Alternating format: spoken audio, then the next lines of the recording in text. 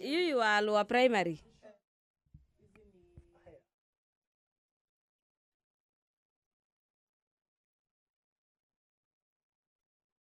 Afternoon sitting of the House on the 5th day of March, the year being 2025.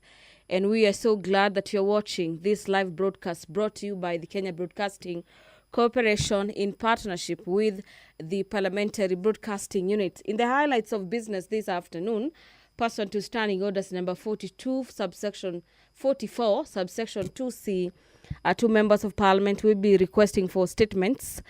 The safety and security of Kenyans stranded in Myanmar is a statement that will be requested this afternoon by Honorable Irene Mayaka, and this statement on the aspect of safety and security of Kenyans stranded in Myanmar will be handled by the House Committee on Matters Defense, Intelligence and Foreign Relations.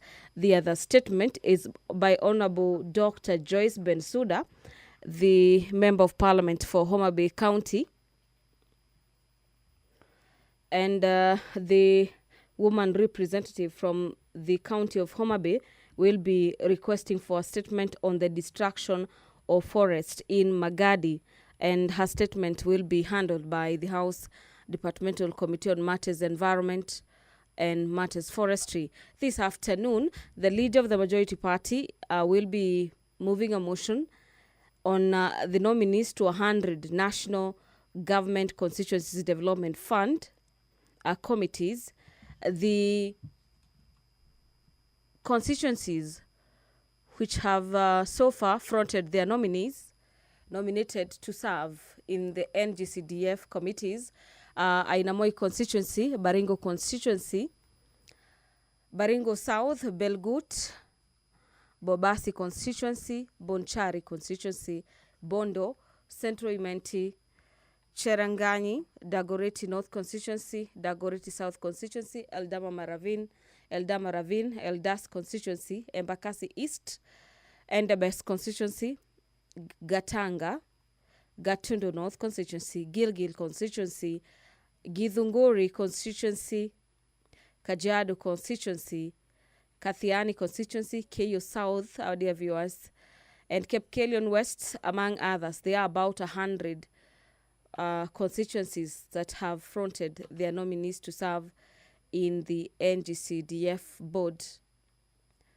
And away from the motion for the House to consider nominees nominated to serve in the various CDF committees, the report of the National Dialogue and the report of the Multi-Sectoral Working Group on the realization of the two-thirds gender principle is a motion that the House is set to resume debate on this afternoon. This motion is by the Chairperson, Departmental Committee on Matters Justice and Legal Affairs. The Chair for the Committee on Justice and Legal Affairs is seeking to have the National Assembly adopt the joint report of the National Assembly, Departmental Committee on Justice and Legal Affairs, and the Senate Standing Committee on Matters Justice, Legal Affairs and Human Rights on its consideration of the report of the National Dialogue Committee, NADCO, and the report of the Multi-Sectoral Working Group on the realization of the two-thirds gender principle laid on the table of the House on the 16th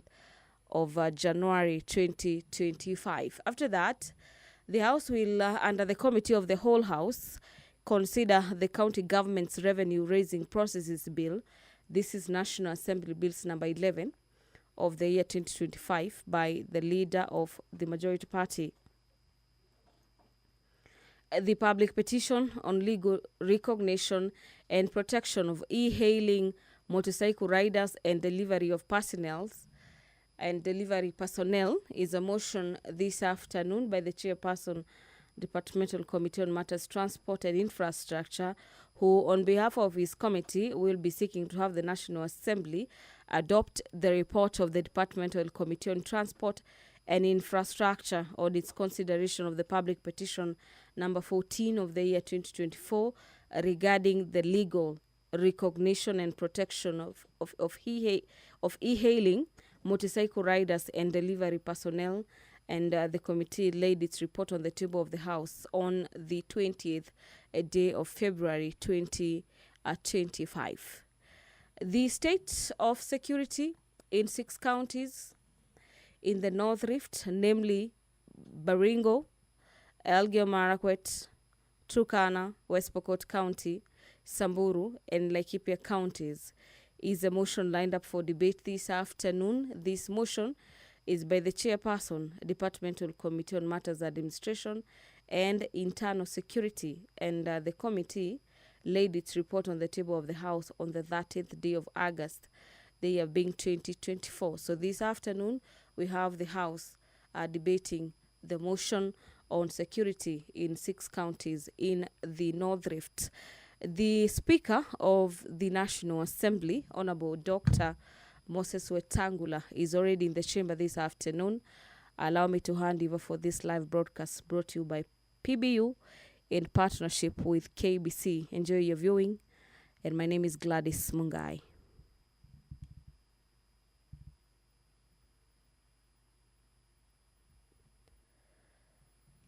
I honestly hope we have the numbers. Bunge kwa ustawi wa jamii na utawala wa haki wa wanadamu.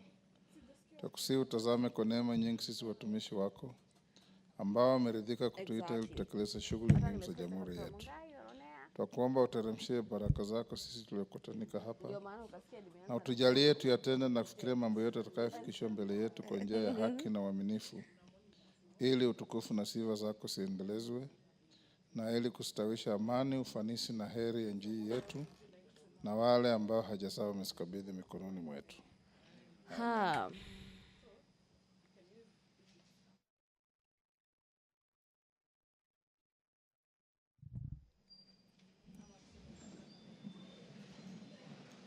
Oh, my Lord Jesus.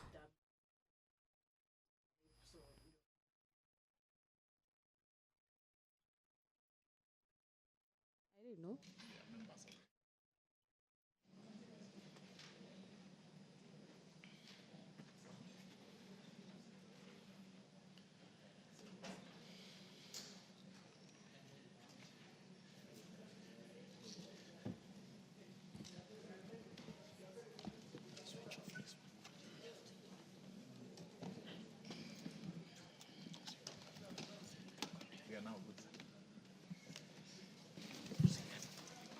Honorable members, welcome to the afternoon sitting. We have quorum to transact business.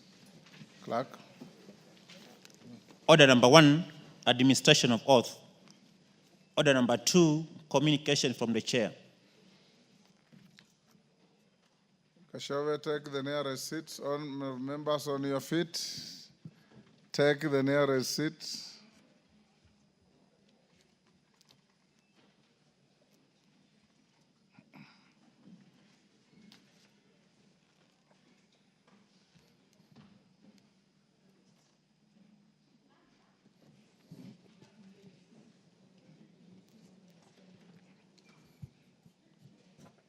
Honorable members, I've got 2 short communications. The first one is on the stay of consideration of the Political Parties Amendment Bill, National Assembly Bill number 35 of 2022, and the Kenya Sign Language Bill, National Assembly Bill number 1 of 2024. Honorable members, you recall that in January 2025, the National Assembly held a successful midterm retreat for members in which various pertinent issues relating to the business of the House were deliberated on. During the retreat, it was observed that a remarkable number of members had submitted legislative proposals on various subject matters, some of which had already been published as bills and are at different stages of consideration. It was further noted that some of the bills and legislative proposals contained similar or related subject matters. Indeed, the retreat resolved that to ensure prudent use of available time and to fast-track consideration of the bills and proposals, it will be imperative that the bills be consolidated. Honorable members, it's against this background that the retreat resolved that the sponsors of bills and legislative proposals with similar or related subject matters consider consolidating the bills by either co-sponsoring or introducing amendments to an existing bill under consideration. Further, it was resolved that the committees under whose mandates the consolidated bills fall take into account contents of various bills and incorporate them in their reports to the House for possible inclusion and consideration during Committee of the Whole. Honorable members, in furtherance of this resolution, I have since received a letter dated 27th February 2025 from the Deputy Speaker, the Honorable Gladys Bose, MGH MP, requesting stay of consideration of the Political Parties Amendment Bill, National Assembly Bill number 35 of 2022, which was published via Gazette Notice Supplement number 154 of 14th October 2023, seeking to amend the Political Parties Act, Cap 7D. The bill requires the Registrar of Political Parties to convey to the Clerk of each House of Parliament any coalition agreement deposited with the Office of the Registrar of Political Parties. The bill was read as a first time on 12th April 2023, following which it was committed to the Procedure and House Rules Committee for consideration. In her letter, the Deputy Speaker further indicates that a similar bill, the Political Parties Amendment Bill number 2 Bill, Senate Bill number 26 of 2024, originating from the Senate, is before this House, and noting the resolution made during the midterm retreat to consolidate bills on the same subject, she requests on behalf of the Procedure and House Rules Committee to stay any further consideration of the bill. You will also recall, honorable members, that on 12 February 2025, I reported to the House that I had received a message from the Senate on the passage of several bills, including the Political Parties Amendment number 2 Bill, Senate Bill number 26 of 2024. The bill, which is sponsored by the Senate Majority Leader, seeks to actualize some of the recommendations and views of the public submitted to the National Dialogue Committee, NADCO, during the National Dialogue Discourse on Issues of Electoral Justice. The bill was read a first time on 13th February 2025 and committed to the Departmental Committee on Justice and Legal Affairs. Similar honorable members have also received a letter from the Honorable Umulkhair Harun Mohammed MP, sponsor of the Kenya Sign Language Bill, National Assembly Bill number 1 of 2024, also seeking to suspend consideration of the bill. The bill seeks to provide for the recognition, promotion, development, and use of Kenyan Sign Language, and to mandate the state to put in place measures for the promotion of the rights of the marginalized, including persons with disabilities. In furtherance of the resolutions made during the midterm retreat, for members of the House, the Honorable Umulkhair Harun MP notes that the bill has similar proposals as those contained in the Kenyan Sign Language Bill, Senate Bill number 9 of 2023, co-sponsored by Senator Crystal Asige MP and the Minority Whip, the Honorable Millie Odhiambo Mabona CBS MP, which is also before the House. The latter bill was read a first time on 28th February 2024 and committed to the Departmental Committee on Social Protection. Honorable members, I have acceded to the request by the Deputy Speaker and member for Uasin Gishu County, the Honorable Gladys Bose, MGH MP, and nominated member, the Honorable Umulkhair Harun MP, and in this regard, I hereby direct as follows. 1, that the consideration of the Political Parties Amendment Bill, National Bill number 35 of 2022, and the Kenya Sign Language Bill, National Assembly Bill number 1 of 2024 is stayed forthwith. 2, that the Departmental Committee of Justice and Legal Affairs and the Departmental Committee on Social Protection take into consideration the contents of the two bills by the two honorable members and accommodate the proposals contained in the two bills in their respective reports to the House for consideration during Committee of the Whole House. Indeed, honorable members, I take this opportunity to laud the two members for this bold step, which fosters proper time management as well as collegiality with our legislative processes. I urge other honorable members with the similar or related bills to consider consolidation or co-sponsoring, as this will fast-track consideration of the bills. The House is accordingly guided. I thank you. Members at the bar, take the nearest seats.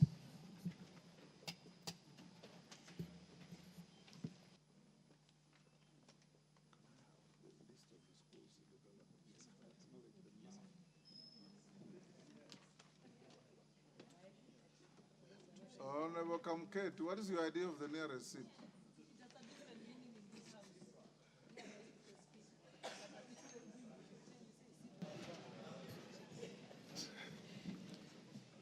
In Tiati, the nearest means the farthest. Take the nearest seats, honorable members. Thank you.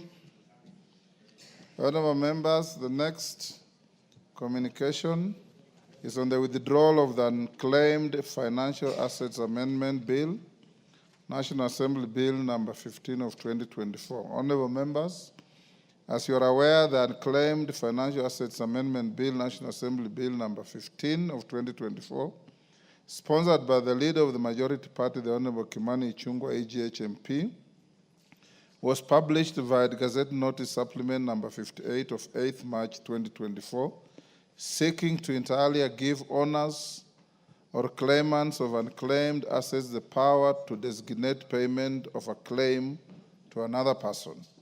The bill was read a second time on 28th November 2024 and has been awaiting consideration in the Committee of the Whole House.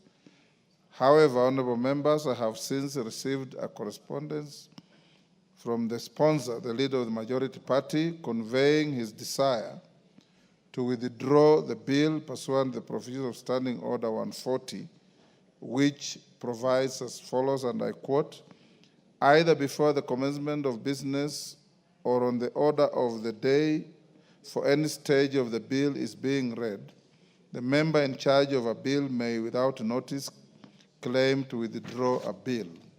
Honorable members, in the letter dated 27th February 2025, the leader of the majority party states that in its submission to the Departmental Committee on Finance and National Planning, the unclaimed Financial Assets Authority indicated that the authority was in the process of proposing comprehensive amendments to the Principal Act. In this regard, the authority requested stay of the current proposals for possible inclusion in the broader amendments to the proposed amendments. Honorable members, having considered the request by the leader of the majority party and noting that attendant provision of the standing orders, I have acceded to the request and hereby direct that the unclaimed Financial Assets Amendment Bill, National Assembly Bill number 15 of 2024, stands withdrawn forthwith. I thank you. Honorable members, while I'm still on my feet, allow me to acknowledge in the public gallery Ngai Murunya Secondary School from Kajiado North, Kajiado, PCEA Ngong Hill Secondary School from Kajiado North, Kajiado. On my behalf and on behalf of the whole House, we welcome the students and their teachers to the House of Parliament.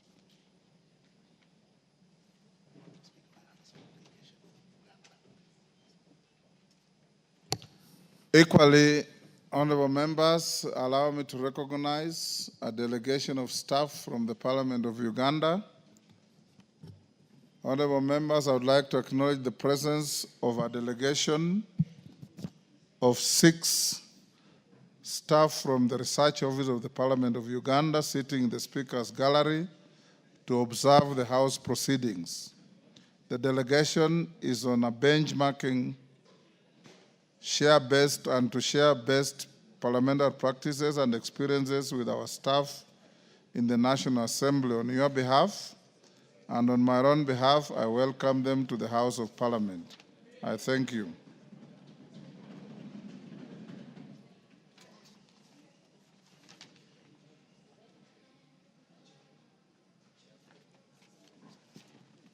Next. Order number 3, messages. Order number 4, petitions. Order number 5, papers. Majority. Thank you very much, Honorable Speaker. Honorable Speaker, I beg to lay the following papers on the table of the House today, Wednesday, March 5th, 2025, afternoon sitting. Honorable Speaker, I lay the report of the Auditor General and financial statements of the National Government's Constituencies Development Fund, NGCDF, for the year ended 30th June 2024, and the certificates there in respect of the following: Belgut constituency, Bobasi constituency, Bomet Central constituency, Bonchari constituency, Bondo constituency, Budalange constituency, Bureti constituency, Butere constituency, Dadaab constituency, Funyula constituency, Gatanga constituency, Hamisi constituency, Jomvu constituency, Kabete constituency, Kaiti constituency, Kajiado North constituency, Kajiado West constituency, Kandara constituency, Kasipul constituency, Keses constituency, Kiambu constituency, 22nd Kibwezi East constituency, Kajiado Central constituency, Kajiado East constituency, Kimilili constituency, Kipkelion West constituency, Kitui West constituency, Kitutu Chache South constituency, Kuria East constituency, Lari constituency, Likoni constituency, Luanda constituency, Makueni constituency, Malava constituency, Marakwet West constituency, Mathioya constituency, Mathira constituency, Matungu constituency, Matungulu constituency, Mumias West constituency, Mvita constituency, Mwatate constituency, Mwingi Central constituency, Nambale constituency, Navaholo constituency, Nyatike constituency, Rarieda constituency, Shinyalu constituency, South Mugirango constituency, Suna West constituency, Teso North constituency, 52 Riri constituency, 53 Wajia constituency, 54 Wundanyi constituency, 55 Webuye constituency, 56 West Mugirango constituency. And lastly, Honorable Speaker, amendments to the 2025 budget policy statement from the National Treasury. Honorable Speaker, I want members to note that we have an amendment to the 2025 budget policy statement from the National Treasury, which I table. Honorable Speaker, I thank you and I beg to table. Thank you.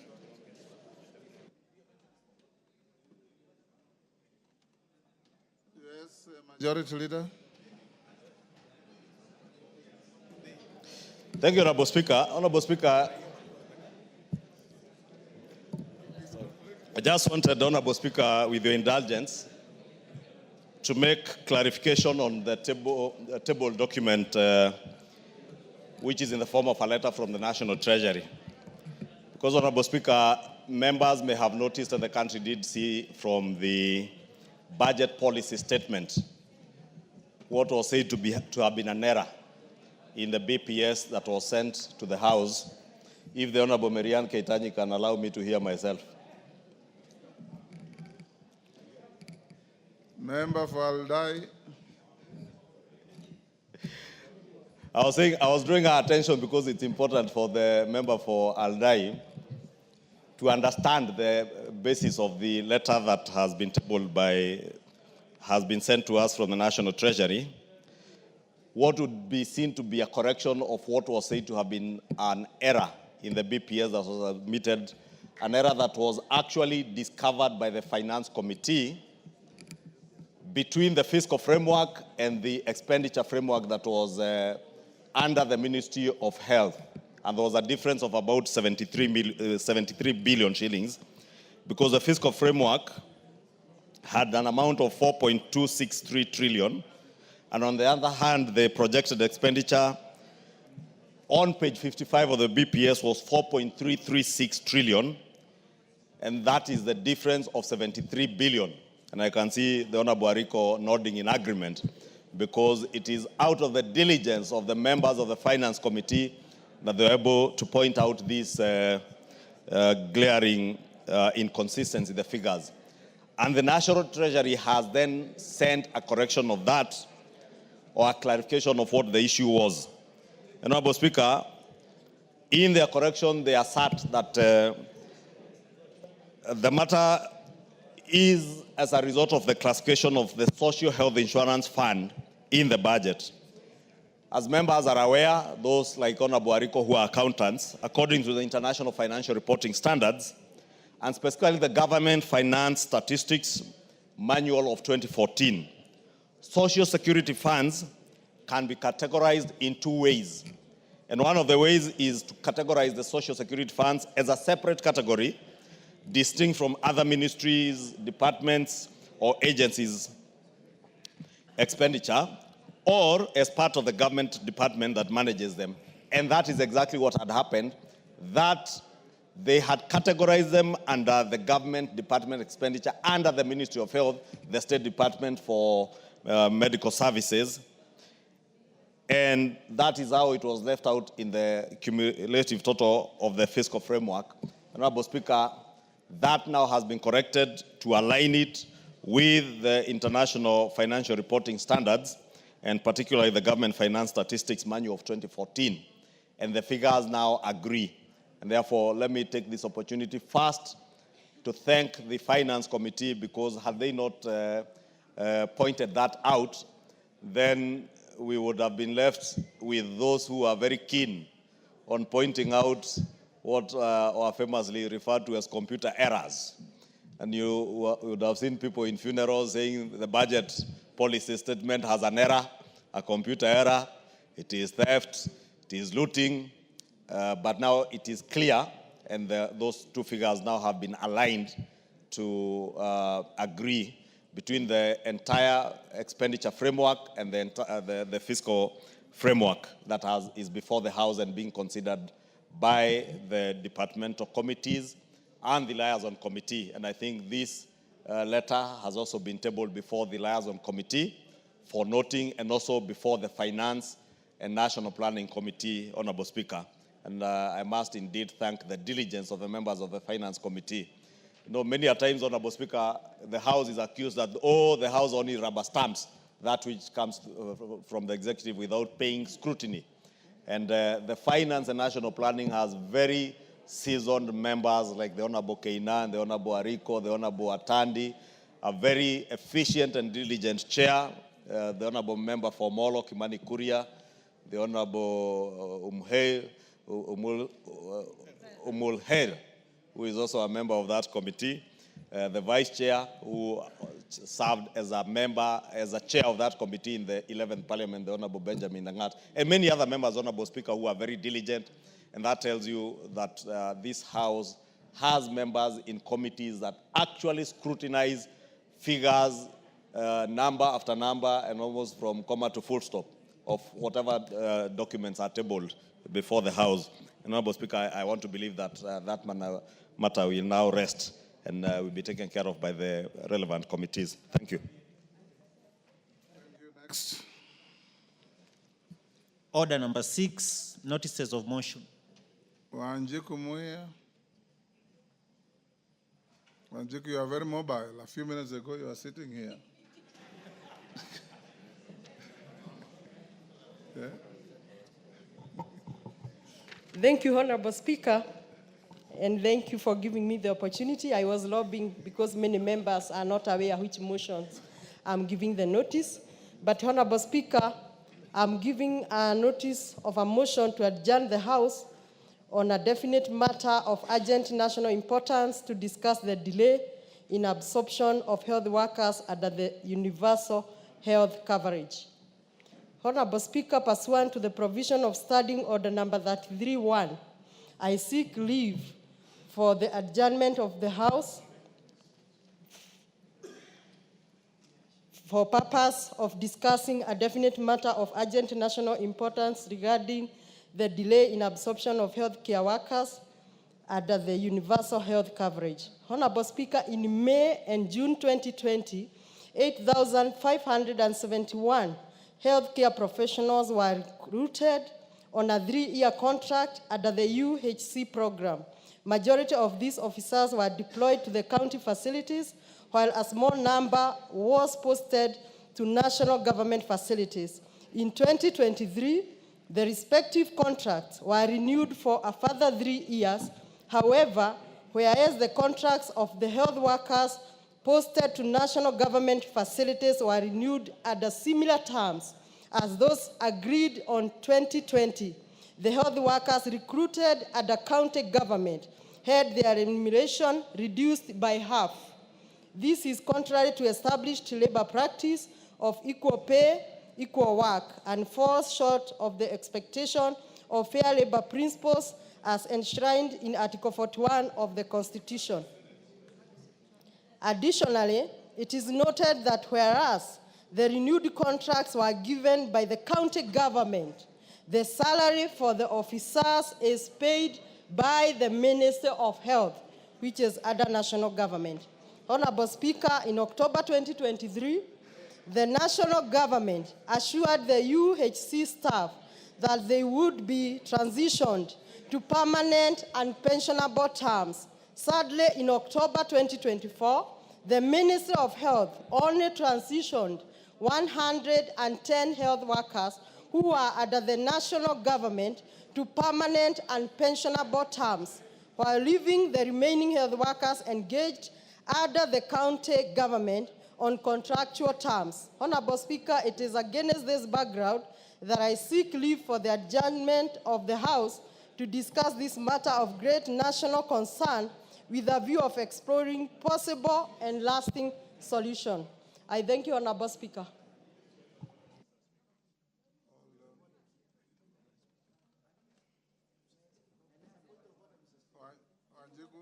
You have no supporter for your motion. No, we cannot go to a point of order. Your notice collapses, you have nobody supporting you. Your notice, Wanjiku, collapses, you have nobody supporting you. No, Honorable Speaker, they are members. Where are they? All this. They didn't know, that's what they're saying. Good. We have... How many? We require 20. Those standing, hold your horses there. You are more than 20. Yes. What is your point of order? 81, Honorable Speaker. Honorable, because having made the threshold, Yes. you'll only raise your point of order at the time it comes for debate. Okay.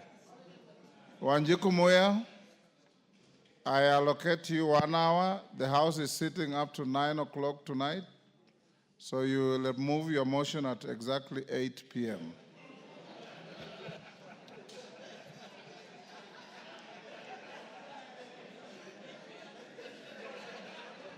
Order.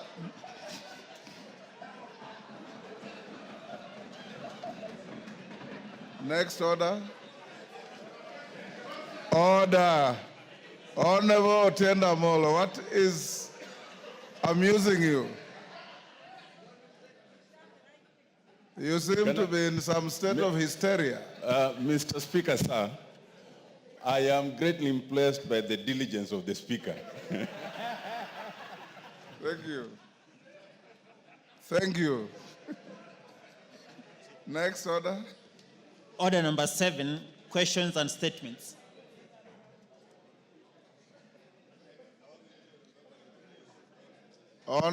We start with a statement response by the Chair of Health to an issue raised by Esther Passaris. Thank you, Honorable Speaker. Honorable Speaker, as the chairperson of the Departmental Committee on Health, I rise to give a statement on matters concerning the death of Mr. Gilbert Kinyua, which has elicited a lot of debate among members of the public and raised concerns regarding the safety and security of patients and staff in health facilities. In response to these concerns, Honorable Speaker, the committee visited Kenyatta National Hospital on Friday, 21st February 2025, to clarify the issues raised. Mr. Gilbert Kinyua was referred to Kenyatta National Hospital from St. Mary's Hospital, Langata on December 11, 2024. and was admitted to Ward 7B, which specializes in the management of patients with nervous disorders, that is neurological disorders. At admission, Mr. Kinyua had pressure sores, wounds within the pressure points, resulting from prolonged immobility. After an evaluation by KNH specialists, Mr. Kinyua was diagnosed with a rare neurological disorder known as Guillain-Barré syndrome that causes muscle weaknesses. His condition was particularly severe, affecting all his limbs, that is the hands and the legs. He therefore required total nurse care, including tube feeding. Despite the severity of his condition, his status had remained stable under KNH care. On Thursday, 6 February 2025, Mr. Kinyua's condition was observed to be stable and the day proceeded as normal. The night shift team took over without noting any undue concerns. The nursing staff attended to him at 9 p.m., midnight, and at 3 a.m. in the morning, and no abnormalities were reported during these routine checks. On circumstances surrounding the death of Mr. Gilbert Kinyua, the acting CEO, Kenyatta National Hospital, Dr. William Sikilai, who is a physician, informed the committee that in the early morning of Friday, 7th February, during the nurses' ward rounds at approximately 6 a.m., the late Kinyua was found with his face covered by a blood-stained sheath. Upon uncovering him, the nurses discovered that he was motionless with a cut wound on his neck. Immediately, the nurse reported the incident and the respective teams were notified for action. Within 30 minutes, the DCI was notified and arrived at the scene.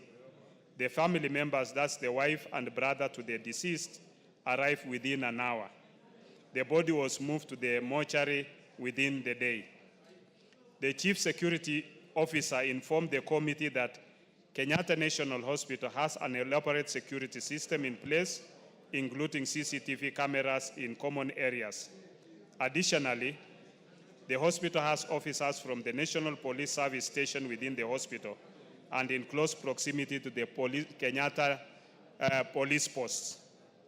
In light of this incident, the hospital has heightened and enhanced security measures across the hospital to ensure the safety of more than 1,800 patients, staff, and all visitors.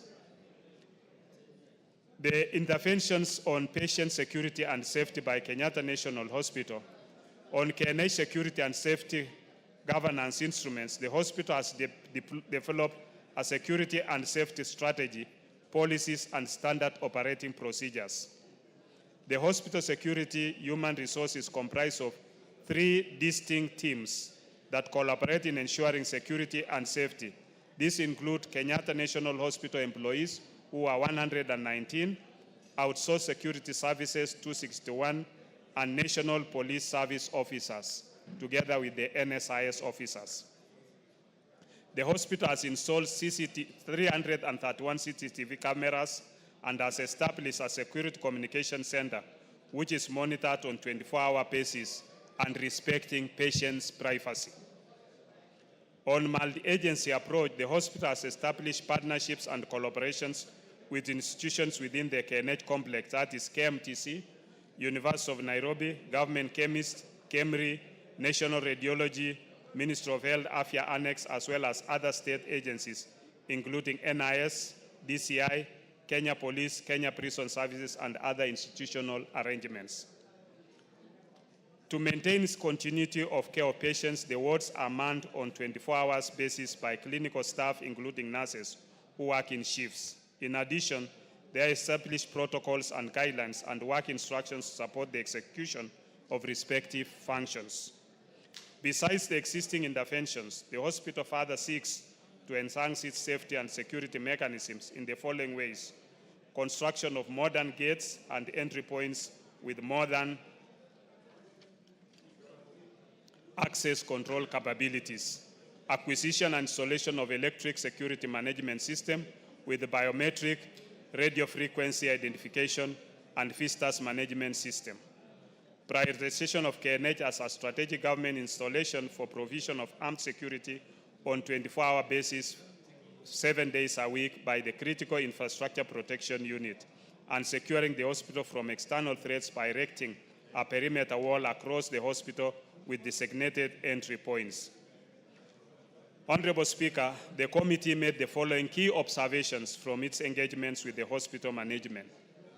For improved security and safety for patients and hospital staff, the hospital to strengthen its internal security. The current focus for hospital has largely been on external threats. 2, the pet mate of the late Gilbert Kinyua had been officially discharged by the hospital. However, he remained within the hospital since he was homeless. The said patient was being treated and had been diagnosed with diabetes and convulsions and was later taken to a shelter through the hospital's intervention.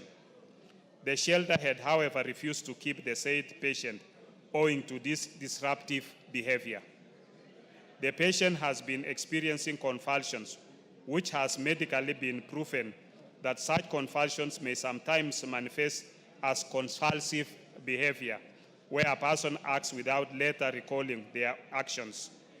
Owing to this patient's medical diagnosis, the acting CEO of the hospital informed the committee that the patient's fingerprints had been taken to the National Registration Bureau for further investigation, together with the knife. The prevailing security measures at the hospital were put in place after a previous state of a patient at the hospital in 2015. That's 10 years ago. At that time, the hospital had only 12 CCTV cameras. But since then, the hospital has acquired and installed 331 CCTV cameras. The hospital has also 119 in-house security employees and 216 outsourced security services, as well as officers from the National Police Service. The post-mortem on the body of the late Gilbert Kinyua was conducted in the presence of both government and independent family pathologists. The samples from the post-mortem were sent to the government chemist for analysis. As at the time of the committee's visit to the hospital, the post-mortem results were not yet released to the hospital, but had been handed over to the DCI. The hospital receives nearly 30,000 visitors daily, who should pass through screening system, which will help to prevent weapons from being brought into the hospital. Honorable Speaker, the committee made the following recommendations: that the Director of Criminal Investigation to urgently finalize investigations on this unfortunate death and recommend appropriate action with a view of establishing and holding accountable the person responsible for the death of Mr. Gilbert Kinyua. 2, that the Board of Kenyatta National Hospital to audit the hospital's internal security systems within 1 month so as to identify possible security breaches, in particular internal security threats, and come up with mitigation measures for necessary implementation. The report of the audit to be shared with the committee, which shall access the areas that may be allocated funds during the budgetary process. In conclusion, the matter is actively before the committee. Further, the matter is under investigation by the Director of Criminal Investigation, and the suspect is still under the custody of the hospital. Thank you, Honorable Speaker. Yes, you've listened to the statement. Thank you, Mr. Speaker. And I had noticed that the committee were at Kenyatta National Hospital while I was away at Pan-African Parliament. But my question is not fully answered. But let me deal with the issue of Gilbert Kinyua. The family actually got in touch with me when I was in South Africa and asked, what do we do? The hospital has said they're going for a post-mortem and we need to have our own doctor.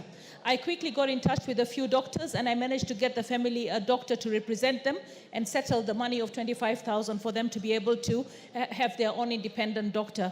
They want, the Kenyatta National Hospital has waived they've waived the hospital fee as well as the mortuary charges. But what I'm a bit concerned about is this is not the first time that we're having a death in Kenyatta National Hospital. We had one on 29th of November 2015, Mr. Cosmos Mutunga was found dead. And now that we have the second incident at Kenyatta National Hospital, I believe that from the first one to the second one, if we had improved the security at that point, then why is it that that particular ward was not covered with CCTV? I want to know whether the CCTV cameras 331 were installed after the incident of Gilbert or after the incident of Mr. Cosmos Mutunga.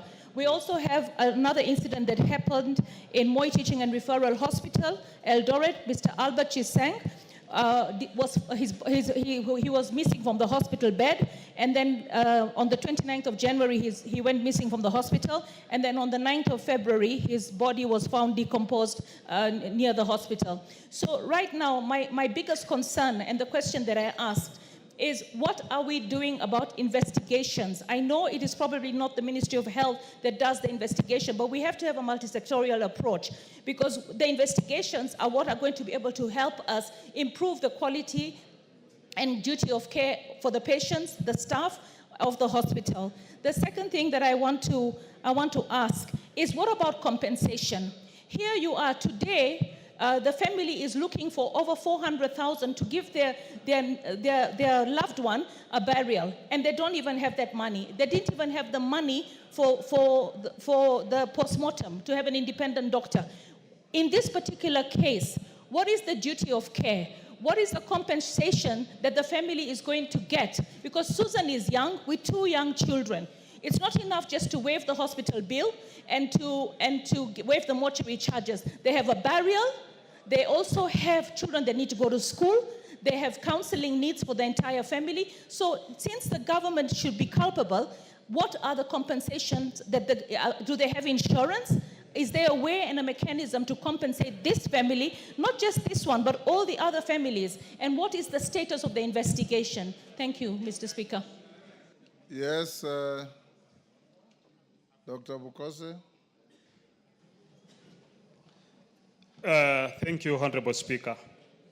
I hear the Honorable Esther Passaris.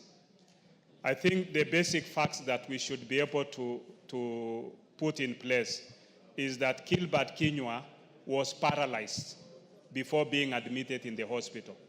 He had Guillain-Barré syndrome, severe form, where he could not move his limbs, both the hands and the legs. And he was paralyzed in the hospital and being fed with a tube.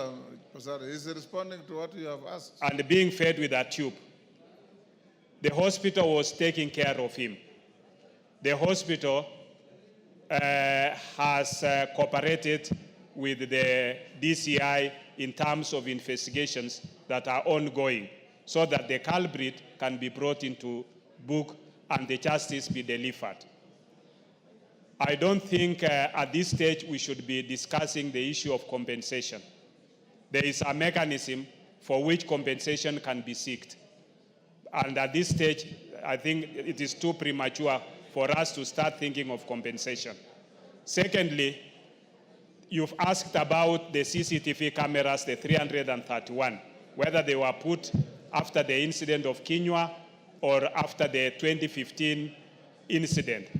They were put after the 2015 incident. As of the issue about the issue of Eldoret, I think that is not a matter that is before the committee, and therefore I cannot be able to respond on that issue. And the Honorable Esther Passaris, while she was in South Africa, she asked me for the number of Dr. Sikilai. At that time, the CEO, Dr. Kamuri, had resumed, and I gave her the number. So I think there are other mechanisms which she can pursue to follow up and see how the family can be assisted. Thank you, Honorable Speaker. Yeah, Passaris. Mr. Speaker, you know, while I know that Parliament has immunity to discuss everything, I mean, I am definitely going to sit with Susan, the wife of the deceased, because what she told me that her husband was diagnosed with Parkinson's, and for me, whatever stage, whatever care that the hospital was providing, which we appreciate, the one thing that they needed to provide, which they never provide, was to keep the patient safe. In the state that he was in, somebody walked into that hospital, slit his neck. Order, Esther Passaris. You know, you are not making statements of fact. The investigations are ongoing. And the statements you are making can easily prejudice those investigations. So be very measured in what you are saying, because you cannot say with finality what you are saying when the DCI is investigating a possible homicide. Yes, Bukose, just hold on, Esther. The doctors who are attending to this patient, the diagnosis is Guillain-Barré syndrome. It is not Parkinson's disease. And that is confirmed by the acting CEO, Dr. Sikilai, and the medical doctors in the hospital. So it was not Parkinson's. And the patient was referred from St. Mary's Hospital with bed sores. That means wherever the patient was not moving. The patient was paralyzed and was in bed and developed wounds on pressure points. And therefore, when the patient was brought to Kenyatta, to Kenyatta with wounds or in the pressure points. And the Kenyatta did tracings and turning of the patient so that these wounds could be able to heal. And the patient was also on NG nasogastric feeding, was being fed using a tube because the patient could not swallow. So he had to be assisted to feed. Thank you, Honorable Speaker. Yes, sir, you're done? Mr. Speaker, you know, I stand here very disheartened because I hear one story from the family and another story from the chair of the committee. What I want to say is that we have a family that is in distress, a family that is in need, and it's not premature for us to start discussing compensation, especially since from the date the incident happened up to today, if the surveillance cameras were there, I can't understand why we have not made any arrests up to now. If you don't arrest somebody in the next 24 hours or 7 days, then you really have weakened your case. And I really feel that it's time for us to discuss compensation. And I hope that the chair will answer the other questions that were contained in the question, the main question, which include the other patients who have died in our referral facilities. Thank you, Mr. Speaker.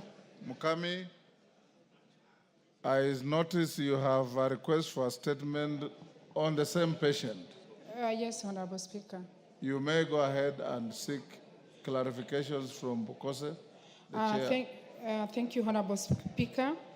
I request for statement regarding the recent murder of patient in Kenyatta National Hospital. Honorable Speaker, pursuant to the provision. Yes. I have not given you an opportunity to seek a statement. I've given you an opportunity to seek any clarification on the matter. Honorable Speaker, personally, I wanted to ask the chair of the Defense Investigation Committee. I wanted him to tell us the status of investigation into the murder of Mr. Gilbert Kenywa in Kenyatta National Hospital, the action being taken to ensure the perpetrators of the crime is arrested and prosecuted without delay. And Honorable Speaker, I wanted to confirm from Honorable Pukose that Mr. Kenywa has a family. He has a wife and children, and he's from Mukurweini. Because from his statement, he has said that he was dumped in Kenyatta Hospital. He doesn't have any family. So I wanted the clarification from the chairman of the committee. Thank you. Honorable Pukose, did you say he was dumped in Kenyatta Hospital? Honorable Speaker, I didn't make that kind of statement. And the Hansard can bear me out. What I said is that the patient was referred from St. Mary's Hospital to Kenyatta National Hospital. Yes. It is the other patient who was neighboring Kenywa that he was a patient who was abandoned in the hospital with diabetes and convulsions. After he was treated and recovered, the Kenyatta National Hospital looked for him a place to be taken care of in some of the homes.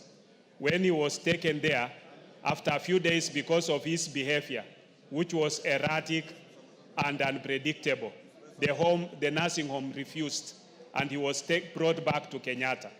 This other patient now is the one who was staying in the next bed to patient Kinyua. So it is Kinyua has a family. He was referred from St. Mary's. I did not say he was abandoned. Okay. Mukami, on the status of investigations, you can look at the statement. I think he gave a fairly elaborate description on the status of investigations. Thank you, Honorable Yes, Speaker. Dr. Nyikal.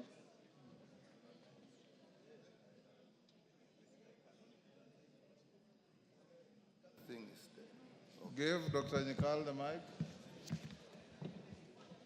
Thank you, Mr. Speaker. I just want to add to what our chair said. And, Mr. Speaker, I think there are two issues here. One is the general security in the hospital. Two, the specific circumstances in this case. And I think our chairperson has brought out a very important point, which I think we probably need to take into consideration, that this person died and nobody seems to have seen anything. And yet this person actually was sharing a room with another patient who himself was actually not unconscious, was active. And this person actually had convulsive disorders and disruptive behavior for which he has been sent away from the home that the hospital had found for him.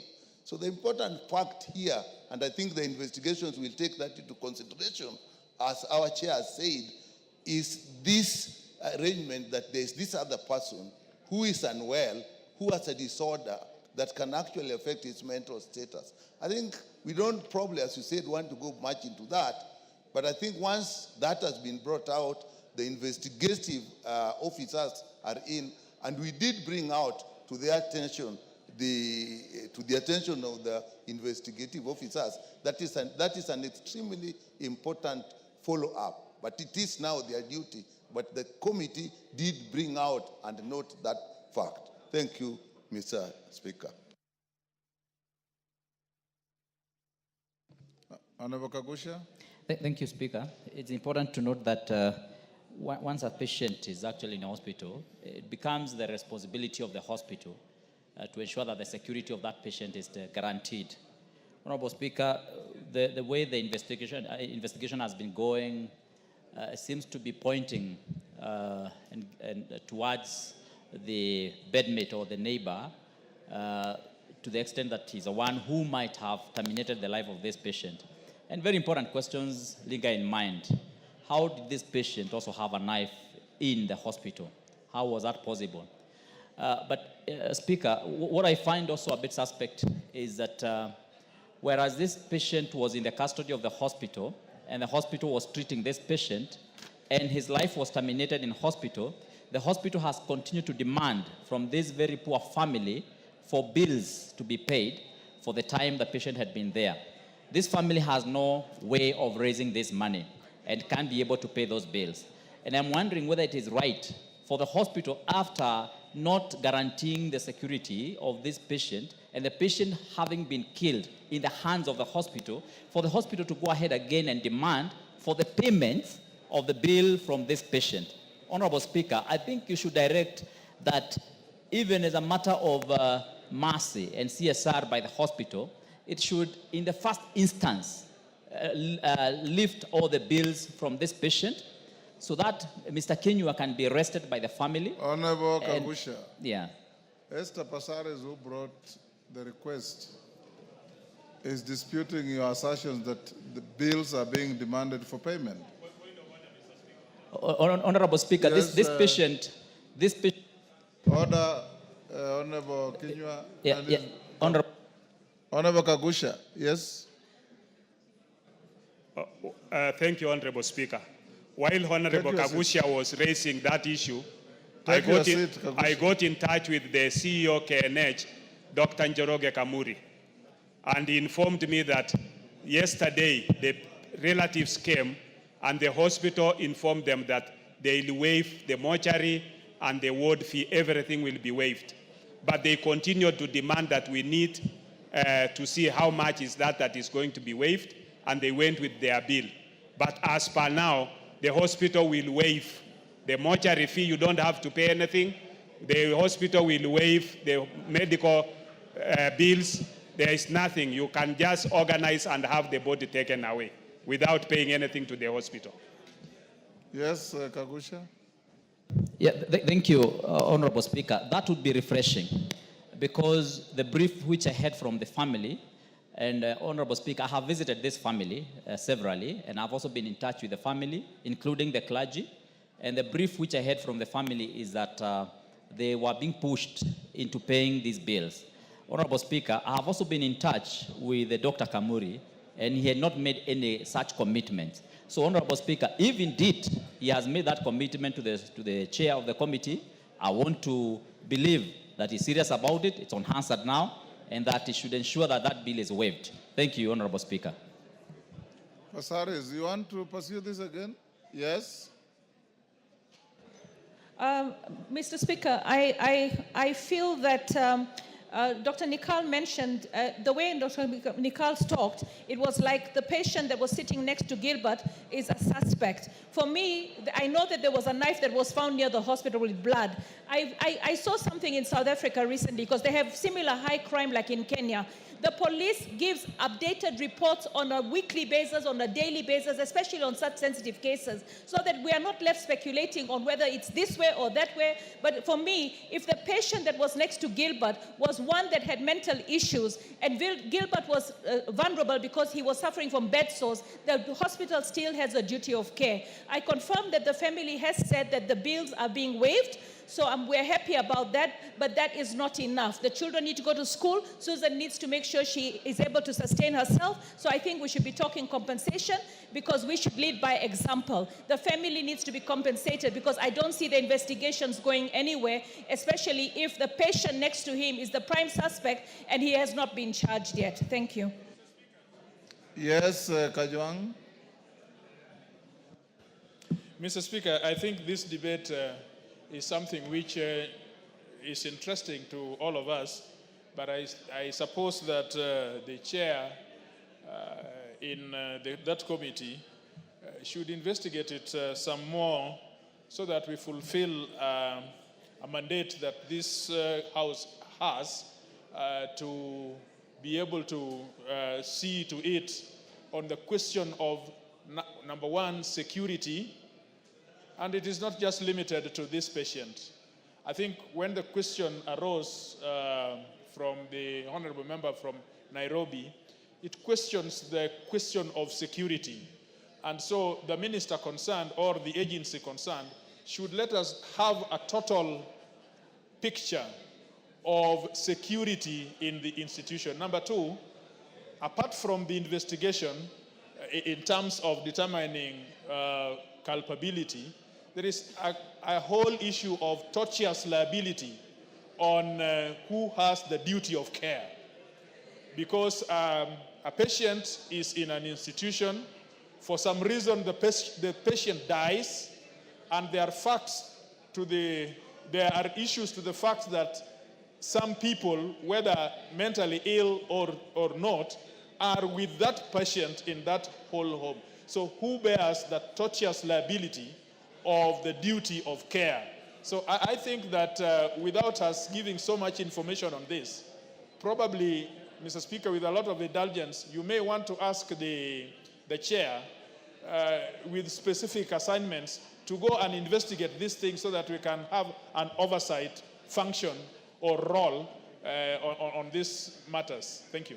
He already said that the DCI will be sharing the progress on investigations on this matter.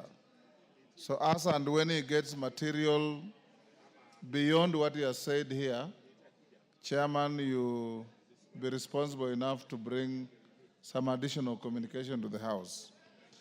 Statement request by Hussein Bare, MB for Tarbaj.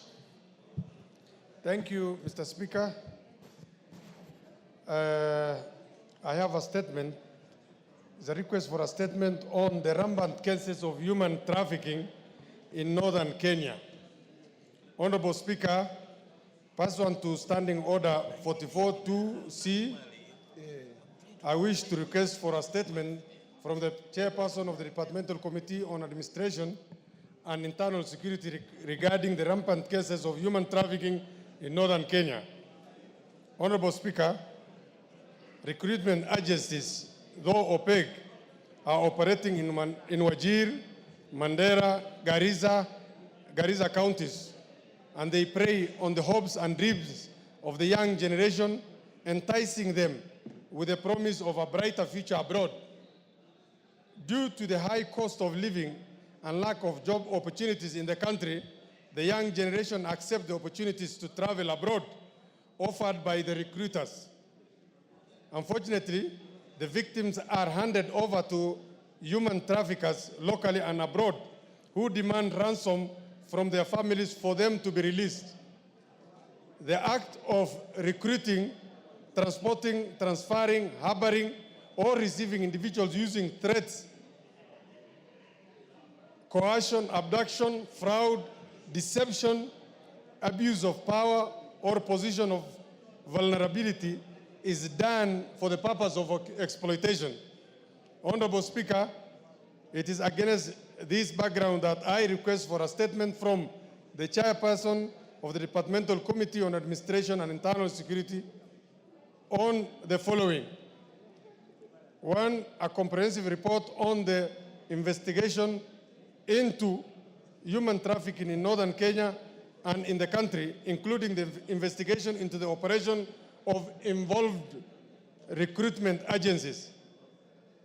Measures being taken to ensure that the families and individuals who suffer these atrocities get injustice and rehabilitation. The long-term measures being implemented to address cases of human trafficking in the country and formalize labor export from the country. Thank you, Mr. Speaker. 2 weeks. Give him the mic. Honorable Speaker, I want to indulge you on this because from what I hear, the honorable member is talking about Kenyans being exported outside of the country beyond our territorial boundaries. And it's my honest opinion that this could be more handled by the Foreign Affairs.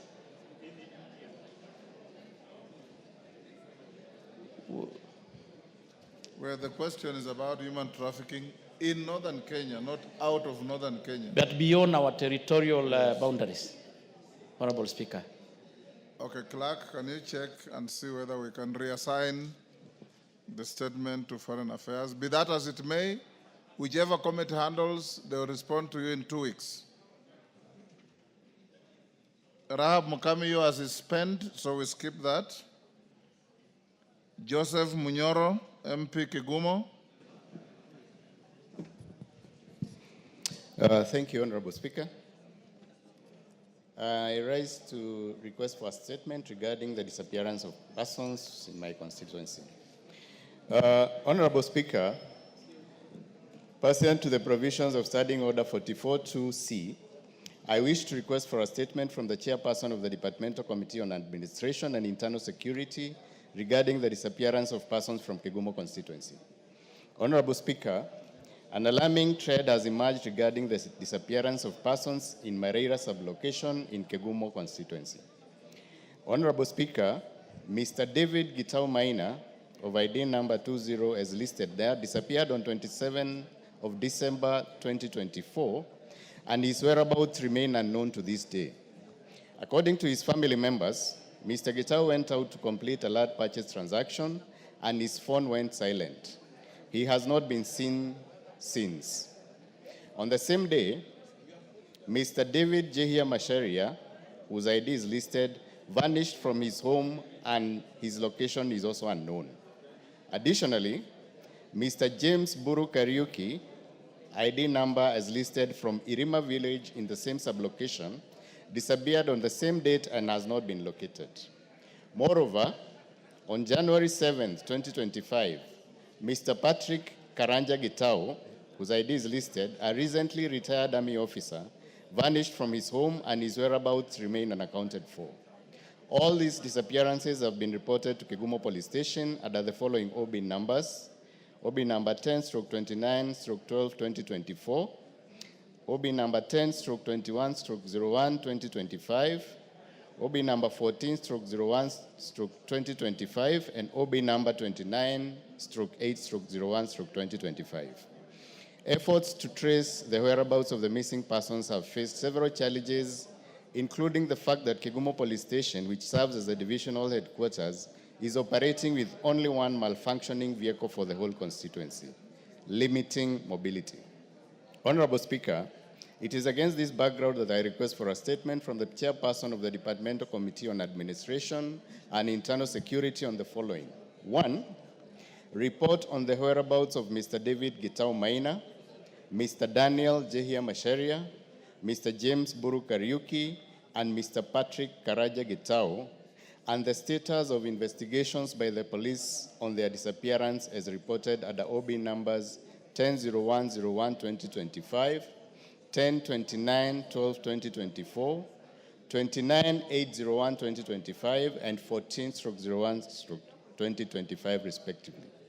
2, actions being taken by the Ministry of Interior and National Administration to ensure that the said persons are expeditiously traced and reunited with their families, and perpetrators of their disappearances are brought to book. 3, measures put in place by the Ministry of Interior and National Administration to ensure the safety of residents of Marira sublocation in Kigumo constituency. And 4, plans put in place by the ministry to provide more vehicles to Kigumo Police Station to facilitate the security personnel to undertake their operations with ease. Thank you, Honorable Speaker. Tongoyo. Honorable Speaker, I will be able to respond in 2 weeks. 2 weeks. Yes. Okay. Joyce Kamene, member for Machakos County.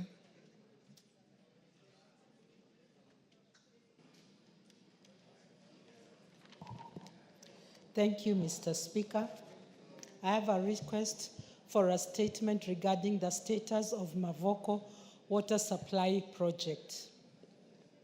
Honorable Speaker, pursuant to the provisions of Standing Order 44-2C, I rise to request for a statement from the chairperson of the Department Committee of Blue Economy, Water and Irrigation regarding the status of Mavoko Water Supply Project. Honorable Speaker, the Mavoko Drinking Water Supply Project is an initiative financed jointly by the Government of the Republic of Kenya and the Kingdom of Belgium, in line with the national government's commitment to provision of universal, clean, and safe water. The project seeks to increase the water supply capacity to 12,000 and 5,000 cubic meters per day to Mavoko and Syokimau areas, respectively. Hundreds of residents who have been hoping to benefit from the project, considering the perennial water shortages in these areas, continue to face challenges owing to the incoordinate delay in the implementation of the project. Honorable Speaker, it is against this background that I request for a statement from the chairperson of the Departmental Committee of Blue Economy, Water and Irrigation on the following. A report on the status of implementation of the Mavoko Drinking Water Supply Project, jointly funded by the Kenyan and Belgian government.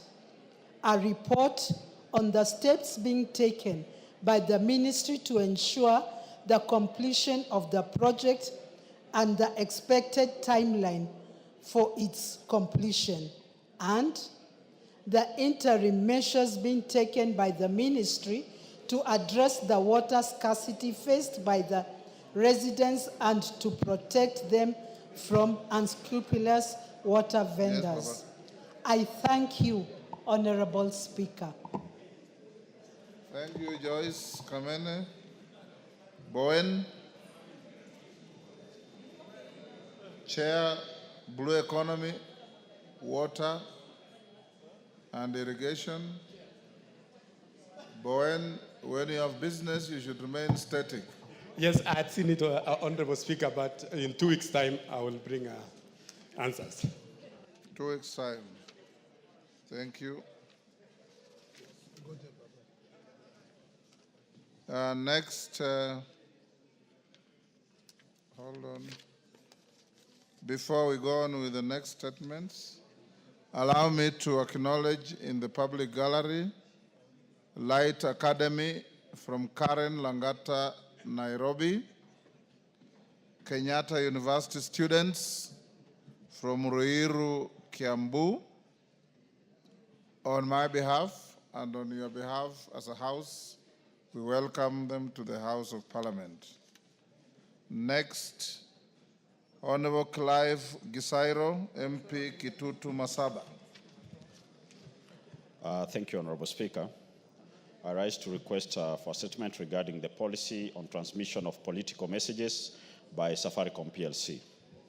Honorable Speaker, pursuant to Standing Order 44.2c, I wish to request for a statement from the chairperson of the Departmental Committee on Communication, Information and Innovation regarding the policy applied by Safaricom PLC on transmission of political messages. Honorable Speaker, in recent months, numerous users of various premium rate services providers, PRSP, and customers whose applications for sender IDs are whitelisted as pre-approved entities have been experiencing blocking of transmission of political messages. This raises significant concerns about transparency and fairness of the criteria used by the Safaricom PLC to determine messages deemed to be acceptable and those which are not. Political messaging is a vital aspect of our democratic process, allowing candidates to communicate on their platforms and engage with voters. By blocking certain political messages, Safaricom PLC may inadvertently favor specific political entities over others, which could cause an imbalance in the political landscape. The lack of clear guidelines and communication from Safaricom regarding this policy undermines democratic engagement and the free flow of information. Honorable Speaker, it is against this backdrop that I request for a statement from the chairperson of the Departmental Committee on Communication, Information and Innovation on the following.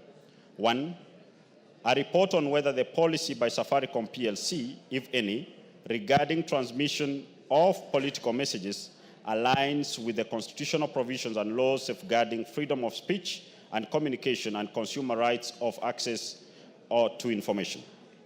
Steps taken by Safaricom PLC to ensure that the process for blocking sender IDs, particularly in the political context, is impartial and free from bias. 3, the policy framework and administrative mechanisms for affected parties to seek redress or appeal, including seeking refund for the whitelisted sender IDs.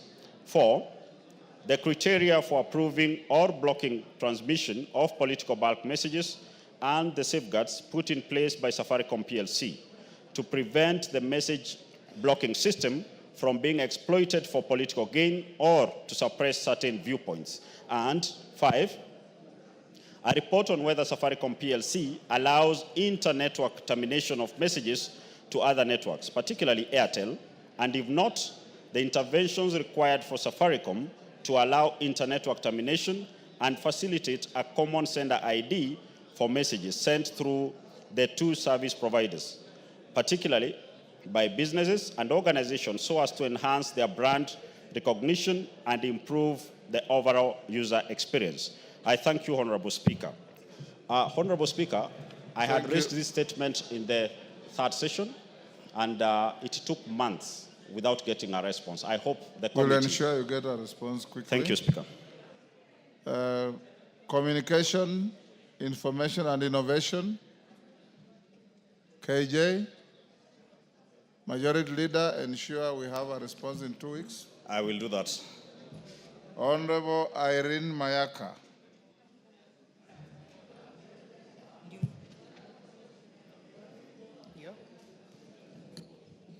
Thank you, Honorable Speaker.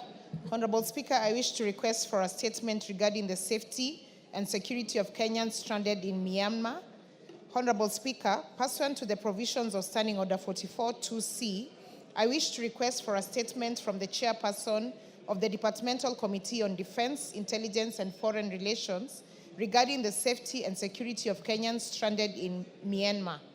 Honorable Speaker, since 2022, hundreds of Kenyans have fallen victims to an elaborate human trafficking syndicate operating under the guise of lucrative jobs offered in Thailand. Many are lured with promises of employment as customer service agents, drivers, waiters, among others. However, upon arrival in Bangkok, Thailand, they are kidnapped and transported to the border town of Mae Sot, from where they are smuggled into Myanmar. Once in Myanmar, victims are subjected to forced labor, coercion, and criminal activities, including sophisticated online scams targeting individuals globally, including Kenya.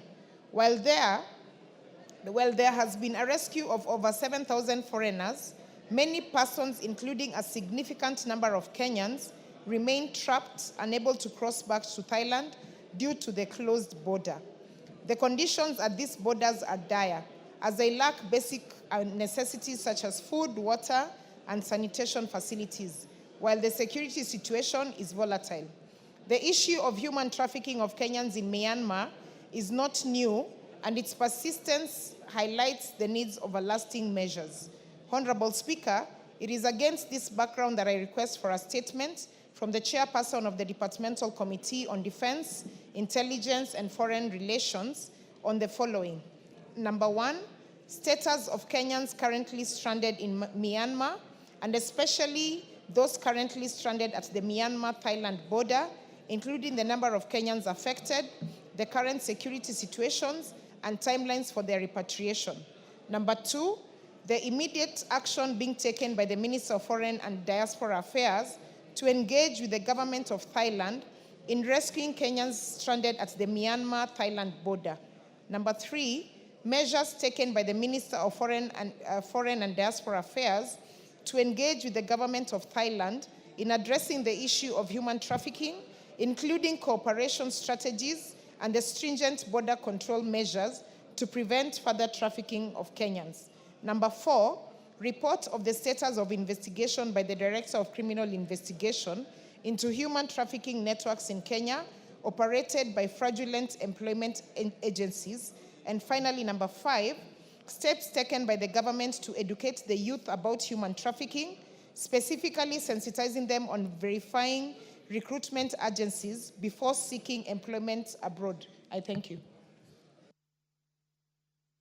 Defense, Intelligence, Foreign Relations. Bashir, you are the Vice Chair of that committee? Yes, Honorable Speaker. When can you bring a response to that? I think, Honorable Speaker, we can do that in 2 weeks' time. 2 weeks. Thank you.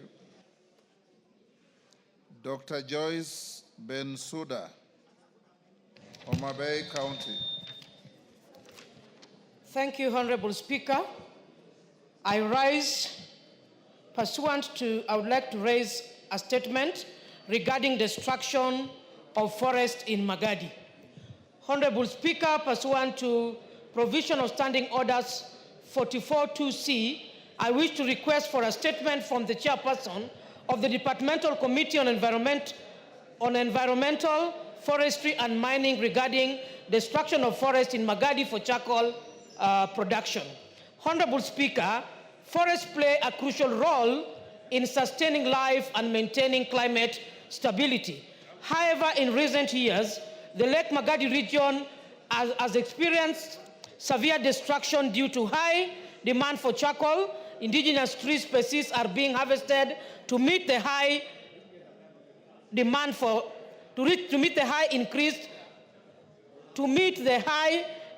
charcoal. The environmental impact for the trend is alarming, which affects such as increased vulnerability to climate change. To regulate charcoal production, the Charcoal Regulation 209 were introduced. Additionally, in 2016, the House passed the Climate Change Act Cap 387A, which provides a framework for the promotion of climate resilience. low carbon economic development. However, the enforcement remains a challenge, with a significant portion of charcoal production remaining unregulated, further contributing to adverse effects of climate change. Honorable Speaker, it is against the background that I request for a statement from the chairperson of Departmental Committee on Environment, Forestry and Mining on the following. 1. Immediate measure that the Ministry for Environment, Climate Change and Forestry putting in place to curb the ongoing destruction of forests in Magadi region for charcoal production. 2. Steps that the ministry is taking to enforce the charcoal regulation of 2009 and the Climate Change Act to ensure compliance with sustainable forestry practices. 3. Strategies to promote use and uptake of alternative energy source so as to reduce dependency on charcoal to mitigate the adverse environmental impacts of deforestation. And 4. Long-term strategies to enhance forest conservation in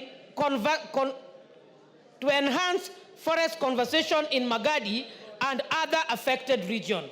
Thank you, Honorable Speaker. Thank you, Bensouda. Chair Environment. Who is the Chair Environment? Owen. Can you ensure, is that Gikaria's committee? Yes. Ensure they bring a response in 2 weeks. Much obliged, Honorable Speaker. Ariko Namoit, Turkana South.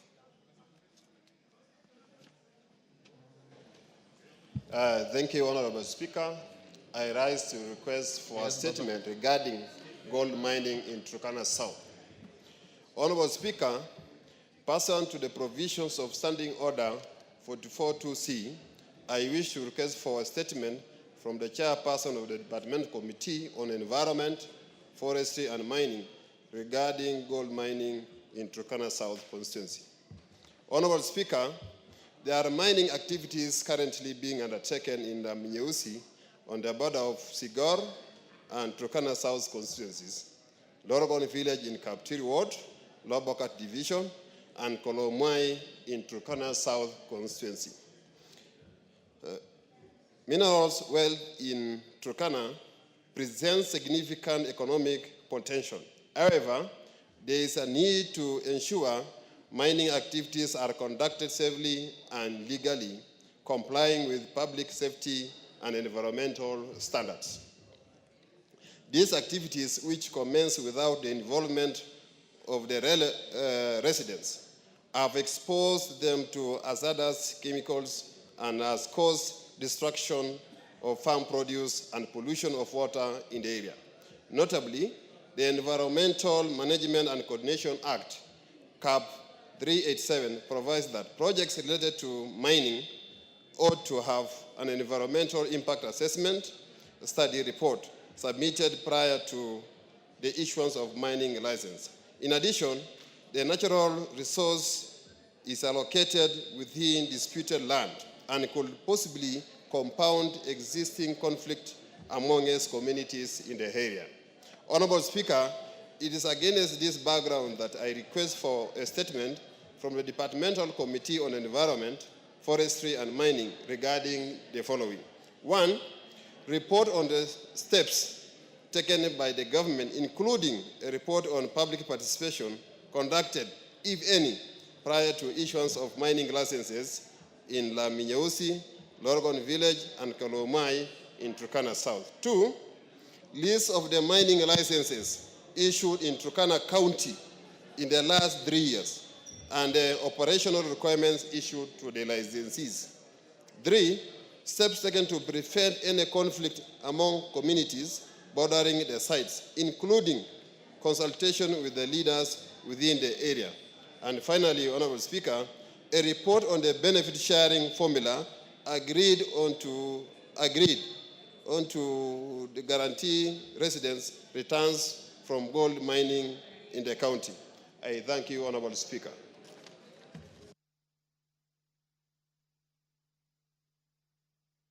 Thank you. There was a member who requested to joyride on this.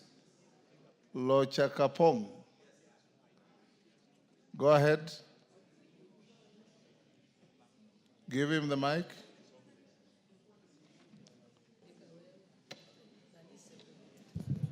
Thank you, Honorable Speaker, for this opportunity.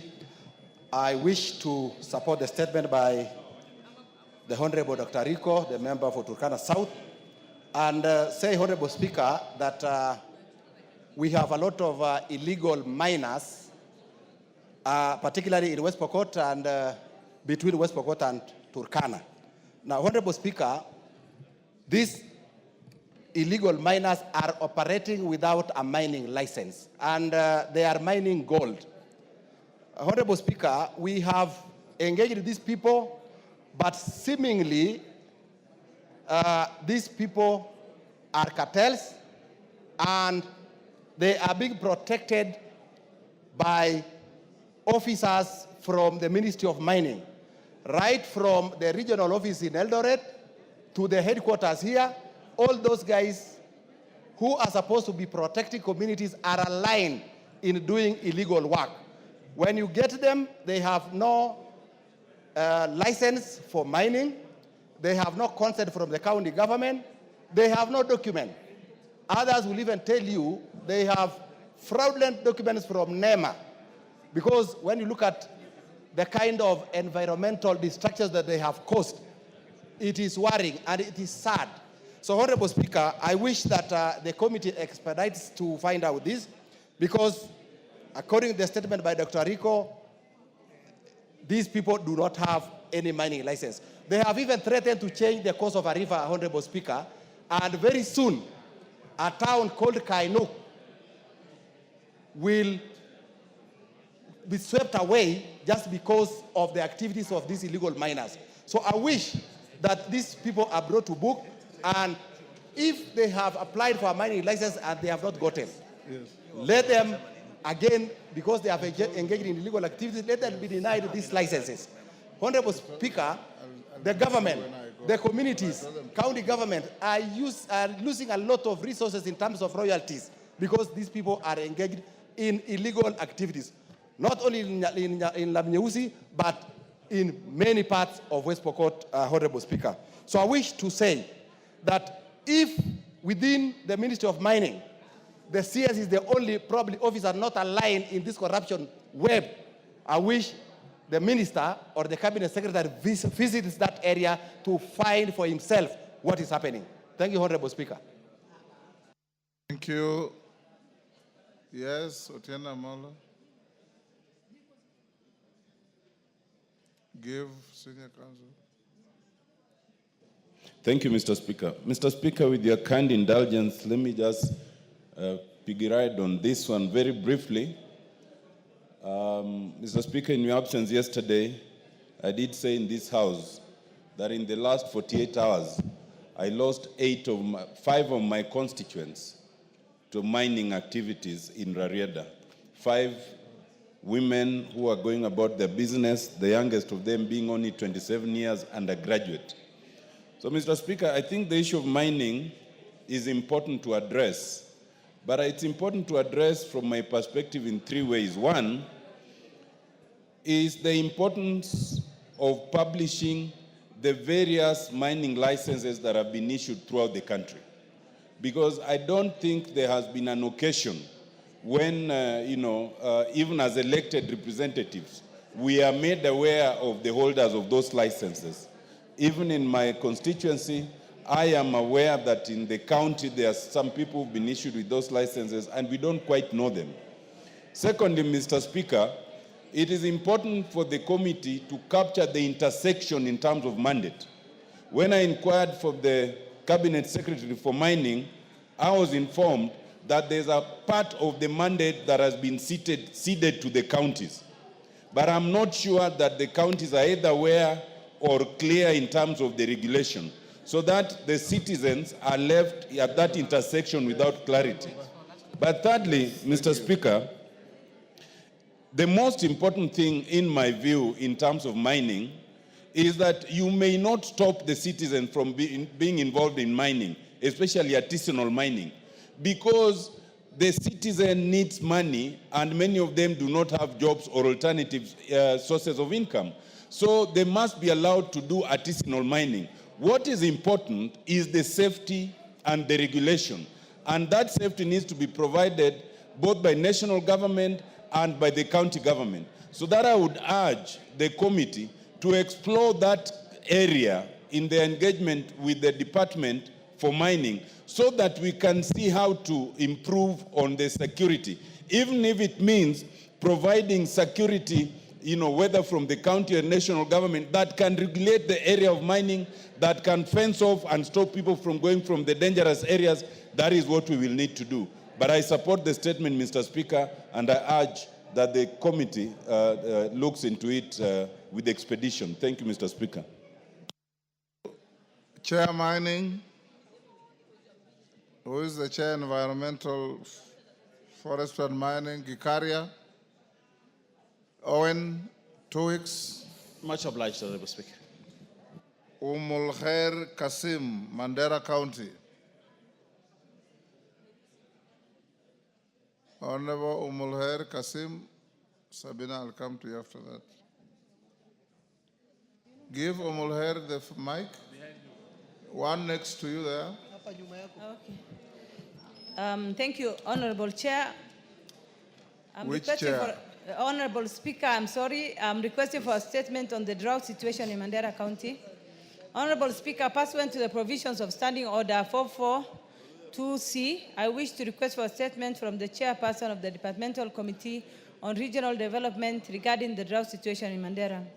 Honorable Speaker, Mandera County, especially Mandera West constituency, is experiencing acute water shortage due to prolonged drought conditions in the country.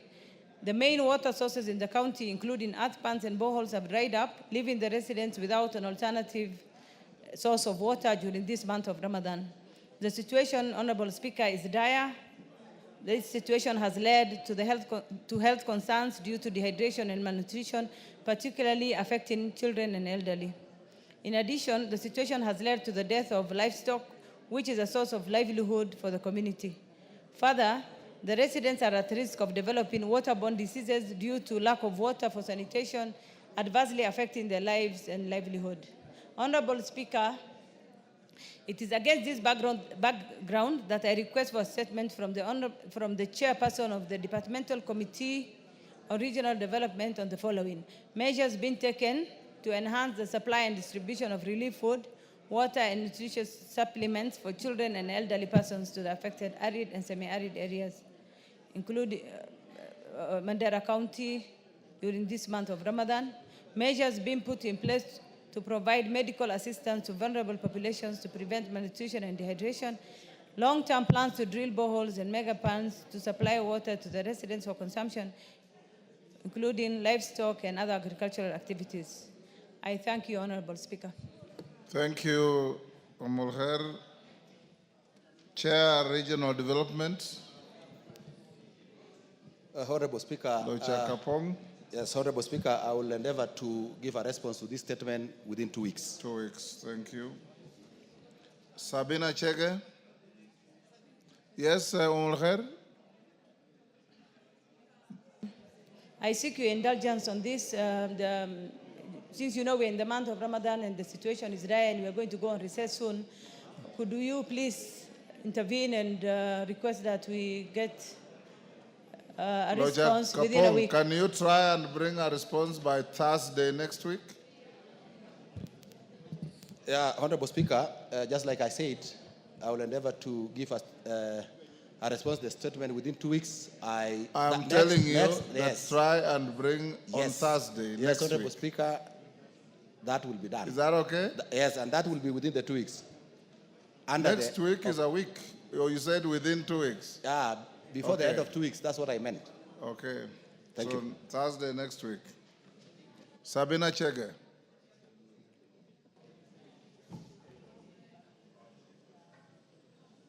Give Sabina the mic. There's one across after Kasheri. Now you have one. Thank you, Mr. Speaker.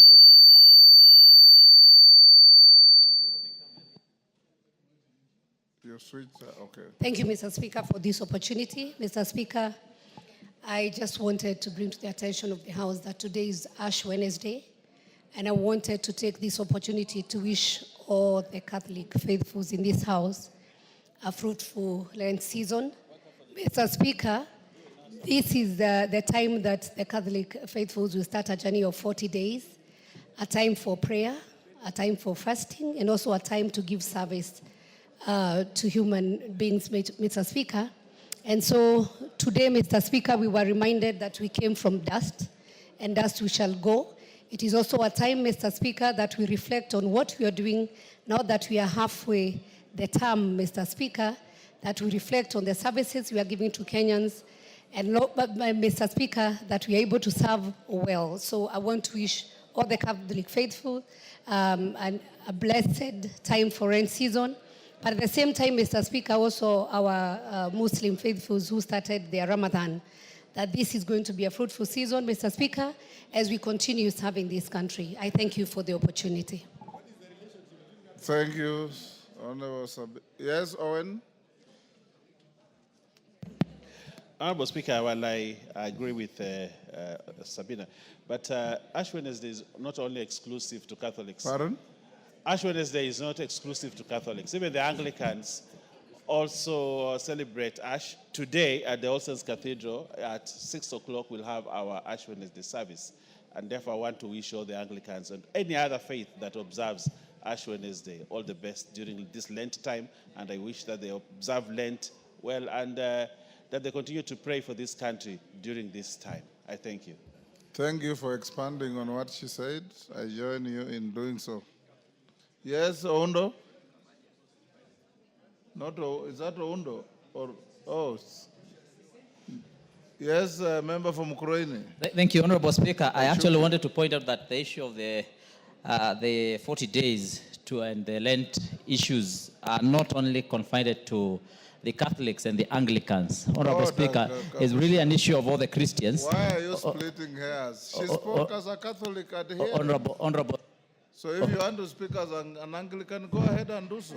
Yes, Honorable Speaker. I just wanted to point out that as we observe the 40 days of Lent, Honorable Speaker, I'm hoping that we're also going to be able to fix the issue of blood transfusion in Kenya. Honorable Speaker, you understand that we are having a problem of the reagents and the blood bags. And so Kenyans are dying in hospitals today because it's a big problem where we do not have blood for transfusion because we cannot test blood. So as we observe this Lent period, Honorable Speaker, I'm hoping that we're able to also sort out this issue as a matter of urgency before it gets into a national crisis of monumental status. Thank you, Gakusha.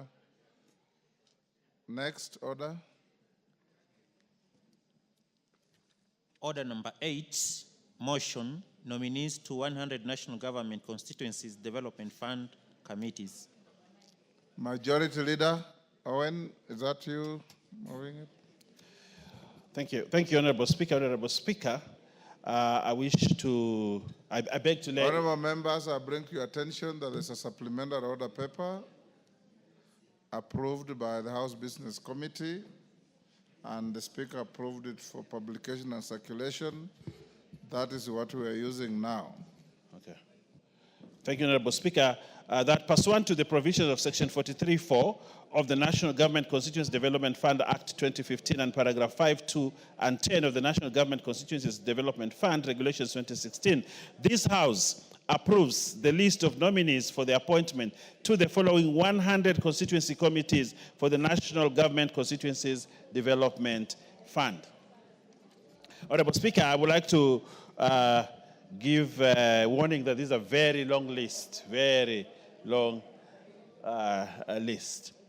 1, Aina Moi constituency, Joseph Kibi Arap Bore, Philip Kepkemoi Kemei, Isaiah. Honorable Speaker. Honorable Owen. Yes. Just say with the names as appears on the order paper. Okay, thank you. Honorable Speaker, if I can take that again, I'll be... Can I take it again, Honorable? Yes, yes. Okay, sorry.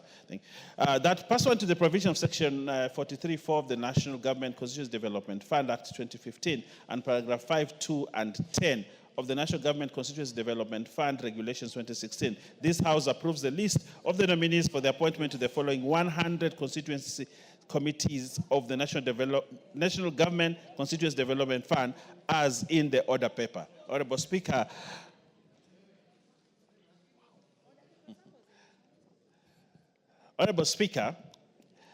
as members are aware, the National Government Constituency Development Fund, NGCDF, plays a crucial role within constituencies in addressing socio-economic development in key areas, including education, that is bursaries, infrastructure, healthcare facilities, water projects, security infrastructure, and youth empowerment initiatives. Honorable Speaker, the fund primarily focuses on grassroots development initiatives with its operations and management done by constituency development fund committees established by Section 43 of the NGCDF Act Cap 414A. The importance of these committees, Honorable Speaker, cannot be underscored in regards to the project selection, oversight, and ensuring local input and accountability in the management of the project, Honorable Speaker. Honorable Speaker, it is important for this House to note that the mandate of the previous 290 Constituency Development Fund committees have expired, leaving a governance gap in the administration of the NGCDF projects across all constituencies. Honorable Speaker, therefore, there is immediate need to approve and gazette the nominees to ensure continuity in projects, oversight, allocation of funds, and execution of development initiatives within the constituencies.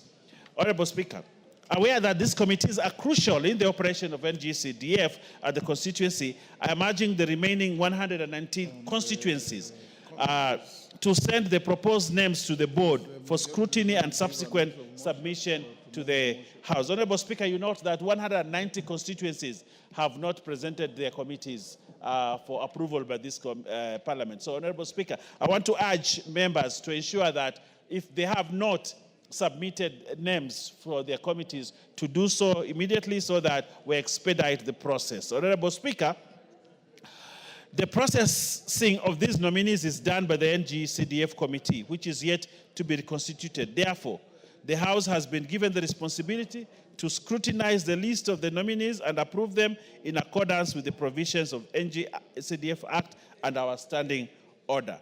Honorable Speaker, in conclusion, I wish to urge the House to approve the list of nominees to the National Government Constituency Development Fund committees for the 100 constituencies to prevent disruption in the NCDF operations and to facilitate smooth governance at constituency level. Honorable Speaker, I also want to point that yesterday there were point of orders that were raised on NGCDF management and especially approval of projects, Honorable Speaker, which we urged NGCDF board to ensure that they approve the projects so that as money is disbursed, there is projects to be implemented.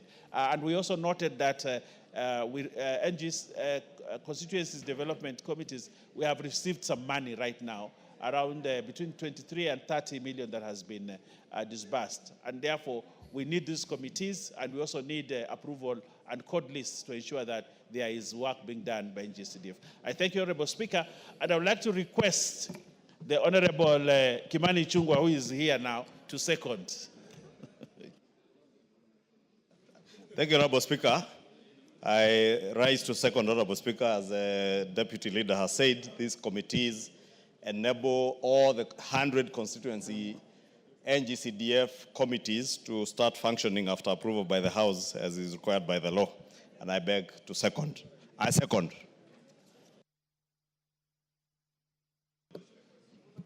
Order, honorable member. Order. Order, members on their feet. Take your seats. Take your seats.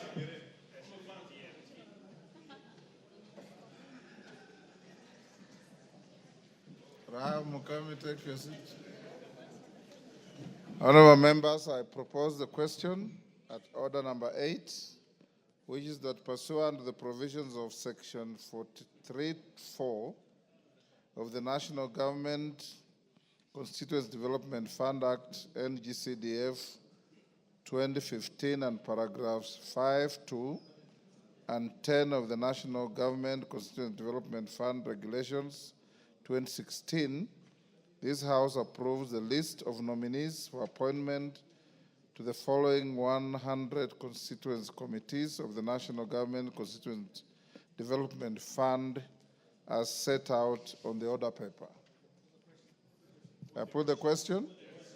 I now put the question, which is that pursuant to the provision of Section 43(4) of the National Government Constituency Development Fund Act NGCDF 2015 and paragraphs 5, 2, and 10 of the National Government Constituency Development Fund Regulations 2016, this House approves the list of nominees for appointment to the following 100 constituency committees of the National Government Constituency Development Fund committees as set out on the order paper. As members of that opinion say aye. Will those of the contrary opinion say nay? The ayes have it. Next order.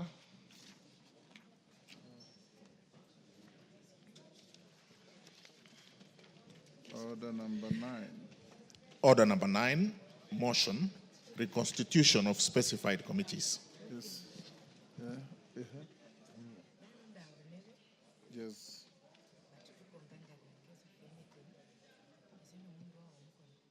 Chairperson's Selection Committee.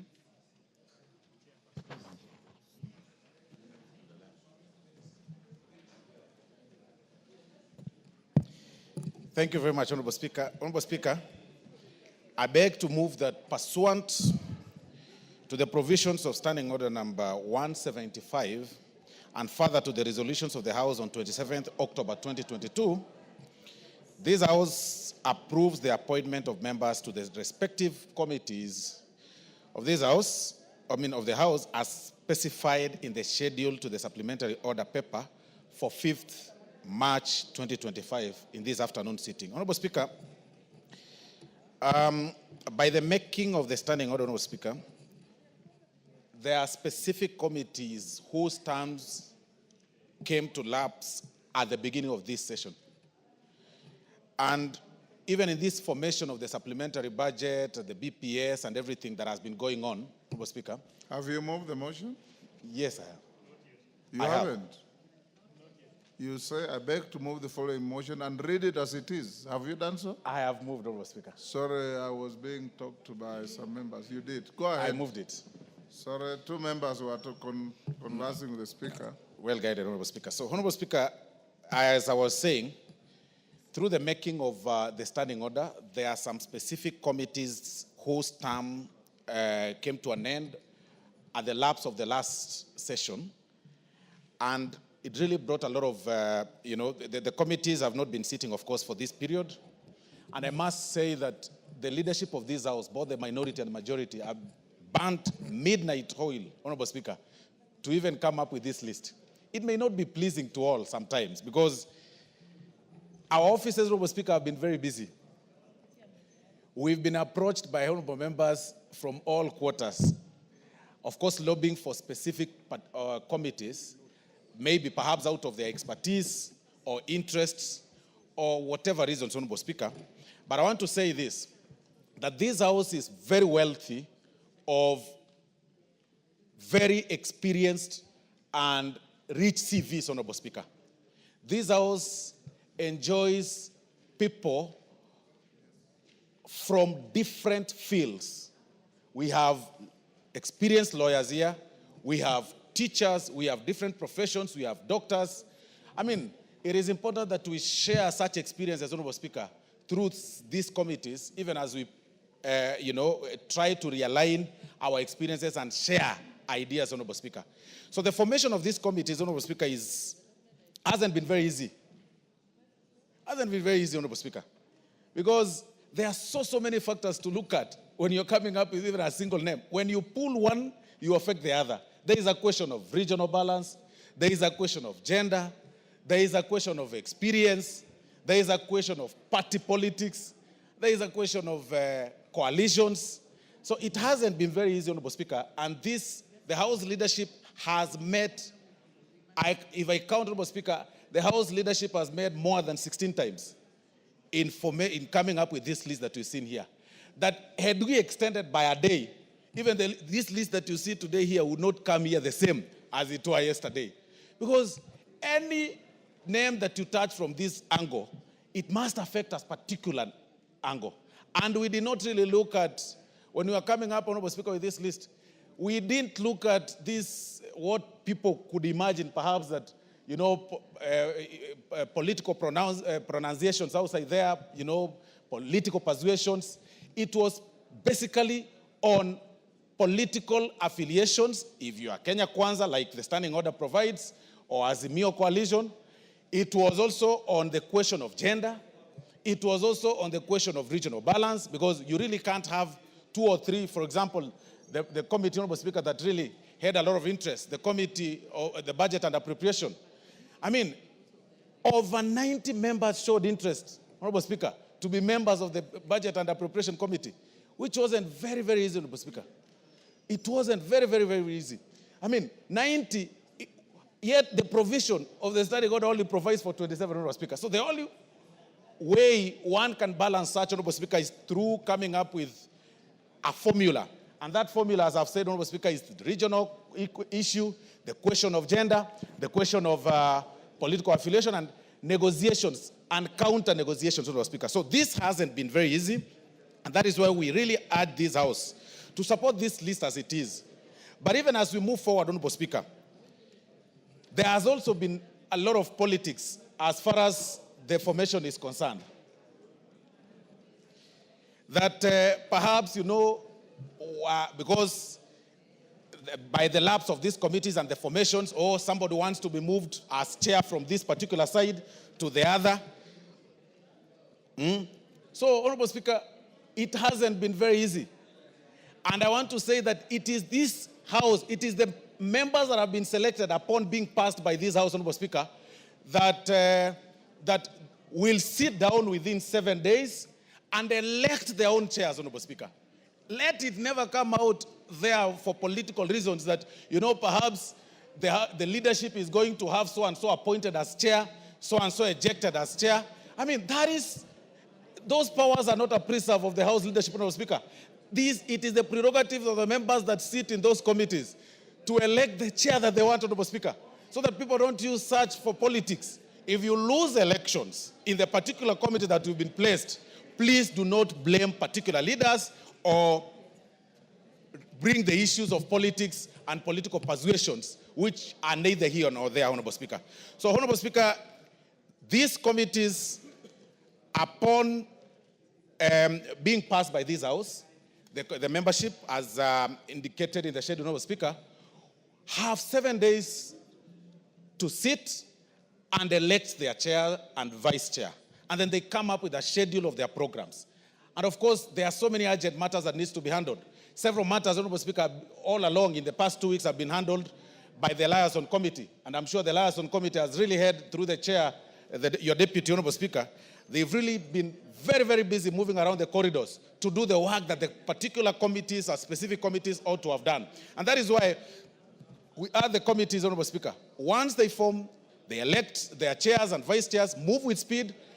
Urgent matters should be handled, should be expedited with speed. The issues of the NGCDF, Honorable Speaker, the issue of budget policy statements, the issues of the supplementary budget, all those other issues, Honorable Speaker, should be handled by these committees once they've been formed. So, Honorable Speaker, I therefore beg to move in the amended form the Committee on Regional Integration, Honorable Speaker, to also include the Honorable Irene Mayaka, who should or who will replace the Honorable Orero Peter Ochieng. And that is the amended form, Honorable Speaker. The Committee on the Regional Integration. It is, in particular, let me check the page, Honorable Speaker.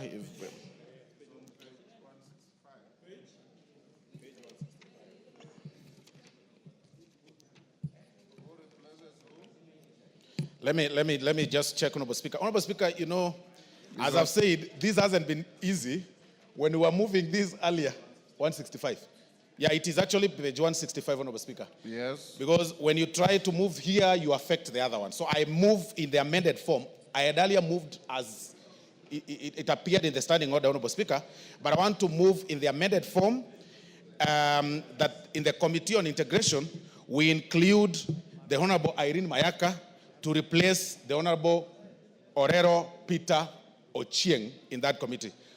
I move, Honorable Speaker, and I request the most gracious Minority Whip, the Honorable Millie Odhiambo, to second.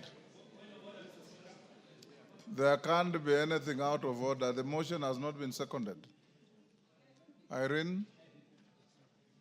Sorry, not Irene, Millie? Thank you, Mr. Speaker. Mr. Speaker, I ask to second this motion. And Mr. Speaker, I wish to indicate... You are seconding as is or in amended form? In amended form, sorry, Mr. Speaker.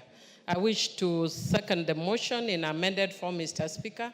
And in seconding, Mr. Speaker, I wish to indicate, just as the majority whip has indicated, that there are committees that whose terms have expired mid-term, Mr. Speaker, and therefore were being reconstituted. But, Mr. Speaker, there are also members that have shown different interests in different other committees, and there are also some vacancies that were rising either because a member has passed on or because a member lost the seat. And so, Mr. Speaker, we have done that as well.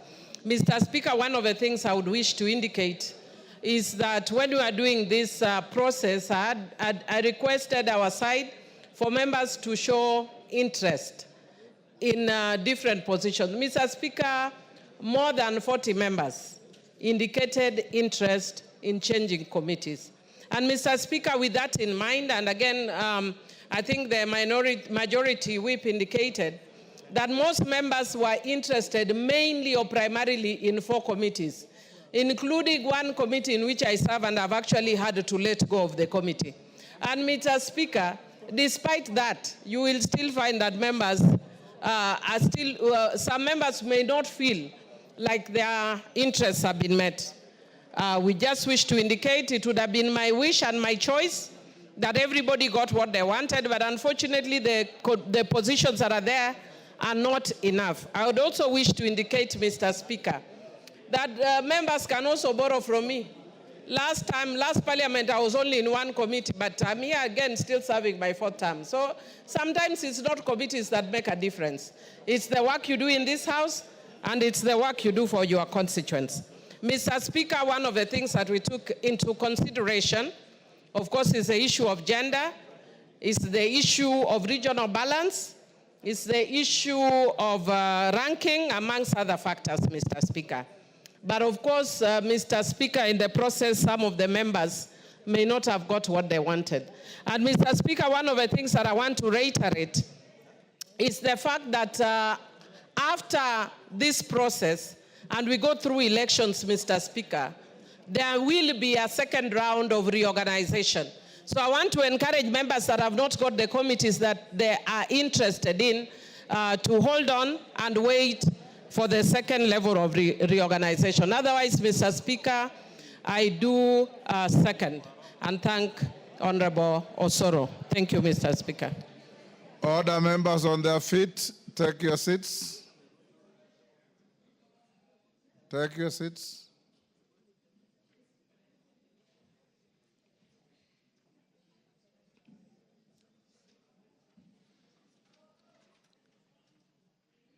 Omulheri, there were so many empty seats where you're coming from. Honorable members, I now propose the question at order number 9, which is that pursuant to the provisions of the Standing Order 175 and further the resolution of the House on 27th October 2022, this House approves the appointment of members to the respective committees of the House as specified in the schedule to the supplementary order paper for 5th March 2025 afternoon sitting, subject to the amendment appearing at page 165 on the Committee on Regional Integration, where at number 16, Irene Mayaka, Honorable, replaces Honorable Orero Peter Ochieng, MP.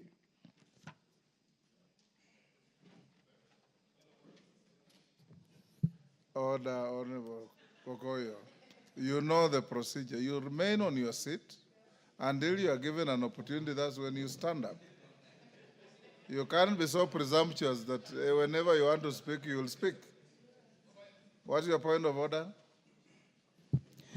Thank you, Mr. Speaker. I rise on Standing Order 216. Mr. Speaker, Standing Order 216-2 provides that a member appointed to a departmental committee at the commencement of a parliament at any other time during the term of parliament shall, unless the House resolves otherwise, serve for the term of the parliament, subject to Standing Order 217. Mr. Speaker, Standing Order 176. Standing Order 176, Mr. Speaker, provides the criteria, Mr. Speaker, of the discharge of a member from a committee. Mr. Speaker, I have been a member of the Departmental Committee on Energy, Forestry, and Mining. Standing Order 176 provides that a party may discharge a member from a select committee after the member has been accorded an opportunity. Number two, it provides that the party whip of the party that nominates a member to a select committee shall give notice in writing to the Speaker with the intention of discharging that member from that select committee. And number three, most important, the Speaker shall, within 3 days of receipt of the notice, under paragraph 2, inform the member. Mr. Speaker, I am a member of the Departmental Committee on Energy, or on Environment.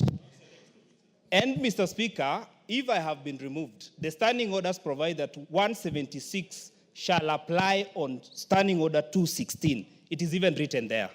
Mr. Speaker, you cannot remove a member from a committee. I am not in the list on the Committee on Environment, Forestry and Mining, which I was nominated to at the beginning of this parliament. Mr. Speaker, even if Osoro, even if Ichungwa does not want me in this committee, you must remove me procedurally. Give me a hearing, notify the Speaker to give me a notice. Mr. Speaker, it will not be in order to continue with whatever is happening here, because it is okay to remove me. It is within the procedure and rules. These standing orders, Mr. Speaker, you are one of the creators of these standing orders. I have used them for the last 12 years. I was a whip of our county assembly, so I know how to use standing orders. You cannot remove me without, I need letters written to me. Accord me a hearing. After according me a hearing, now give notice to the Speaker. The Speaker will tell me within 3 days, you cannot remove me in the morning. I have been a member of this committee and I cannot remove in the manner in which you want to remove me. However powerful you might be, Mr. Speaker, it is not correct. Whatever has been tabled before this House, Mr. Speaker, is kangaroo, it is null and void, it cannot operate because they are standing orders and the procedure and rules of this House, the traditions. When Mheshimiwa Kimani Ichung'wah, when several honorable members were de-whipped from committees, the Honorable Wangwe, who is the immediate former whip, wrote letters to specific members. And apart from that, the communications were done directly to the Speaker. So, Mr. Speaker, I cannot be removed from and the Speaker cannot oversee my removal from a committee, a departmental committee, without me being discharged by my political party. And Mr. Speaker, because you are the Solomon of this House, kindly do not proceed with this motion in the state that it is, and it will be a procedural wrong. This is the making of Kimani Ichung'wah, which cannot work in this assembly. Thank you very much. Yes, Majority Leader. Honorable Speaker, the member for Kajiado North is my very good friend. And he served as a member of the County Assembly of Kajiado. And he has clearly read out to us the standing order. I will choose to ignore the invocation of the name Kimani Ichung'wah, which is now a spot for those who have nothing else to speak about. They can only speak about Kimani Ichung'wah, and I know why he's trying to invoke my name. But I will restrict myself to the provisions of the standing orders. The standing orders, Honorable Speaker, make it clear, unless otherwise resolved by the House. Therefore, I would implore on the member for Kajiado North other than carelessly invoking the name of Kimani Ichung'wah, who is not the majority whip, because the majority whip is called Honorable Silvanus Osoro. Other than doing that, he should be spending his time now convincing the House to resolve otherwise. Otherwise, Honorable Speaker, invoking the name of Kimani Ichung'wah to look popular out there, my friend, go and do those things in the County Assembly of Kajiado, not in the National Assembly. Spend your time in the National Assembly discussing matters of greater importance to the people of Kajiado North, who are suffering without roads, whose children cannot even go to school because their member of parliament is busy following people in some other village somewhere. Why don't you follow members of your constituency in their own constituency addressing their issues? I will not allow, Honorable Speaker, any member to use my name or invoke my name to try and seek cheap publicity. Our standing orders are very clear, and Honorable Ngogoyo should know that. Deal with matters to do with your constituents. And there is also some levels of insatiable greed that we cannot be able to satisfy as a House. And therefore, Honorable Speaker, the issue raised is simple. Let the Honorable Ngogoyo convince members of this House to resolve otherwise. Otherwise, the standing order, as he read, is very well, is in very simple language that even a member of our county assembly can be able to interpret. Osoro. Osoro. Honorable Speaker, thank you very much. Honorable Speaker, when I moved this particular motion, I did indicate that coming up with a list of committees in any particular committee, Honorable Speaker, is not very easy. The movement of one to the other affects another. And it is by... Address the issue he has raised. It's very simple. That is where I'm heading to, Honorable Speaker. I'm making my case. Yes. I'm making my case that the movement of one member to another committee must affect the other because there are issues of regional balance, there are issues of gender, there are issues of party, Honorable Speaker. I am actually not aware, and I'm now checking, that the particular committee that he intended to be included, or rather he has been serving, Honorable Speaker, his name is missing. Then it must be placed somewhere for that list, Honorable Speaker. Take your seat. But even with that... Take your seat. Take your seat. I expected you as a good lawyer to be listening. The Honorable Ngogoyo is raising an objection under Standing Order 176 on the allegation of discharge of a member from the committee. He is clearly out of order. What is before the House is a reconstitution of committees, is not discharge of members from any committee. If you looked at your standing orders very well, we are dealing with reconstitution of committees, and it's up to the House to resolve that the list brought by the whips is voted for in the affirmative, whereafter committees will be reconstituted, or voted on in the negative, whereafter I'll send them back to the drawing board to reconstitute the committees. When a member is singularly or with another discharged from a committee, that will then come in a separate form, and I'll address it when it does come. So you're out of order. Order, Ngogoyo. Yes, Kiamba, is that Kiamba? Thank you, Honorable Speaker, and I have a point to express in relation to the committees. Last time, some of us never got departmental committees. We went to the chairs concerned, we explained, and even up to now, we have not gotten departmental committee. I find this very marginalizing and not even having an altar of accountability.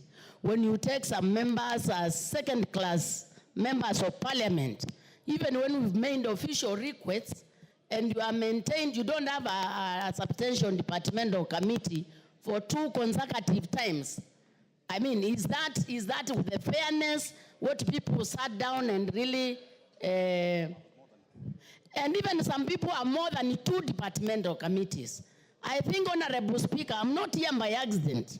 I'm here by design, and I'm here representing people who need to hear my voice in areas which matters. So I think that needs to be considered. Thank you, Honorable Speaker. Thank you. Yes, Ondo. Chair, I have keenly listened. Address the Speaker. Yes, Speaker, Yes. I've keenly listened to the sentiment raised by members. I've also keenly listened to presentation by the majority whip.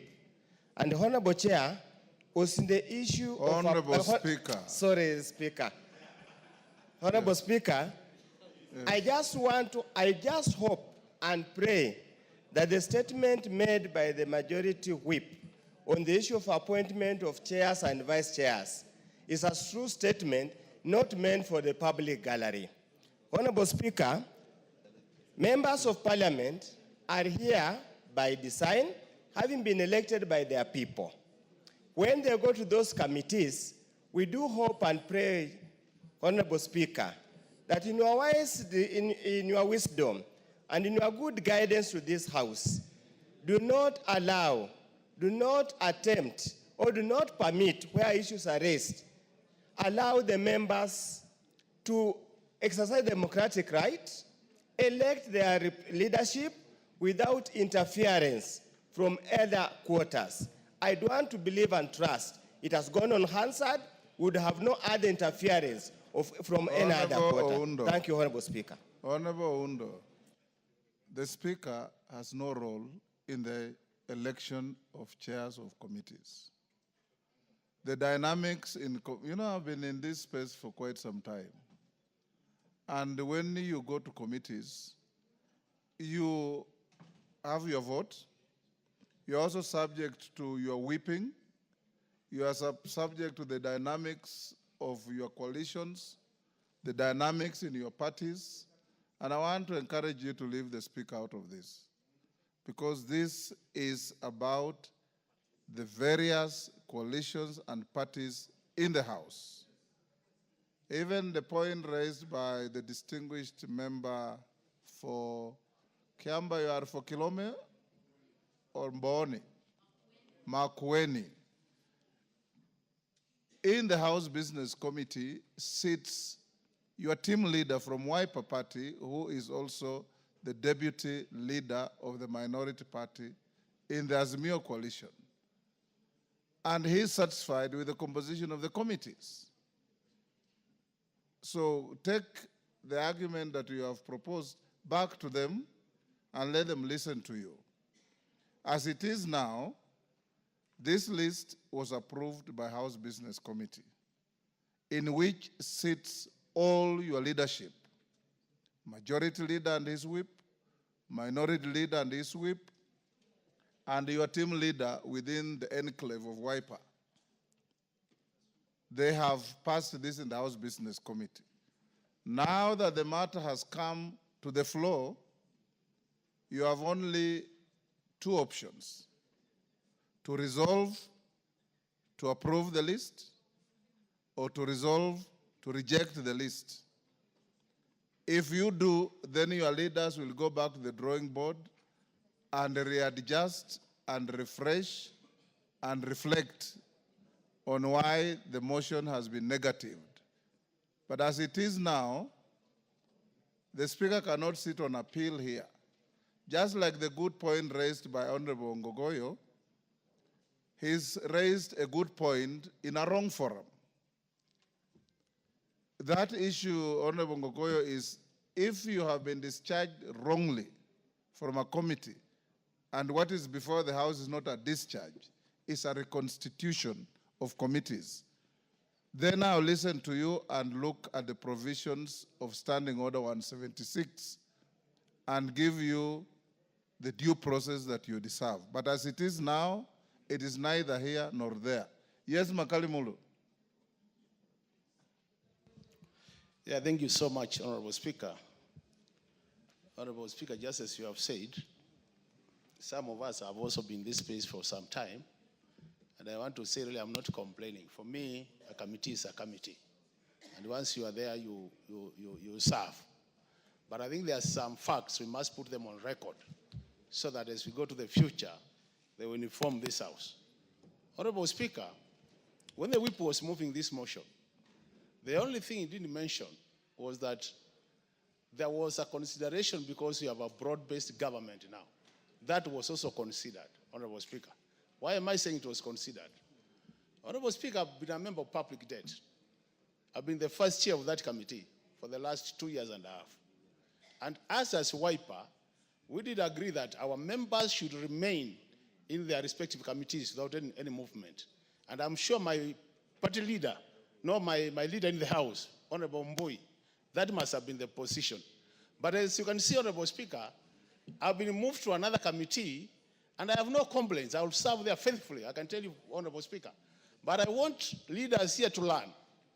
The majority leader of this House in the 12th Parliament was my chairman in the Budget and Appropriation Committee. And because of these political considerations, he was moved to other committees. And I thought this year, he would take this opportunity and make sure that members are not punished for relating the different individuals, Honorable Speaker.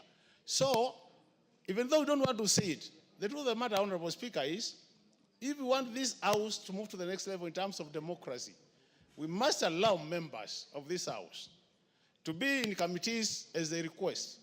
It is very unfortunate you find our members to departmental committees, Honorable Speaker. Some of us are in two select committees. And I thought if they were to remove me from public debt, they should have given me a departmental committee so that I also have a chance to serve in a departmental committee.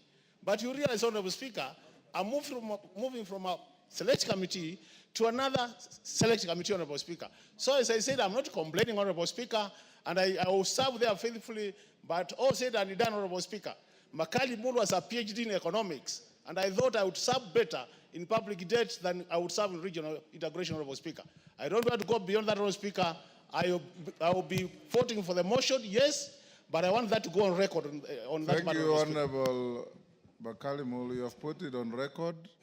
Again, it's a good point being prosecuted in the wrong forum, because that point should be prosecuted in the court of Robert Mbuya and Mile Odhiambo and Junet Mohammed, not before the Speaker. Order, honorable members on their feet, take your seats. Bowen, take your seat. Today you are very, very mobile.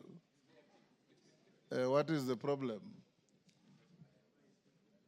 Take your seat. The members standing at the back. Honorable members, since all I've been hearing are lamentations and not contributions to the motion, allow me to put the question at order number 9, which is that pursuant to the provisions of Standing Order 175, and further to the resolution of the House on 27 October 2022, this House approves the appointment of members to the respective committees of the House as specified in the schedule to the supplementary order paper for 5th March 2025 afternoon sitting, subject to the amendment at page 165, where the Honorable Orero Peter Ocheng MP, appearing at number 16, is replaced by the Honorable Irene Mayaka. As members of that opinion say aye. Aye. Will those of the contrary opinion say nay? Nay. The ayes have it. Honorable members, having passed that,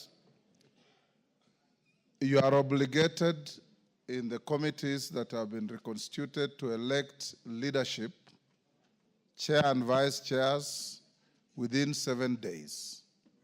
So this must be done on or before Wednesday next week.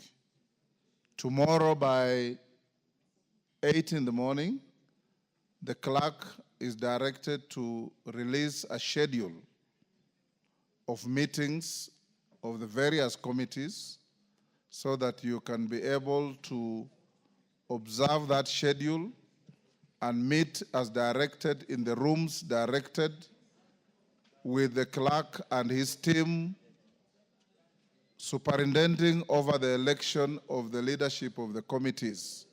So be on the lookout for the communication to that, the select committees. Secondly, Honorable Millie Odhiambo was sufficiently clear in her contribution that where there are gaps, order members, that where there are gaps or there are issues to be addressed like the one of Ngogoyo, Makali Mul, and so on, it is work in progress. You can go back to your caucuses, to your leadership. You will be listened to. If they find merit in what you raise, then they will be able to discharge one member for another, as in the case of Ngogoyo, or do whatever replacements which they can bring to the notice of the Speaker, and as and when they come, we'll give them due process. So take this as work in progress, because these are dynamic processes. From time to time, we lose members to death, to court processes, and so on. And others have to come and replace them in those positions. So it's directed so. By tomorrow morning, the clerk's schedule will be out, and start organizing yourselves to elect your leadership. Finally, the chair of every committee or vice chair is elected in accordance with the dynamics that you all know. So go on and elect and give us leadership that will help this House. And those who will be elected chairs of committees and vice chairs, I beseech you, be the first to create quorum in the House at all times. To whom more is given, much more is expected. Those who are given that privilege to lead committees, be the first to arrive in the House, be the last to leave the House. Like I did tell you, you are truly here in my many years. The Speaker always found me in the chamber, and I followed the Speaker out of the chamber. Every single working day. And Honorable Kainan is my witness to this. Please try and give this House quorum to work. Thank you. Next order. Order number 10, motion, consideration of the 2025 medium-term debt management strategy. This motion will be moved by the chair of the Liaison Committee, who is the Deputy Speaker.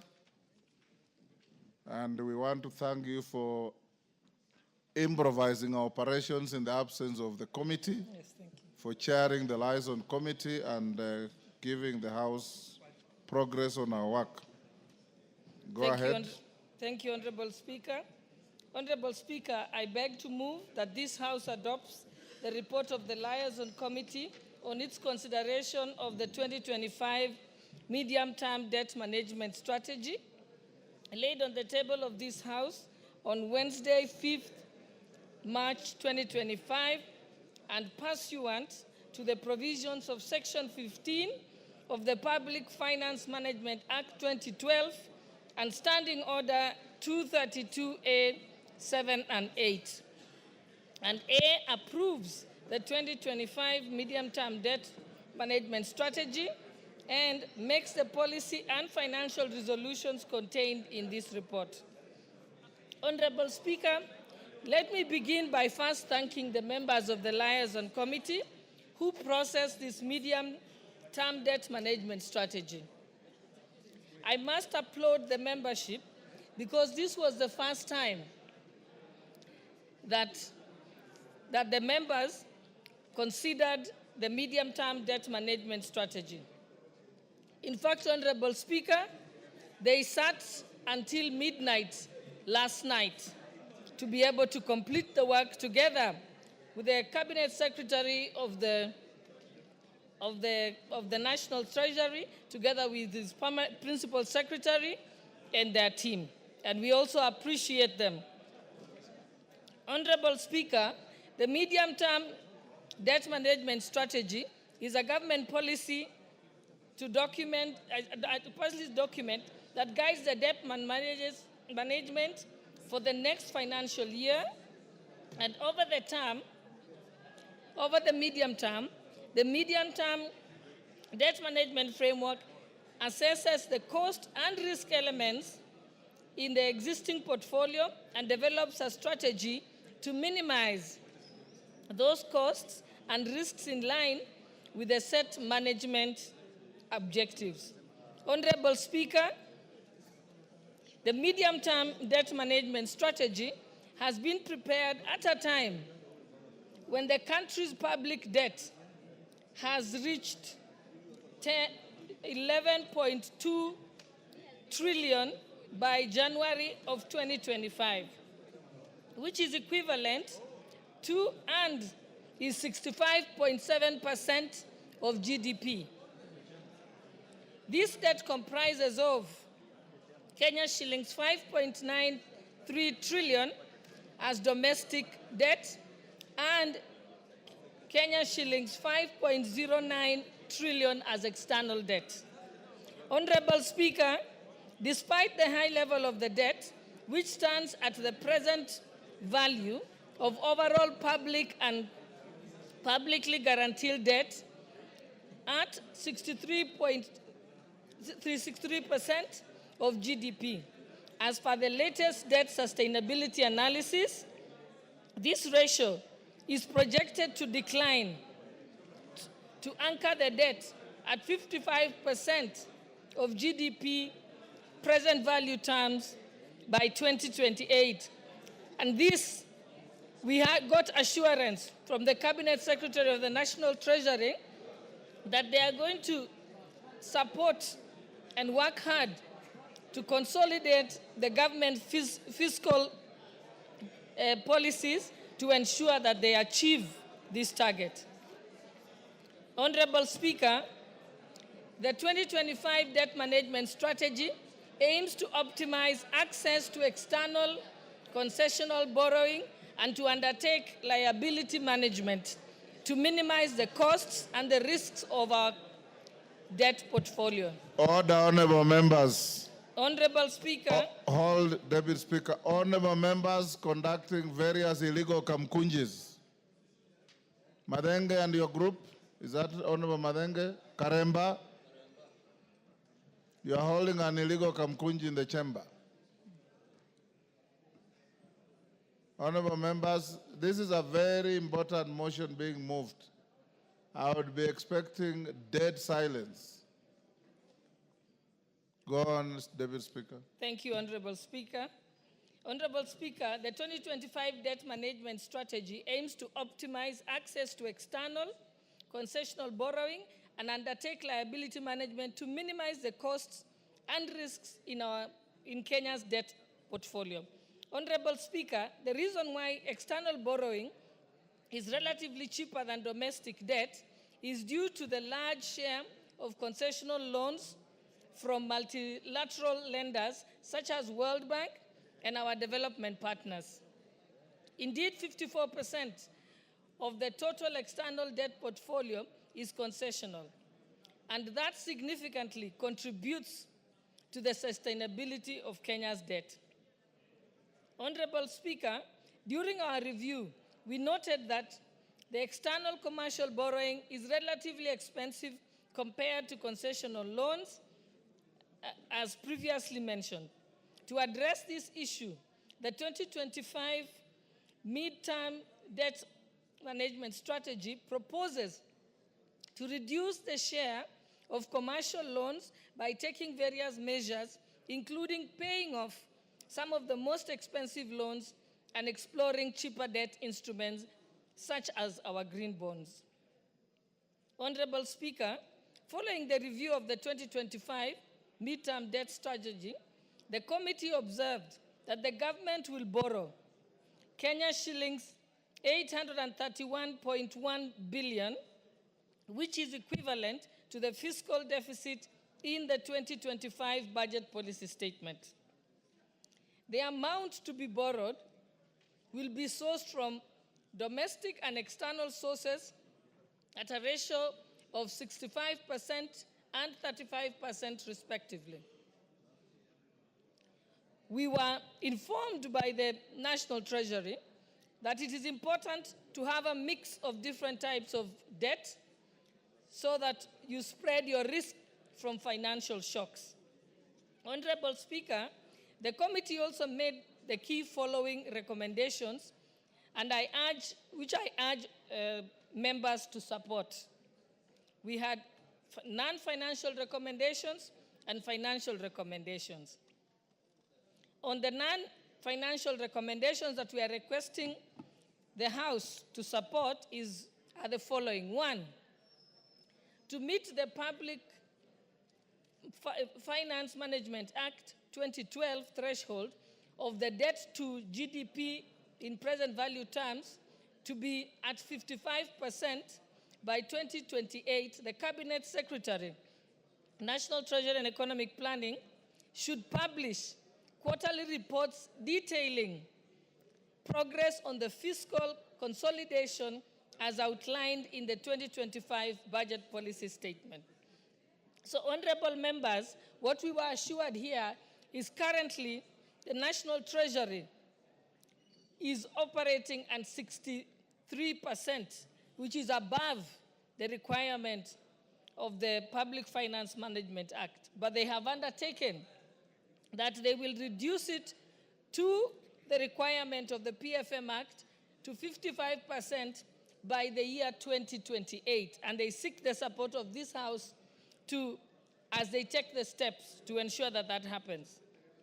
2, the Cabinet Secretary of the National Treasury and Economic Planning, the Governor of Central Bank, the Controller of Budget should fully automate the withdrawal of debt service payments from the Consolidated Fund by the 31st of May 2025 and submit that report to this House, the National Assembly, within 15 days.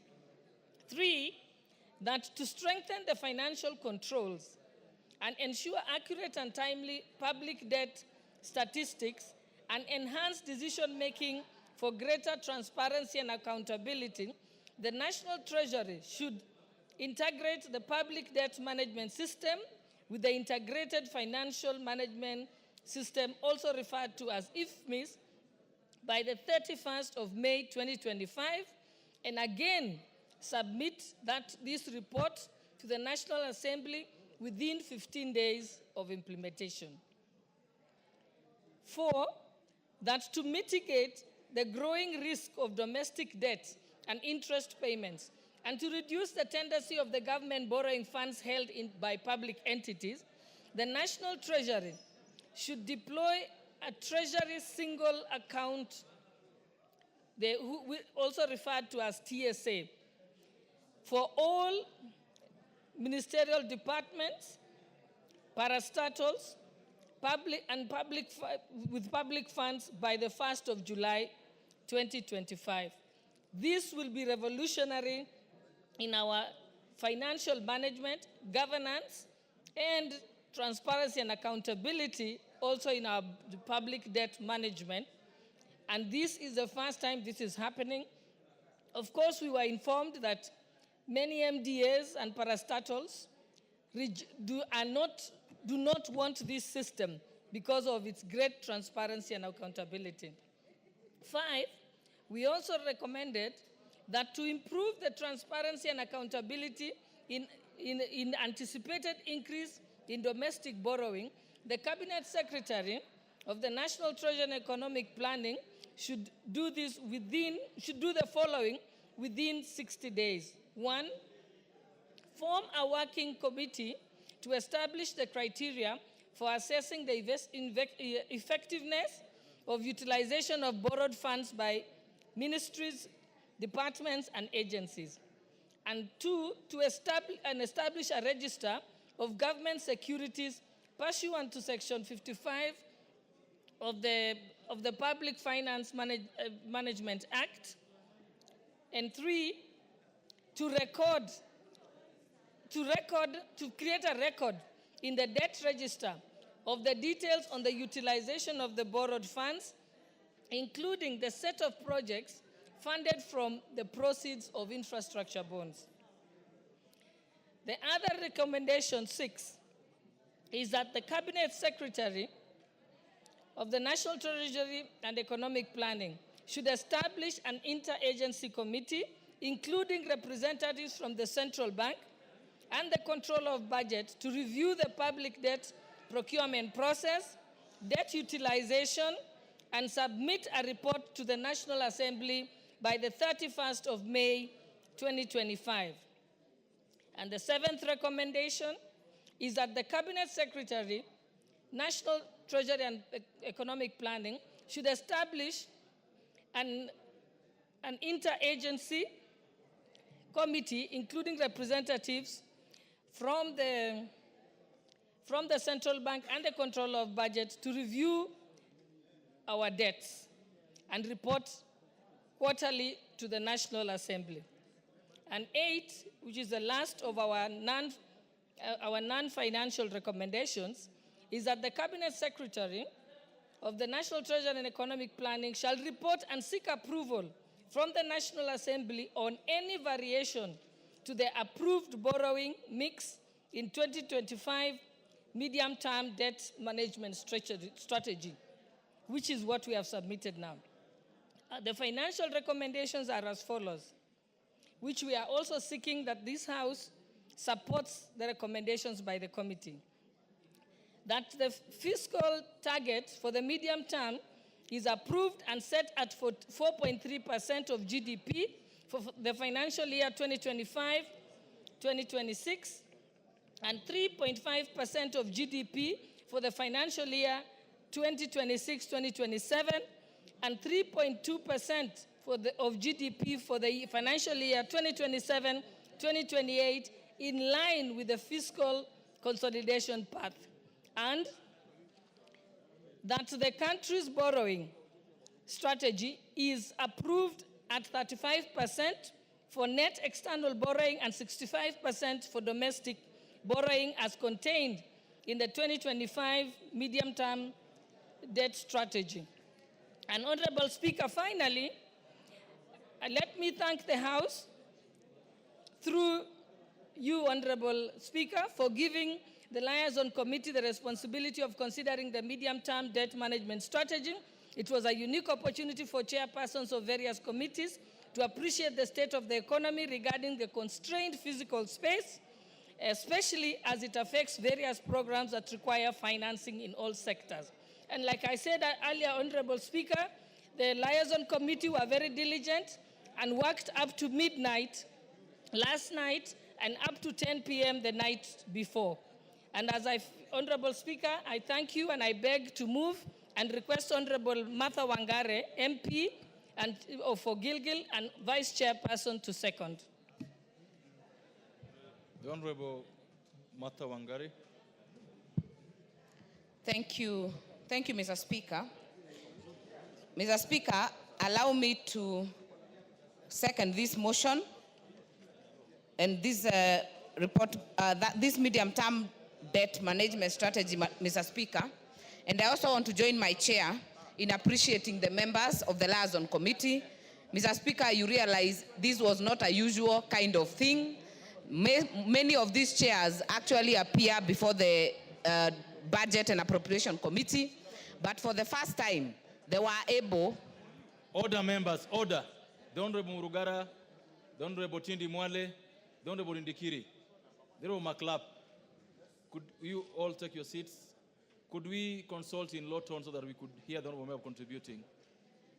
Mr. Speaker, thank you for the protection. I was saying, Mr. Speaker, for the first time, the chairs of departmental committees were able to interact directly with the MTDS, and more importantly, engage stakeholders on it.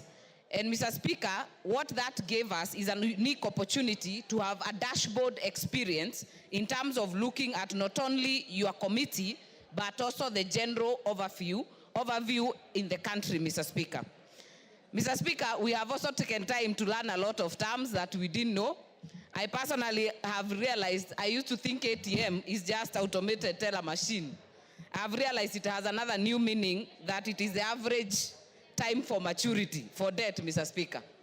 But Mr. Speaker, what came out specifically, there are many issues, and I know my chair has enumerated most of them, but I will just touch on some of the issues that were raised, especially... Honorable members, what we are discussing is a very important topic. I would wish that we hear the member in silence. Thank you. Thank you, Mr. Speaker. There is a lot of excitement. I would think it's because of the previous motion that has passed in the floor. So, Mr. Speaker, I will continue and say some of the issues that we have raised, we took time to meet with different stakeholders. We met with the Comptroller of Budget. We met with the Office of the Auditor General. We met the Ministry of Treasury until late last night. We also met and received a memoranda from other stakeholders, including, Mr. Speaker, civil society that wrote to us. We also got a written memoranda from the Central Bank of Kenya. Mr. Speaker, the issue of our debt has been a matter of discussion for obvious reason, because it also puts a strain in our management of our revenue versus expenditure, Mr. Speaker. The reason why it is heavy on our budget, Mr. Speaker, is because it has also risen over the years. Right now, we are speaking of 67%. We are speaking of actually 67.5% to the GDP, Mr. Speaker, against a recommendation and something that is actually put in law under PFM Act of 55% plus 5%, but with a date of 2028, Mr. Speaker. So one of the issues that we raised to the Treasury was to ask, what is your timeline in terms of ensuring that our debt is manageable and has come down to the recommended percentage? Mr. Speaker, the CS Treasury was very clear that it has actually been on a declining, and we are now at 65.7, but very soon, and he actually gave by 2028, we should be looking not at 55, but at 53%, Mr. Speaker. Mr. Speaker, the issue of fiscal deficit, that is the difference between government revenue and spending in any fiscal year, has been approved this year as at 4.3% of GDP, and it is estimated to be at 3.5% of GDP 2026, 2027, and eventually at 3.2% in 2027-2028. Mr. Speaker, the issue of balance of this debt in terms of internal and external borrowing was another matter that was very critical. It has been actually proven that we are actually relying more on domestic borrowing than external borrowing, Mr. Speaker. And I know the external borrowing has been termed to be higher and more expensive. That is why you'll see the rates will be different, Mr. Speaker, because during our review, we were able to realize that the average interest charged on domestic debt is actually 13.2% relative to the interest rate on external debt, which is 3.7%. That's becoming substantially more expensive. But, Mr. Speaker, the reason why external borrowing is relatively cheaper than domestic is also due to the large share of concessional loans from multilateral lenders, Mr. Speaker, such as the World Bank and our development partners. Indeed, Mr. Speaker, 54% of the total external debt portfolio is concessional, and that significantly contributes to the sustainability of the Kenya's debt. The other issues that members raised, Mr. Speaker, is the issue of the right application of debt, Mr. Speaker. What does that mean? What it means, Mr. Speaker, is that there is no single country I have had in the world that does not have debt. But the issue of where does this debt go is what Kenyans and many of our voters are actually keen about. They want to be sure, if you are borrowing to build roads, which roads are these? If you are borrowing to do dams, which dams are these? And, Mr. Speaker, that is why one of the recommendations that we have put to the Treasury is that it should, in the next very few days, Mr. Speaker, form a working committee to assess the effective utilization of these borrowed funds. And this, Mr. Speaker, will be a cross-cutting team by ministries, MDAs, departments, Mr. Speaker, and also the Comptroller of Budget, so that we are able to incorporate how well we are able to monitor these debts, Mr. Speaker. The other recommendation, Mr. Speaker, will be that Treasury will be expected to record in the debt register the details of this utilization, Mr. Speaker. And that interagency team is supposed to do exactly that, Mr. Speaker. Mr. Speaker, by our engagement to the Comptroller of Budget, a very brilliant lady, Mr. Speaker, we were able to find out that some of our neighboring countries are doing very well in terms of managing their debt and even making this information available, Mr. Speaker, because our Constitution and Article 35 actually ensures that you're able to get this information very easily. So it shouldn't be so hard to know how much are we owing to which country and in what terms, Mr. Speaker. And the Comptroller of Budget, Mr. Speaker, in appearing before us, was able to give us a very interesting, in fact, she had just come from Tanzania, and she told us that in the United Republic of Tanzania, it was observed that the country has implemented an advanced and fully functional automated debt management systems integrated with cash management system. Mr. Speaker, I think sometimes as a country we get jittery in terms of getting efficiency, because I think we have the brains, we have the know-how, and we know what to do, Mr. Speaker.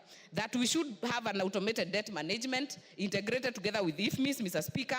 This shouldn't be so hard to ensure efficiency and to ensure that we are able to move properly so that we can account for our debt shilling by shilling. Mr. Speaker, the other issue that she told the committee is that Tanzania has also achieved a single treasury account.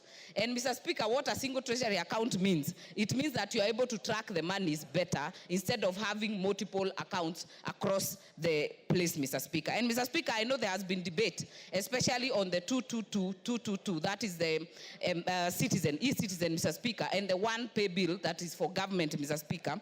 But that, Mr. Speaker, is a medium. It is not the account. The issue would have to one single treasury account, then we'll be able to track our monies and be able to see exactly where our debt is going. Mr. Speaker, I know time is limited and I see my light is on, but I would like to also appreciate our Parliamentary Budget Office, Mr. One more minute. Yes, just to wind up. Our PBO, Mr. Speaker, that is Parliamentary Budget Office, is quite key. And Mr. Speaker, even when we were doing these appearances, we were able to get staff members from Treasury, from the Parliament of Zimbabwe, actually benchmarking to find out how we do it, Mr. Speaker. So I want to appreciate all the teams, and Mr. Speaker, appreciate these members that sat long hours to ensure that we are here today. So, Mr. Speaker, thank you for the additional time. I second.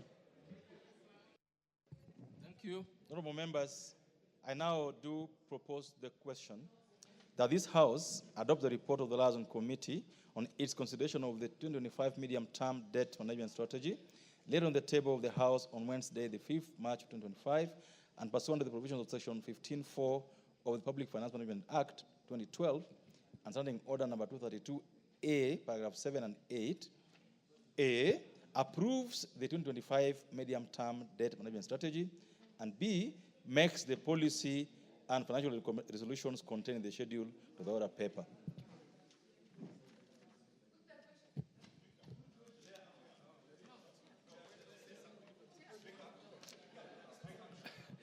No, you don't catch up there with the speaker by doing that. You know that very well.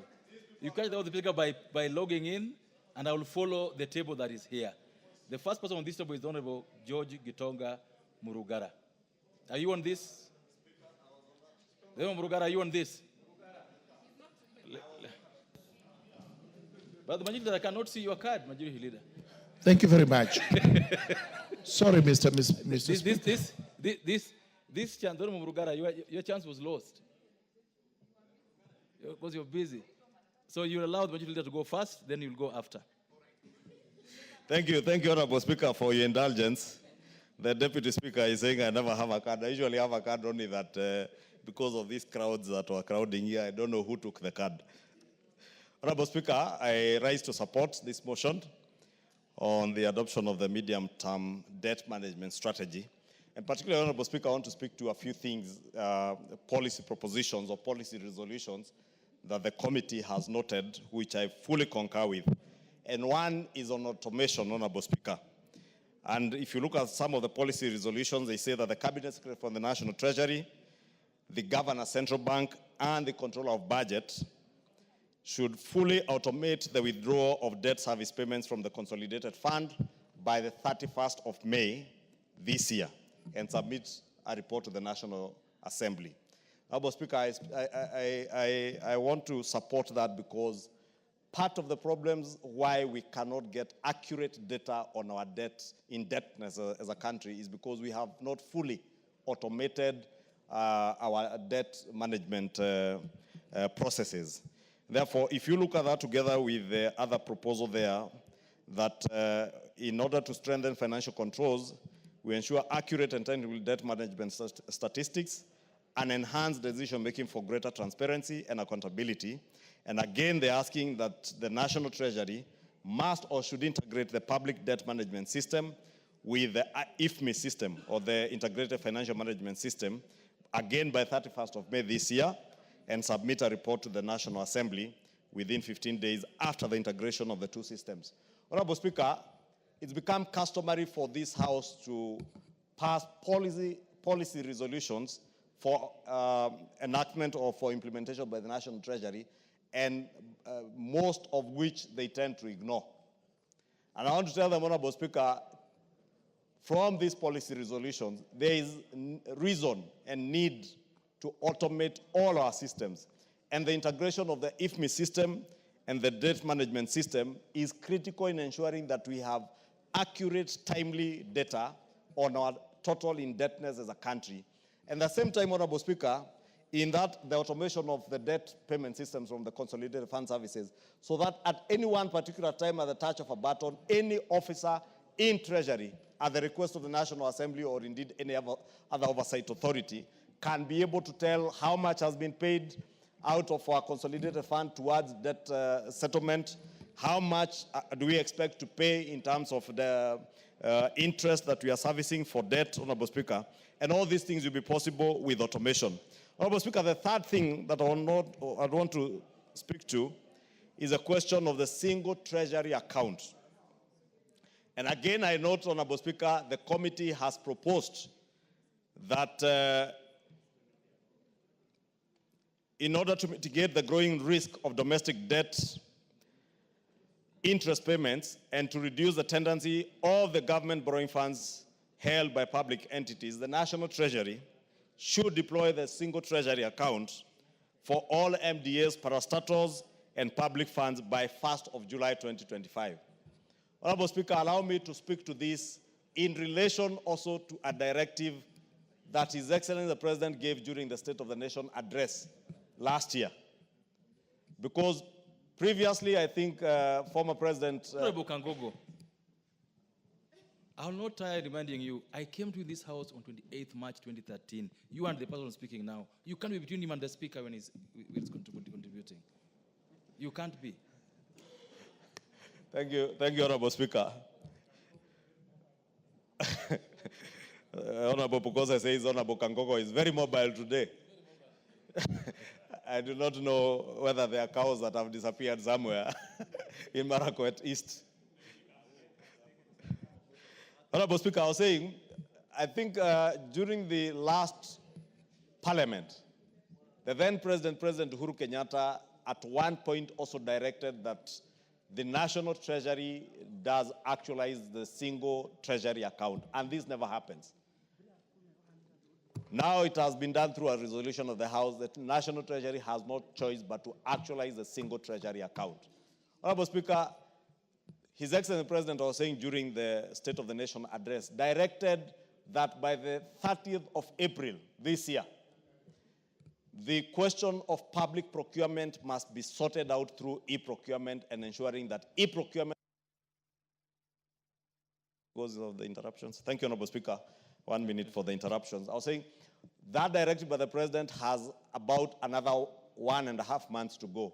The National Treasury must also, in line with the directive by the President, ensure that e-procurement becomes a reality at the end of this first quarter. And by the time the National Treasury is bringing their annual estimates at the 31st or 30th or thereabout of April, they must also report to the House whether they have made the e-procurement a reality, as they report by May 31st on the automation of the IFMI system and the debt management system, Honorable Speaker, and also the single treasury account, because if there is a place that has become an avenue for corruption, is the question of funds being held by MDAs, ministries, and state agencies going to solicit for bribes, Honorable Speaker, so that they can bank in particular banks.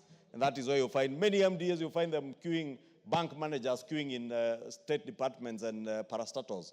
Many parastatals are holding huge amounts of money, Honorable Speaker, in bank accounts, earning small interest. And the same money then is given to government in terms of domestic public debt. There is no reason why we should be borrowing. Government should be borrowing its own money, and we must ensure that the single national treasury account becomes a reality, so that even when we borrow money, Honorable Speaker, we are not borrowing our own money. There is absolutely no reason why an MDA should bank in a commercial bank, earn interest of 4-5%, then we go back as government and borrow the same money from the market at 11-12%, Honorable Speaker. It is not right, and we must ensure it does not happen. And I say this, I hope the Cabinet Secretary of the National Treasury, the Honorable John Buddy, who is a former member of the Budget and Appropriations Committee and a former member of this House, is listening to me, and the PS Kipto. They must actualize the single treasury account. The automation that the House is resolving through these policy resolutions must not just be talk and resolutions here, they must be actualized. And may I remind them, as the President directed, by the end of the first quarter, we expect to see e-procurement in place, as was directed during the State of the Nation address. I beg to support. No, before you sit, what will happen to them if they don't do it? Because this is not the first time we have this single account. What will happen to them if they don't do it? Honorable Speaker, it is not up to me to say what will happen to them if they do not do. But if the appointing authority has publicly pronounced himself, no. This is now going to be a House and resolution. the House resolutions, Yes. Honorable Speaker, are in writing. These resolutions are given to the National Treasury upon approval by the House.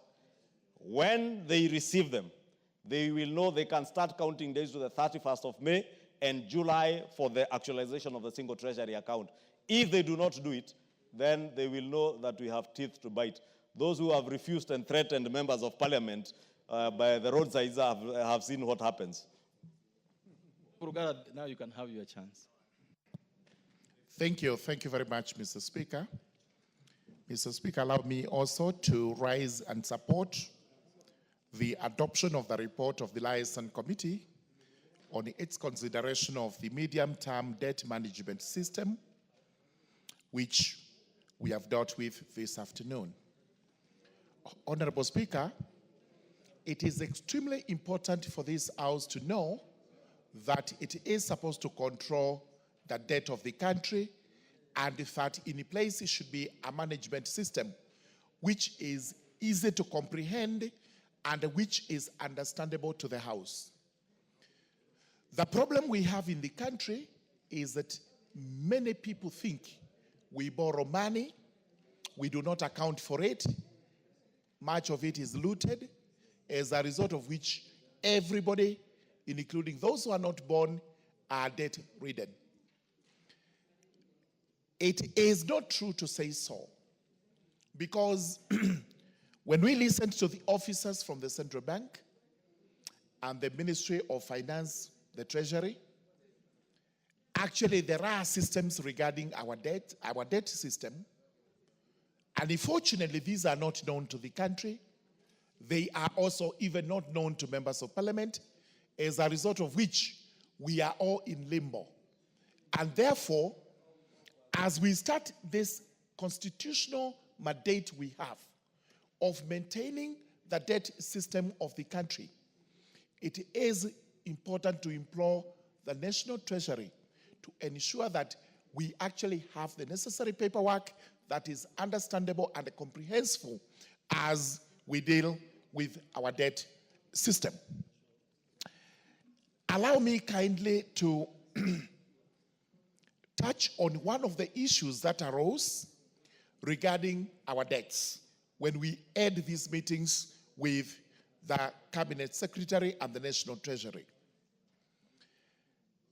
We were convinced that possibly the money we borrow most of it goes to recurrent expense and not to development. And this is the reason why there is a hue and cry from the country as to why we are borrowing and we cannot see development. It was explained to us that if you borrow money and you do not use it prudently, then later on you would have two problems. Number one, the debt would be unpopular. Number two, you would not see the sense of repaying. And this is the reason why some countries default on their debt obligations. Therefore, it is vitally important for the country to know that yes, we are incurring debts, both domestic and external.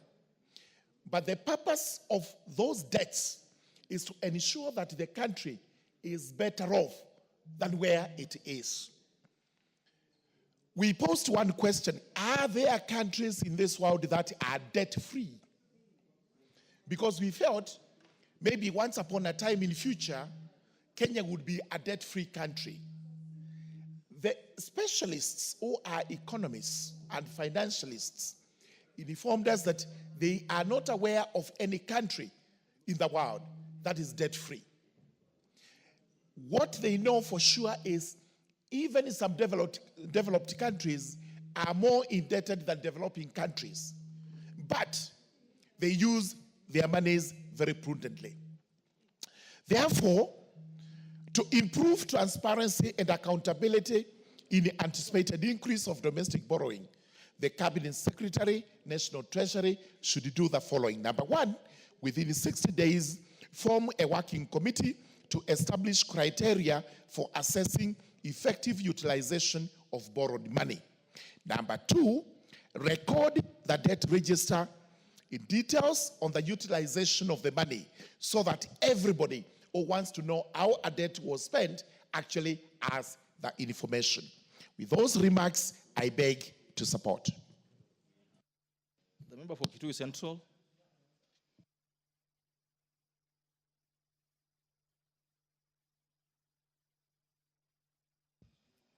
Yeah, thank you so much, Honorable Speaker. Honorable Speaker, on the onset, I want to start by thanking the Liaison Committee for a job well done. Honorable Speaker, it is always not easy to go through the medium-term debt strategy and come up with recommendations. So I've looked at the report, Honorable Speaker, and it really brings out very important issues in terms of managing our public debt. I would really want to focus on about three issues, Honorable Speaker, which have been captured in the report.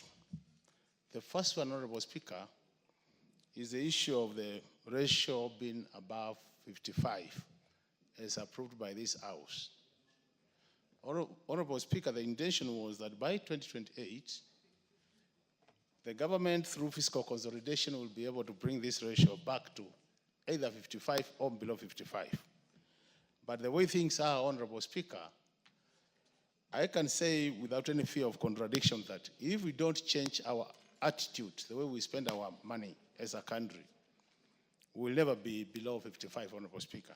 So, Honorable Speaker, this is a matter the National Treasury should take seriously, as recommended by this report, Honorable Speaker, that we need to work towards bringing this figure below 55, Honorable Speaker.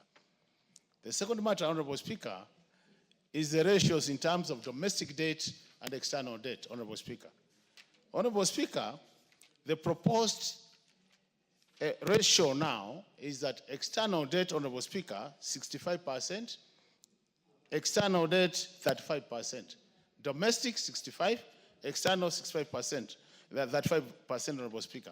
Honorable Speaker, if you look at the statistics in terms of our debt repayment, and more so interest repayment, Honorable Speaker, you realize that the total interest paid per year, and the annual total interest paid, Honorable Speaker, even though the domestic debt is about 51% and external is in total about 49%, In terms of interest payment, Honorable Speaker, 70% of the total interest payment goes to domestic debt, while 30% goes to external debt.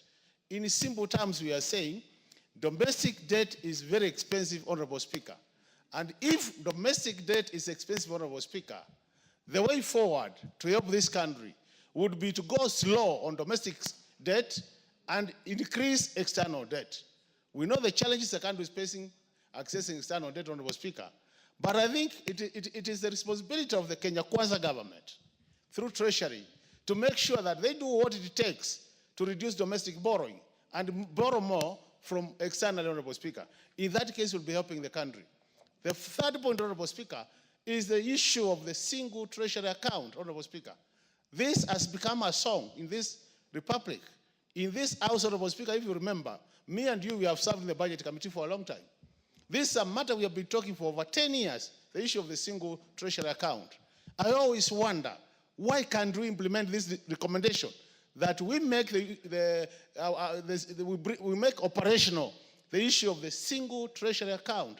I see a recommendation talks about by July 1st, 2025. How I wish, Honorable Speaker, this time, this House will enforce that recommendation so that come 1st July 2025, Honorable Speaker, we'll be talking about a single treasury account. There are so many benefits which accrue to that account, Honorable Speaker, and this country will benefit more and in a big way if we went that direction. The last one, Honorable Speaker, is the issue of digitization of our public debt. Honorable Speaker, the other day you saw in the papers that this country has been operating a manual system. Kenya, we pride ourselves to be the regional leader. You have heard the stories about Tanzania, the stories about Uganda. Our neighbors are doing better in terms of managing public debt. And the reason why they have gone digitally, Honorable Speaker, is to reduce issues of corruption. The more we remain on manual system, Honorable Speaker, the more we open wide doors for corruption. How I wish this matter is taken seriously and we move our public debt management to a digital system other than a manual system. With this many remarks, Honorable Speaker, I support this report. The Honorable Mutunga. Honorable Speaker, thank you very much for the opportunity to add my voice to this very important debate in support of the adoption of the Liaison Committee report on the medium-term debt management strategy for 2025-2026. Honorable Speaker, borrowing is a necessity and is not a bad idea, as many have spoken to it.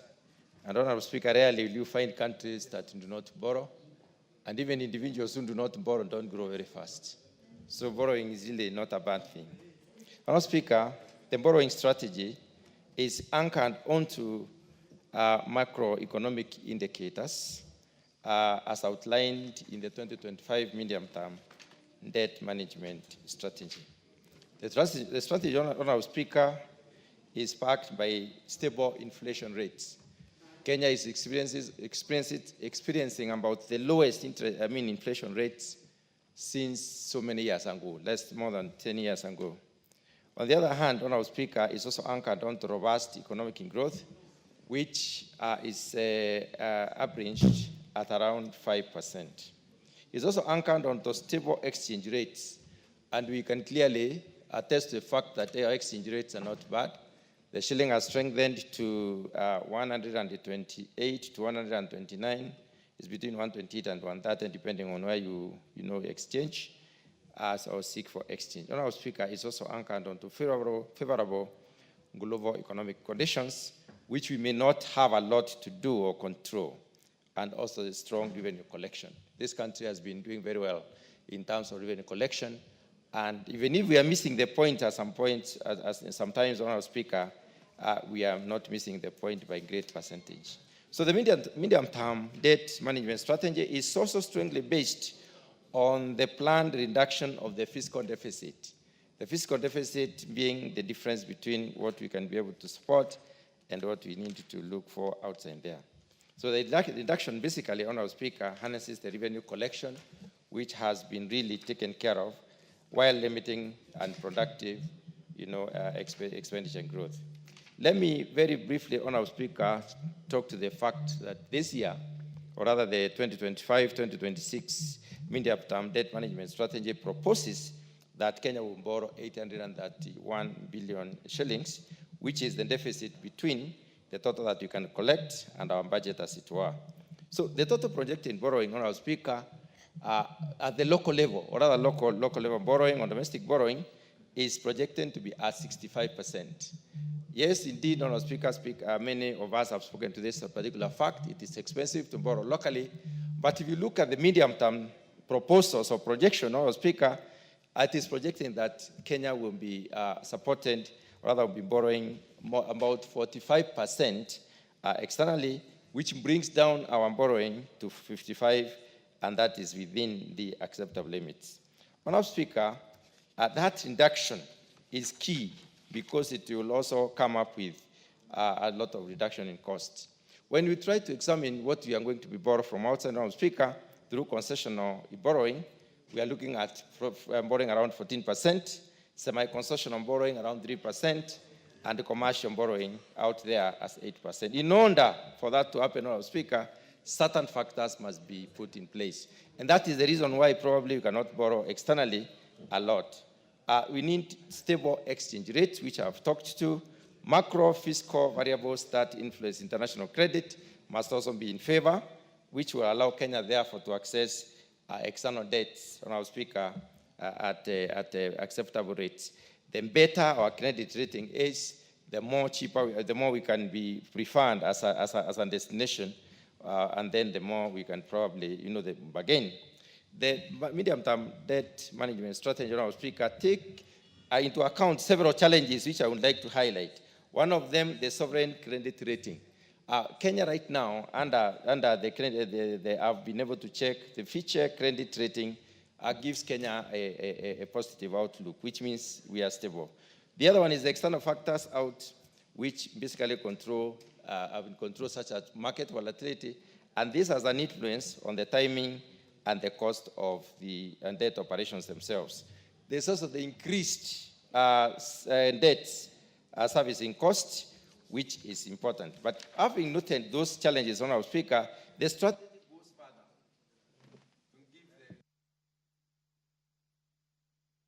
I'll give you 30 seconds. You don't have the whole... Just to highlight. You can't highlight. You want to wind down.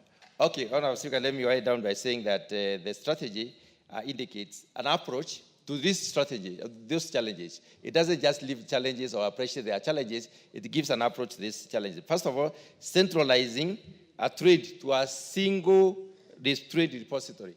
This will help us to better do price discovery, which will help us in preparedness. The other one is operationalize the sinking fund. And this, again, is going to help us to reduce risk of borrowing. And finally, the improvement of cash management, which is also going to help us to basically contain the use of overdraft. And overdrafts are normally very expensive. And also, with the other strategy is to sustain fiscal consolidation, which is something that has been happening in this country and is moving towards the reduction of the public debt accumulation. Honourable Speaker, with those very few remarks, I wish to support adoption of the report. Thank you very much. Thank you. Member for Marakwet East.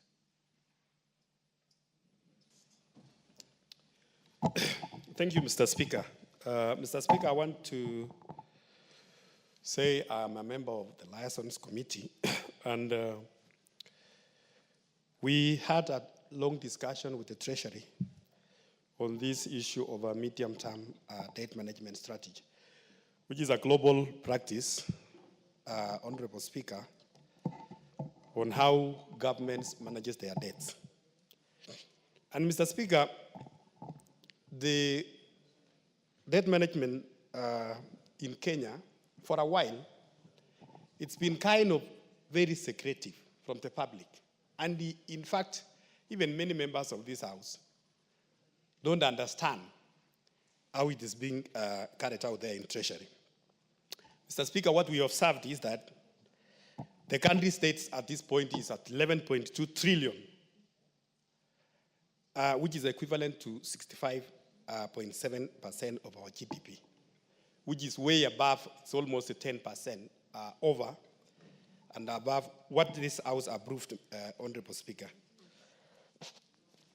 Mr. Speaker, I want to highlight some few issues out of that, what the Treasury presented. That the Treasury, they are going to borrow close to 832 billion Kenya shillings. That is to close the deficit for the financial year 2025-2026. They are going to do it in foreign and local debts, Honorable Speaker, in terms of 65% from the local and about 35% from the domestic foreign. Mr. Speaker, there is one issue which came out very clearly. That one, as a country, compared to other jurisdictions like in Tanzania and even in Uganda, number one, as a country, we don't have a debt committee as a country. You will find that our debt is just managed by some few individuals in Treasury. And we told Treasury yesterday there is need for the Treasury, the Central Bank, the Office of Controller of Budget. They must have a team, together with the Office of the Attorney General of Kenya. They must have a team which can manage our debts as a country. And number two, the Honorable Speaker, on the debt procurement. This is money we are borrowing. They must be subjected to a procurement process like any other procurement in the country. We have seen that we have a debt of 832, Honorable Speaker.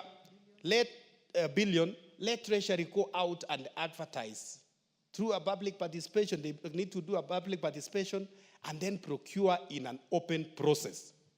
So that when we are saying that we are getting from our local banks, KCB, Equity, and this one, at what rate are we getting? Not that just some few individuals may be looking themselves in a room somewhere in Treasury and agree with some CEOs on how this borrowing is going to be done. Number two, the Honorable Speaker, we are saying that we need to digitize the whole debt management system. We have a very robust system, which is the IFMIS system, Honorable Speaker. The IFMIS system is running as a single government payment system, but it is not integrated with the government payroll system. It is not integrated with the government pensions system. It is not integrated with the procurement system. So we want to see, because this is the one single payment entry, we want to see that the government payroll system is integrated with IFMIS so that to do away with the cost workers. It is integrated with e-procurement for transparency and to stop corruption, and also integrated also with our registration system so that when one dies in employment, when it's automatically removed from IRS system, it automatically also removes from the payroll system. And by so doing, Mr. Speaker, we are going to improve on how we manage our debts as a country. I support. Thank you. Member for Seme. Thank you, Mr. Speaker, for giving this opportunity. Mr. Speaker, this is actually a very good development.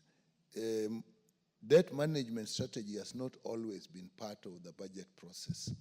And I think I've been in this parliament, and at the first term, actually we didn't even touch it. Second term, now we started mentioning. If now it has become a normal and regular part of the budget process, that is as it should be.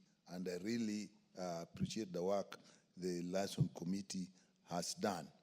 Mr. Speaker, debt is normal. Borrowing is important if we have to grow, we have to have development, we have to improve infrastructure, and in that process, you will actually generate jobs, generate businesses, and so you need the debt. Even at personal level, you can never grow if you do not borrow. But as much as it is necessary, it also has got a risk that if you borrow without a clear way of using that, the money you have borrowed, you will definitely have a problem. It will derail the economy. Therefore, a debt management strategy is a must, which will help us to actually set up thresholds like the debt to GDP ratio. Honestly, if you're borrowing, it must depend on what you are generating. If you have a threshold that guides you on that, that is extremely important, and that's what this does. Mr. Speaker, if you have issues like fiscal deficit to GDP, when you are doing the budget, the gap between what we have and what we want must be related to what we can generate. So if those parameters are guiding us, and that is what the management strategy is, it is actually important. And if you have a threshold between external and domestic debt, we may think that the bigger problem is external debt, but domestic debt is a problem on its own. One, it crowds out borrowing for local businesses. Two, the interests are more expensive. So in the end, it hurts you. So if you have a clear criteria that we do not go beyond this ratio, I think for that, I think we should have this. And now I like the recommendations that actually have come out here, that the automated debt management system. I mean, if you have an automated system, Mr. Speaker, it will definitely reduce graft. It also reduces discretion, because without an automated system, people use their own discretion. People use their own whims. But if you have an automated system, it actually checks them. They have to go against it. And once that is done, somebody will pick it. So having automated system is extremely important. And then if you have this automated system of managing your debt, you have to link it with how you are using the money. So if you have an automated financial management system, like IFMIS that we have, you link it with all aspects of financial expenditure. You link it to the procurement. You link it to human resource. And now you even link it to debt. It is easier at that point to get things done properly. And Mr. Speaker, I like the recommendation of having Treasury single account. It is ridiculous that actually you are borrowing your own money because your other agencies are banking in the banking, and you go to that same bank and you borrow. So you are actually borrowing your money at a higher risk. And so that is something I really think is a good thing. And if we develop, we also establish criteria as recommended here of assessing effective utilization of the borrowed money. That is as it should be. So with that, Mr. Speaker, I support this, and I recommend the committee for coming with this, and it's something which may be part and parcel of our budget process. Thank you. Okay, Member for Yatta. Thank you, Mr. Speaker, for allowing me to contribute to the report from the Committee of Liaison. Mr. Speaker, borrowing is not a problem, but the problem is you borrow money and you waste the money. Mr. Speaker, we need to cut wastages and we need to cut theft. Mr. Speaker, Gen Z's talked of austerity measures, Mr. Speaker, and even the president banned politicians from participating in Harambes, Mr. Speaker. And then I was shocked just to see the end of state donating 20 million in a church, Mr. Speaker. And you know very well, being the head of state, we respect him. But it's important. No, because what is out of order?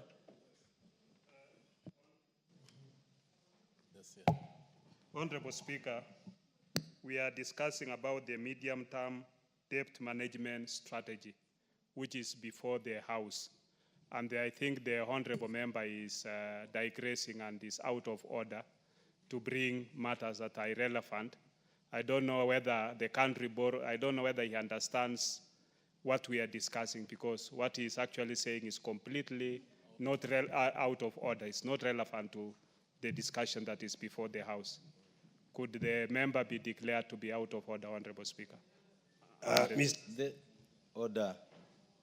The Honorable Robert your namesakes. Yes, So there is Robert Basil and one is Robert Pukose. The younger Robert, could you relate to us what you are saying with the debt strategy? You know, Mr. Speaker, I respect my namesake, Honorable Pukose. But what I want to remind him, we are talking of medium-term strategy, and we are talking of public debt management system. So if you talk of wastages, that is part of public debt management. It's within the public debt. No, what is saying, because the rules say that when a member contributes, they must be relevant. He's Yes. asking, how is Harambee contributions relevant to this to medium debt strategy? That is the issue. Yeah, that is why I'm trying to explain to him, because when you see the end of, say, contributing, we are trying to see or to explain, could this money be coming from the public debt? Remember, we borrow money. No, wait a minute. Yeah, you are out of order. On that, you're completely out of order. Please proceed and prosecute your point. Yes, what I was trying, the emphasis I was trying to put across, Mr. Speaker, and I think members need to listen to me carefully, because whatever we do is for generations to come, not for now. So when we talk of public debt management system, we need to use our money prudently, because why borrow money at the same time misuse the money? When I talk about budget, our budget is never itemized, for example, Mr. Speaker. And that is why accountability is required. When we talk of recommending public debt management system to be digitized, is to promote accountability and transparency on usage of money borrowed, that is public debt. Mr. Speaker, if you look at countries like Japan, the debt ratio to GDP stands at over 200%. The debt ratio to GDP of countries like the United States stand at 98%. Our debt ratio to GDP is at 68%. But the only challenge we have, the money that we borrow, we never use it prudently. And that is the point I'm trying to underscore to members and to the country at large. Mr. Speaker, as members just mentioned, if you look at IMF, they have put the threshold for borrowing money at 55%. That is a public debt for development or for developing countries at 50%.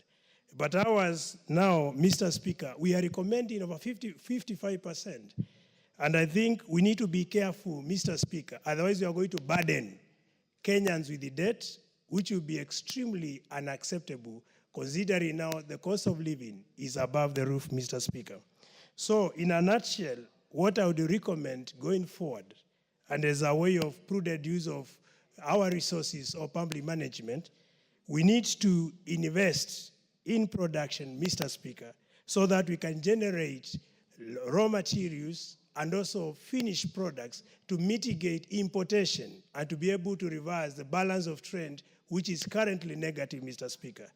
Importantly, Mr. Speaker, we need to have, a proper system within Treasury, like having one account within Treasury, so that we see no loopholes where our resources could actually disappear and cause to increased debt where the money is not accounted for and the Kenyans continue to feel the pinch, Mr. Speaker. So it's not that I'm trying to attack or dilute the discussion by making references to some of the accusations or where Kenyans would be agitated and say, for example, their resources is not prudently being used. And that is the reason why even these austerity measures were called for by the agencies, Mr. Speaker. So with that, I submit, Mr. Speaker. Thank you. Member for Baringo.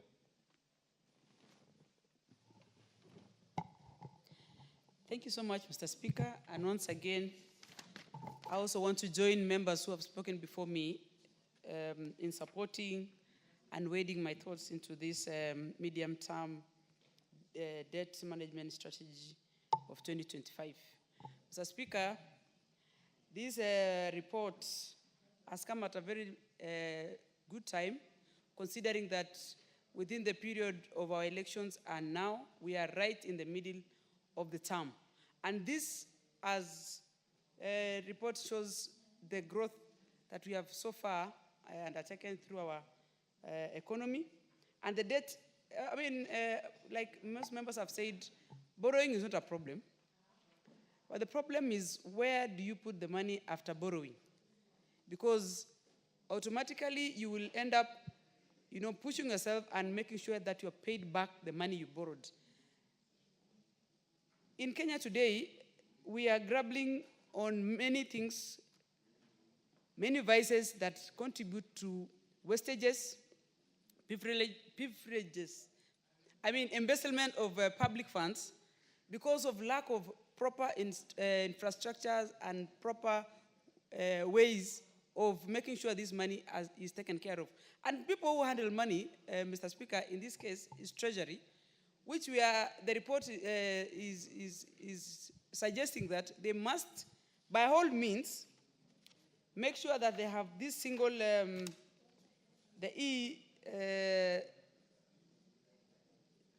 single source of making sure that all the MDAs and all parastatals use one channel to, in their, as a single, I can't see the channel to make sure that they are utilizing the money that is given to them.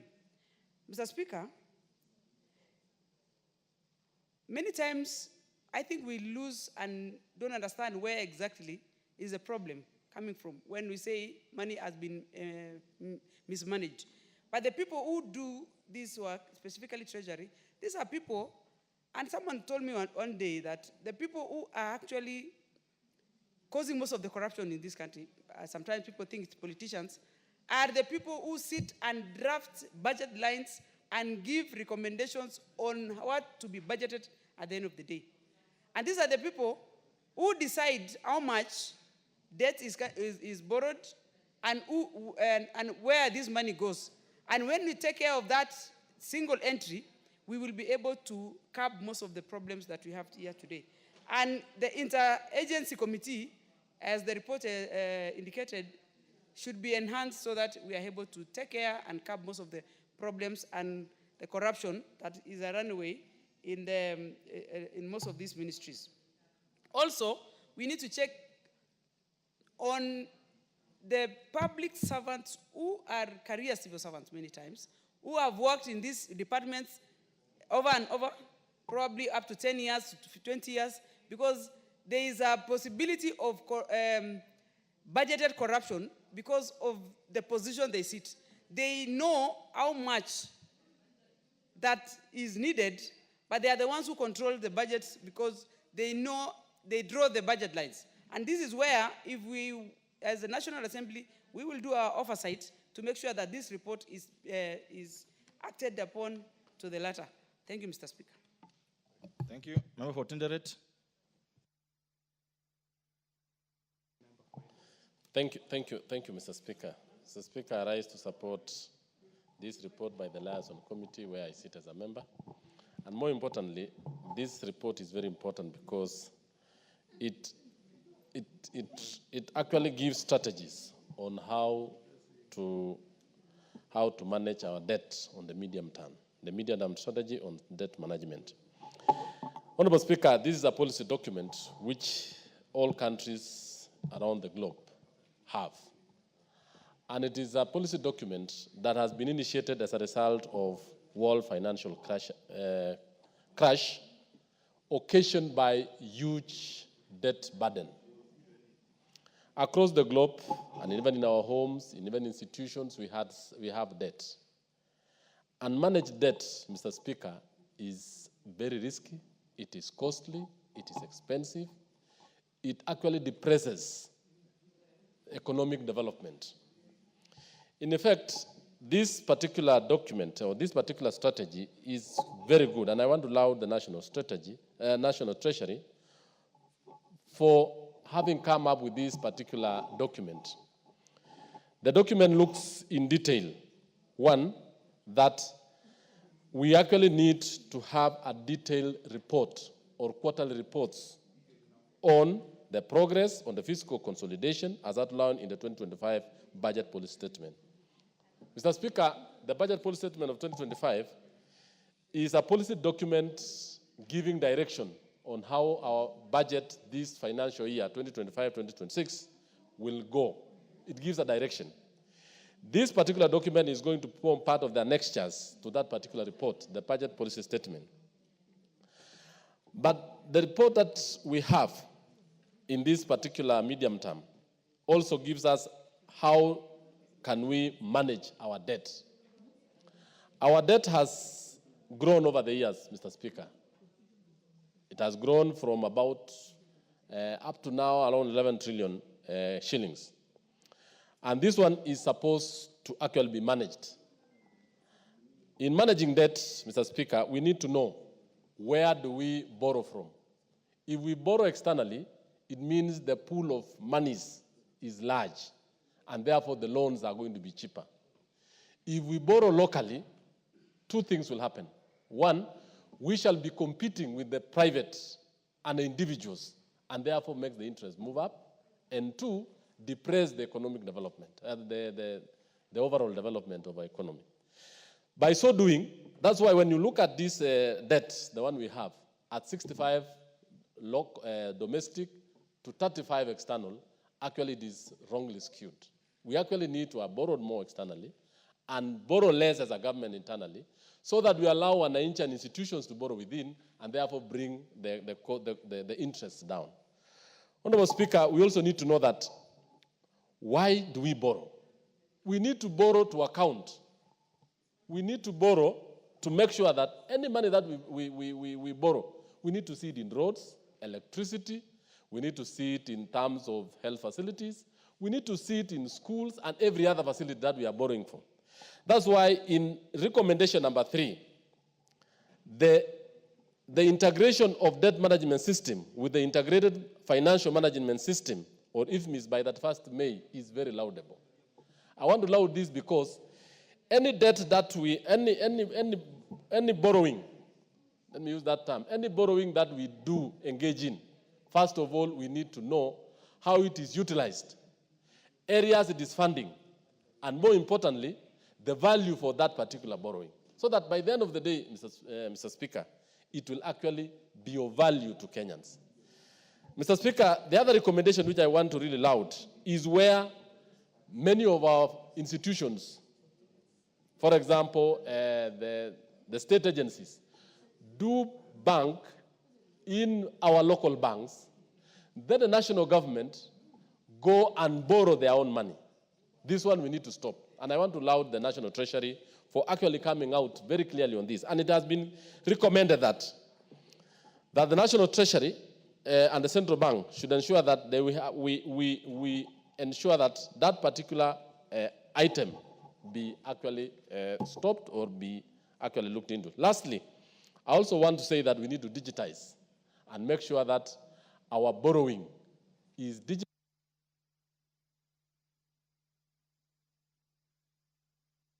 Why should you have it on 1 minute? Why? Why? Okay, 1 minute. Yes, thank you, Mr. Speaker. I was saying that because all the itemized loans that we have, we need to actually integrate them into the financial system so that even as we procure for loans, and I want to allow what the member for Marakwet is said, it has to be public, it has to be public procured. No loan should actually be procured by 2 or 3 people in the National Treasury and agreed upon without understanding the consequences and the risks involved in it. So the general public has to know it, everyone has to know it, and what are the measures, how expensive or how cheaper it is for the sake of our country. I support, Honorable Speaker. Thank you. Thank you. Member for Funyula. Thank you, Honorable Speaker. As required in the Constitution of Kenya and the PFM Act, at the commencement of any financial year before then, the National Treasury must lay before the House a public debt management strategy. Honorable Speaker, the only concern and fear we have always had, Honorable Speaker, that many times the budget, the debt management strategy that's always presented in the House here might end up just being an empty ritual, just a matter to placate the provisions of the law and to make people, Kenyans, believe that the government is serious about managing debt, which has never been the case. Honorable Speaker, how does debt arise? It's a very simple. You budget what you want to spend, you look at the revenues you have or you can collect, the deficit you have to borrow. It therefore then means, Honorable Speaker, that as a country, we are living beyond our means. We are living beyond our means because if our revenue threshold is this level, we should make all attempts, Honorable Speaker, to then undertake programs and projects that are within our means. Granted, in a private sector, debt is always cheaper than equity. But in public sector, it's the reverse.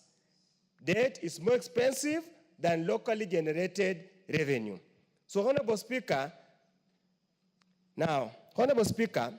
if you look at the report presented by the Liaison Committee, this is what it reads. Under paragraph 8, a review of the implementation of medium-term management strategies since the year 2020 revealed that there has been a consistent deviation from the approved debt management strategy in the actual borrowing. So, Honorable Speaker, it means two things. One, the treasured mandarins just bring the document to this House for the sake of it, to comply with the law. Secondly, they deliberately mislead the House, knowing they are not unlikely to achieve, so that they can benefit some local banks and some international donors or lenders for their own personal need. So therefore, Honorable Speaker, the country suffers due to incompetencies, ineptitudeness, or basic greed of the people who are in charge at the department. Honorable Speaker, in the financial year 2023-2024, the actual ratio... No, Mele, the member of Punyula is making his... What is out of order?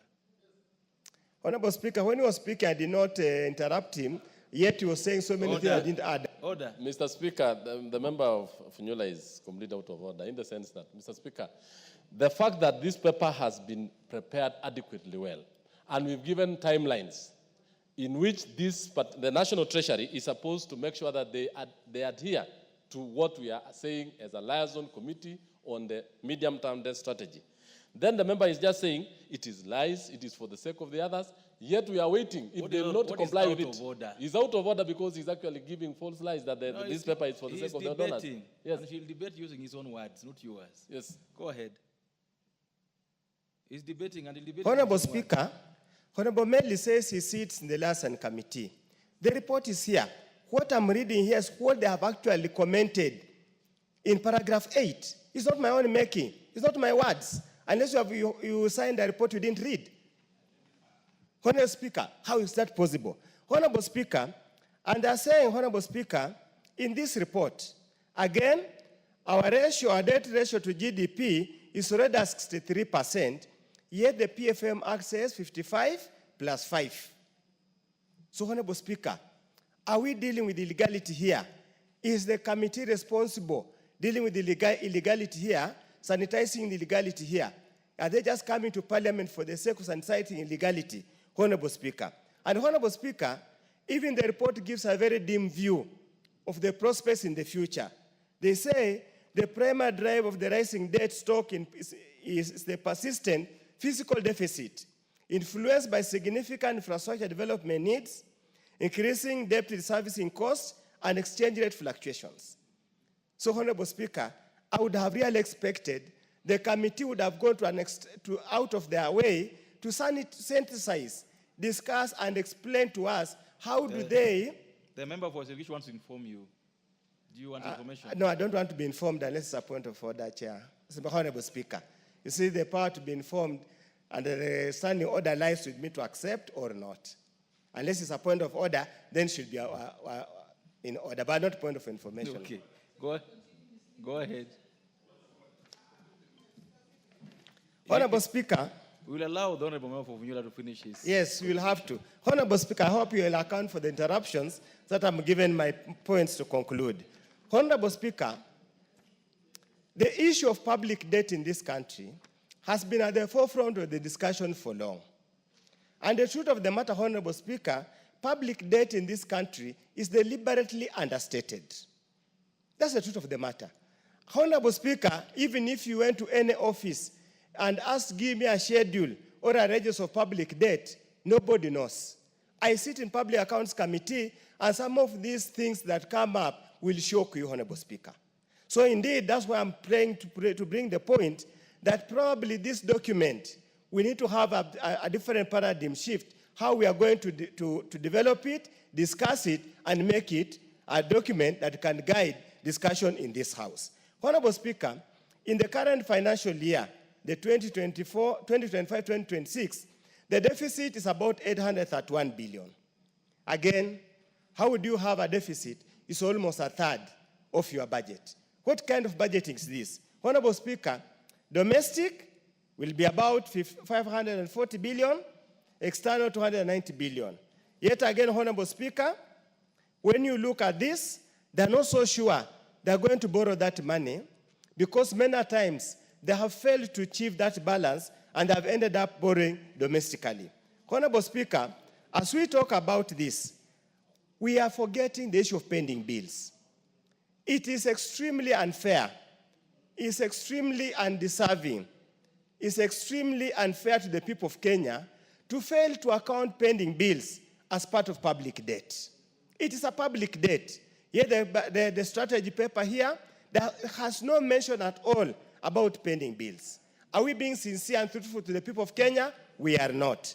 This Kenya Kwanza government, Honorable Speaker, the debt that we have, Honorable Speaker, we could actually liquidate it using our own resources. Honorable Speaker, we hold Harambes to do irrelevant things, yet we cannot hold Harambes to meet our development needs. Are we sincere to the people of Kenya, or just a rip-off to make sure the people of Kenya remain in abject poverty and there's no development at all? With those few remarks, Honorable Speaker, I support because it's required by the law, but with reservations. Thank you. Move on the best. The Honorable Bai, you just walked in. He's been kicked. Thank you, Honorable Speaker. Since we started. I stand, Honorable Speaker. I stand, Honorable Speaker, to support the Liaison Committee consideration of the 2025 medium-term debt management strategy as laid in the House. Honorable Speaker, when you look at this debt management strategy, we talk about external borrowing as being relatively cheaper than domestic debt. And this is due to the share of concessional loans from multilateral lenders, such as the World Bank and our development partners. Indeed, 54% of the total external debt portfolio is concessional and significantly contributes to the sustainability of the Kenya's debt. Honorable Speaker, my colleague, Honorable Undo, is misled the public that you can do Harambes to pay external debts. I think that there is no country that has ever done a Harambe to pay an external debt. And I think that was just, I presume from somebody of his caliber, that was just a joke. I think he must have said it in a light touch. Honorable Speaker, there is no country in the world that does not borrow. Japan, US, any other of the developed countries, all countries borrow and they have debts.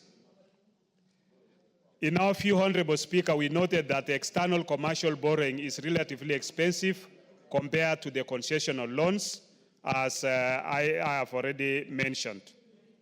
And therefore, various risk measures, including paying off of some of the most expensive loans and exploring cheaper debt instruments, such as green bonds, are being considered in this report.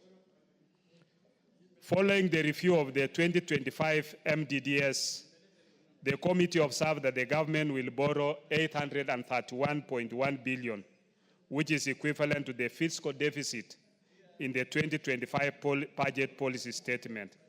This amount borrowed, Honorable Speaker, will be sourced from both domestic and external sources at a ratio of 65-35 respectively.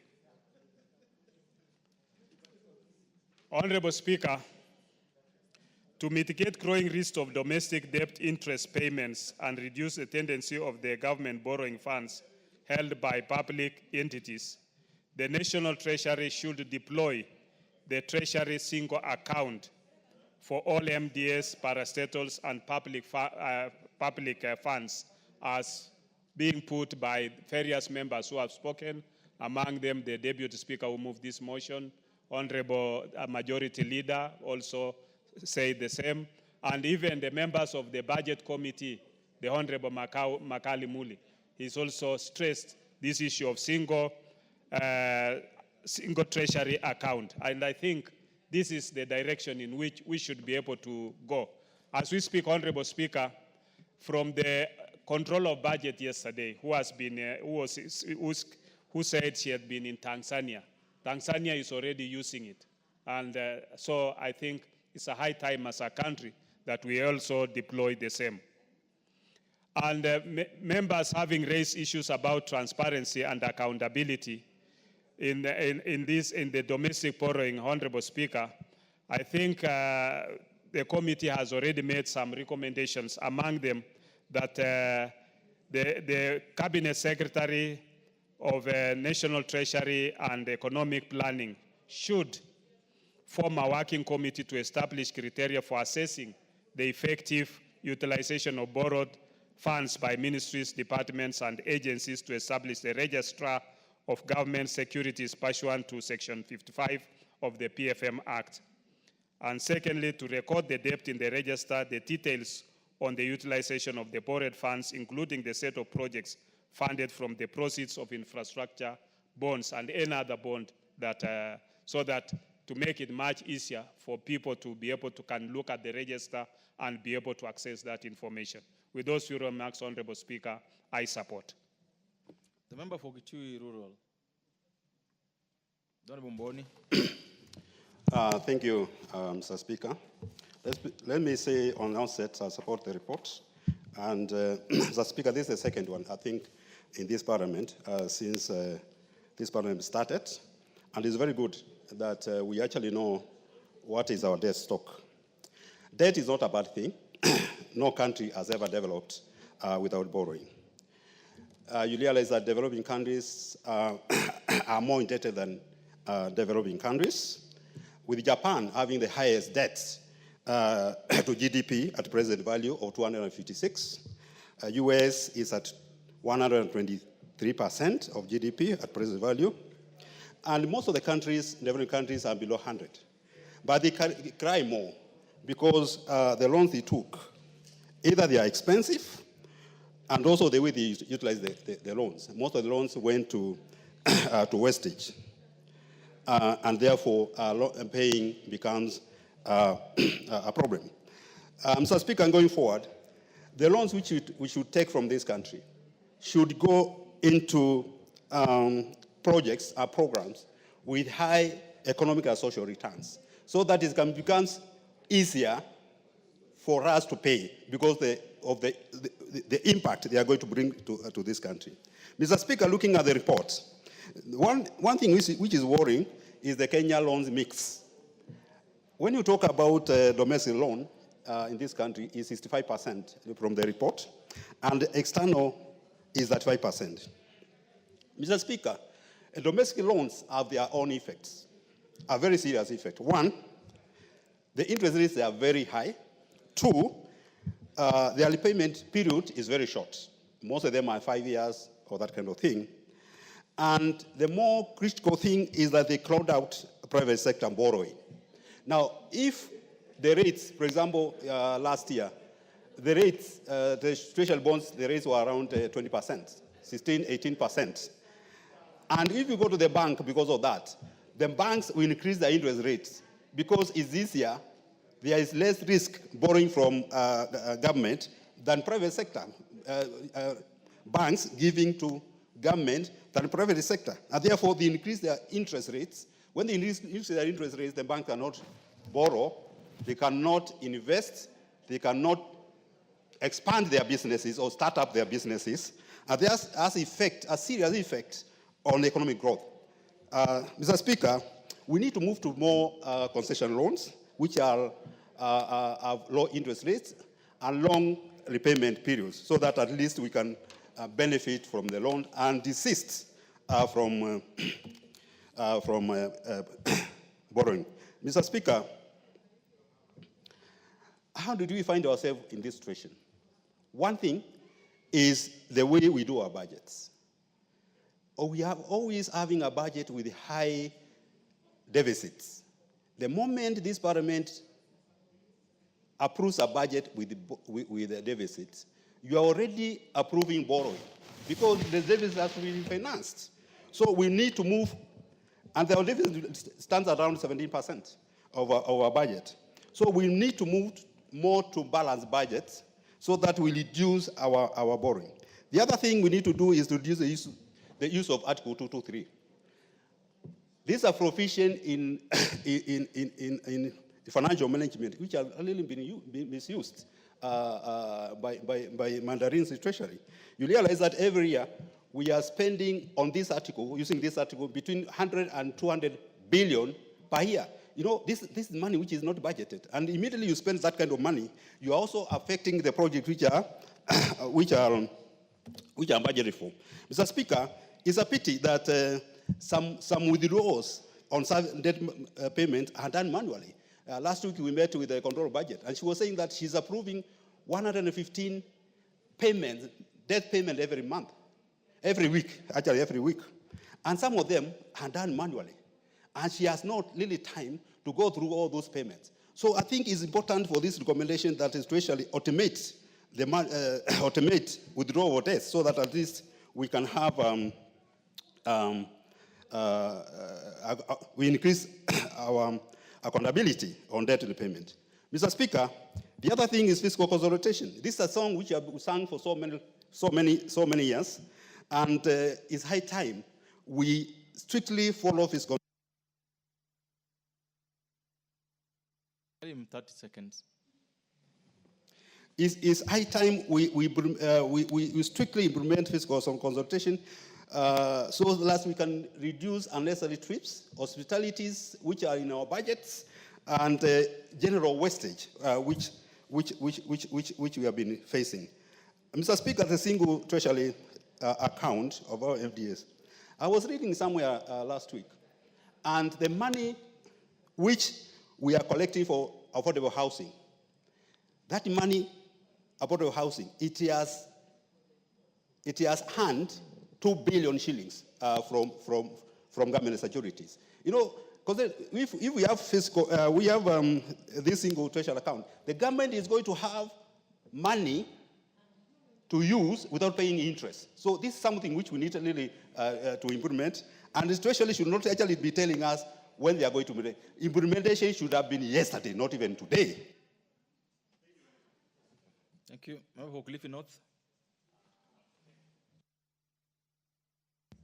Thank you very much, Honorable Speaker, that you give me this opportunity to contribute to the medium-term debt management strategy. One, Honorable Speaker, it's high time that this country implements the single treasury account. That way, we are assured that government money is government money and we do not have to pay interest on it. First, Honorable Speaker, there are times when you have government actually borrows its own money, where you have money scattered in different banks. Government goes out there, say they want a loan, and what the bank does is just accumulate government money, gives it to government, and then charges interest on it. And that's how we continue to grow the debt in this country. So it is very important that we implement the single treasury account to avoid the situation where we are actually banks. By the way, if you look at domestic debt versus external debt today, the domestic debt is higher.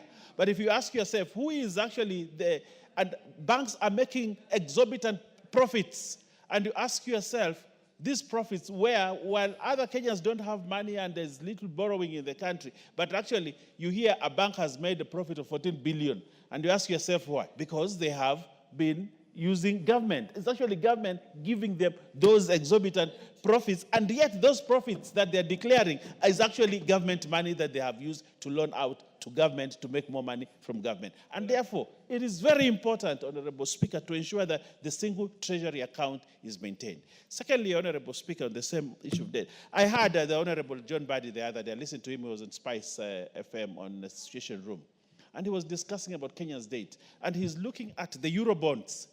He's looking at it up to 2034. That we are already indebted up to 2033. 2034 as a country because of how we are managing our debt. That what we are doing... 2036. 2036, actually, 2036. If you look at it, Honorable Speaker, what we are doing is we dig a hole to cover another hole, then dig a bigger hole to cover another even deeper hole. And yet looking at the many projects that are in this country, you have a lot of incomplete projects that you cannot take propriety on, and yet we have borrowed. Yesterday, if you looked at what Citizen was airing, and you're seeing that the country has borrowed 6 billion. The project went halfway. It was not completed. Then now, for you to complete, you have to borrow. So the cost of the project goes up by like 30% because of the delay. But for you to get that 30%, you have to borrow for you to be able to complete a project that should have been completed 3 years ago. What does that mean? We cannot manage our debt because of delay on projects or being overambitious on certain projects. And therefore, managing Kenya's debt will be a challenge. Look at the many projects that were abandoned because they were started all over the country during the previous regime. Very many projects were started. Now, this country is trying to look for money to finish those projects. But the cost of that project ab initio is different from the cost of project 3, 4, 5 years down the line. So what happens? Government incurs costs. Actually, what government has done is that you have a project that was actually initially supposed to be completed in 1 year for 6 billion. But it is being completed in 3 years at 12 billion, double the cost. Honorable Speaker, that is one thing that we must do in terms of starting projects. When we are starting projects, we must start a project that we must finish. Otherwise, we'll continue to borrow to cover projects that are unfinished. The third thing, Honorable Speaker, is where we borrow from commercial banks. You know, these Exim banks and all that, instead of multilateral or bilateral loans. We have been hit very hard by commercial loans, Honorable Speaker, as against multilateral and bilateral. The multilateral and bilateral loans are cheap loans, things that we should be going for. But what we have seen is people have preferred to go for commercial loans that are very, very expensive. And the more you delay on it, they accrue interest, and Honorable Speaker, it becomes very difficult to manage. I do not know at what time we will really get hold. Lastly, Honorable Speaker, if you allow me, if you give me 1 minute, lastly. In the previous regime, there are institutions that were used to borrow money. And you ask parastatals, you know you have a debt that was incurred on your behalf of 100 billion. But you don't know how that money was borrowed, and that money never came to us. How are we going to manage that? So, Honorable Speaker, as we consolidate all these things that we are looking at, we need as a parliament to put our foot down and say every coin that must be borrowed be sanctioned by this House. If this House starts sanctioning the loans that we are borrowing, Honorable Speaker, we'll get hold of our loan portfolio and we'll be able to manage the debt of this country. I thank you. Well said. The Honorable Member, this is Honorable Irene Mayaka. Thank you, Honorable Speaker. Honorable Speaker, I also stand to support this particular report because, Honorable Speaker, this, first of all, is within its time that we need to discuss this particular report. But having said that, Honorable Speaker, I've looked at the strategy that has been presented by the committee and some of the recommendations they have given. Like, for example, the fact that we now want to automate the system and integrate it to IFMIS. I think this is something that is way beyond time. It should have happened sooner than this. But all the same, it's still a very good idea. The only caution I want to throw in there is when we are doing this integration, let's not immediately grandfather the current manual system until we are certain that this actually works. Because the danger of doing that is if you integrate the two systems and it doesn't work, then it throws you back to square one. Also, Honorable Speaker, I have seen another recommendation that even as we are implementing this, that there'll be close scrutiny and monitoring on a quarterly basis for this particular report, which again, Honorable Speaker, is very important because when you do that, we will be able to tell whether or not it is working we'll be able to tell whether or not the new ratios that are being suggested as being introduced in terms of increasing the domestic borrowing vis-a-vis the external, we'll be able to tell whether or not this is actually working. And where I'm coming from, Honorable Speaker, with that is because I have seen that one of the recommendations is that it includes a close look at the proceeds of the infrastructure bond. Honorable Speaker, what we need to be aware of, and the reports that we also need to be furnished as a House, is the reports of how our infrastructure bond especially is doing in the local market. We need to know the extent of borrowing that local investors, Kenyans, are actually doing, so that we are able to know whether or not this is working. I have seen the introduction of also some of the alternative financial measures, like the linked bonds, the debt swaps, the diaspora bonds, the ECG bonds, and all that, which is also good. But also, Honorable Speaker, even when we are suggesting this, we need to be very aware and cognizant of whether or not this has worked in other economies. And if we are borrowing this particular practice, then we also need to match ourselves against the countries where this has succeeded. Because financial prudency, success of that normally is not something that is unique from different environments. It's something that if it has worked in one particular place, then you know you can borrow the ideas that they've used. And Honorable Speaker, there's a very common saying that we say that there is nothing wrong with copying a good cut. It's very much in order. Honorable Speaker, I also just want to speak about the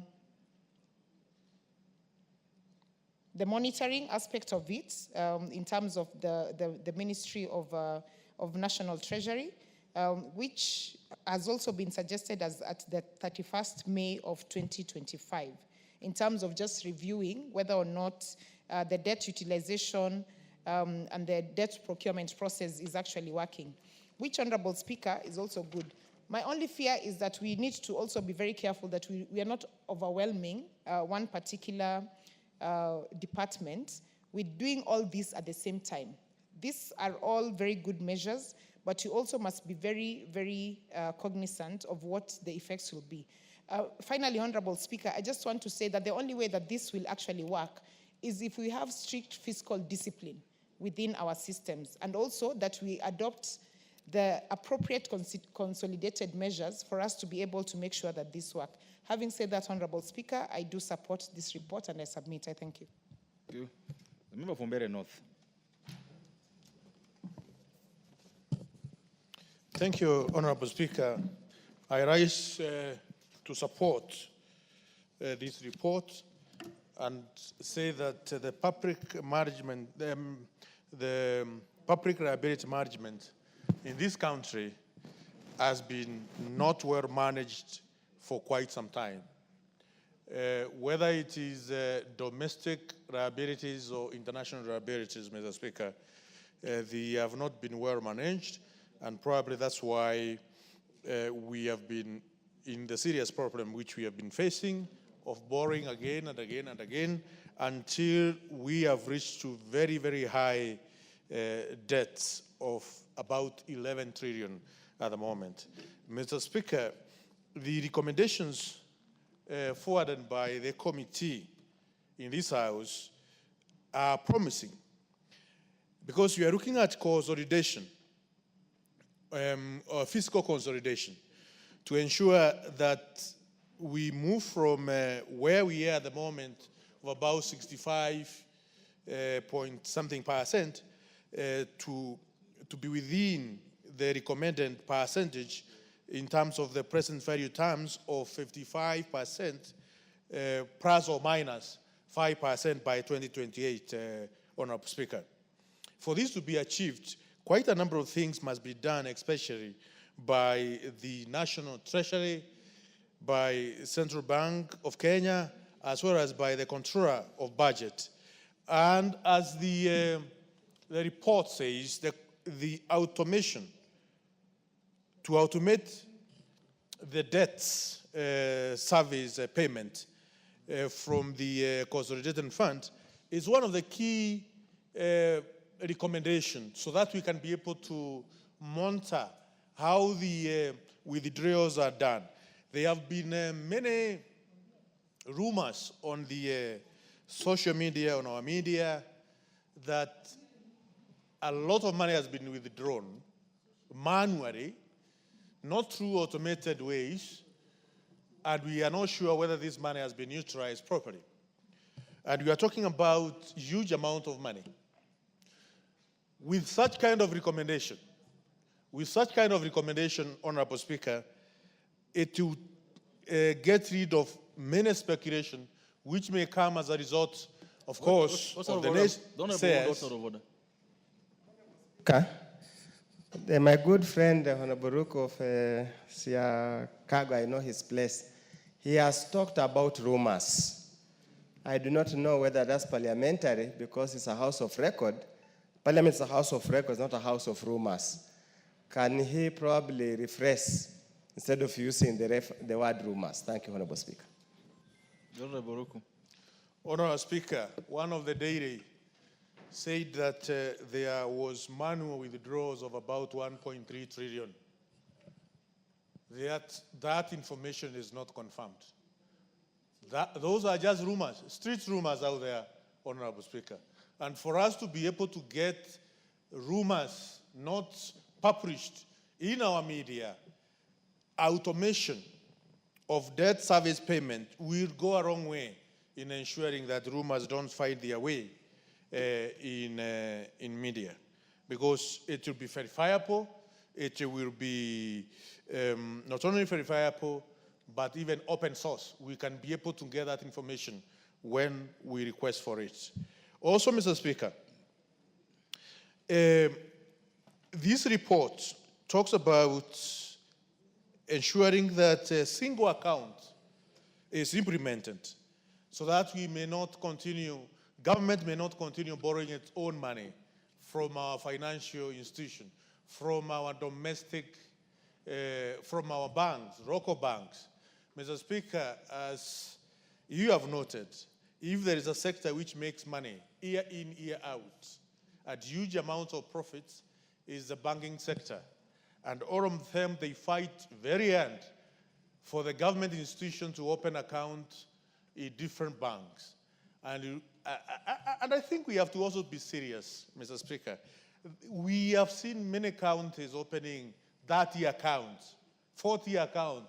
Some of them, they have even added accounts in different banks. Just that the banks can continue making money out of the public resources.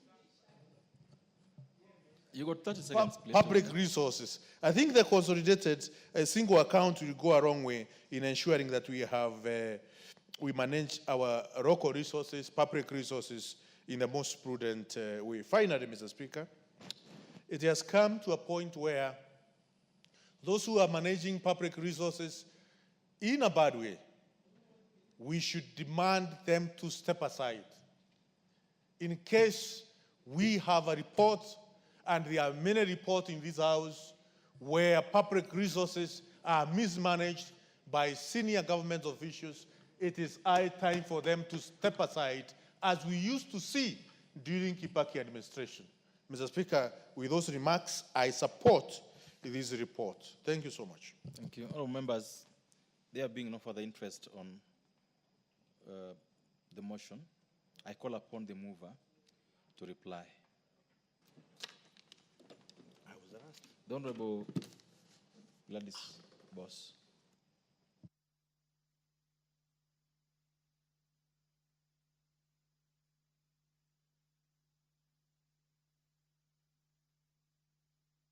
Okay, thank you. Thank you, Honorable Speaker.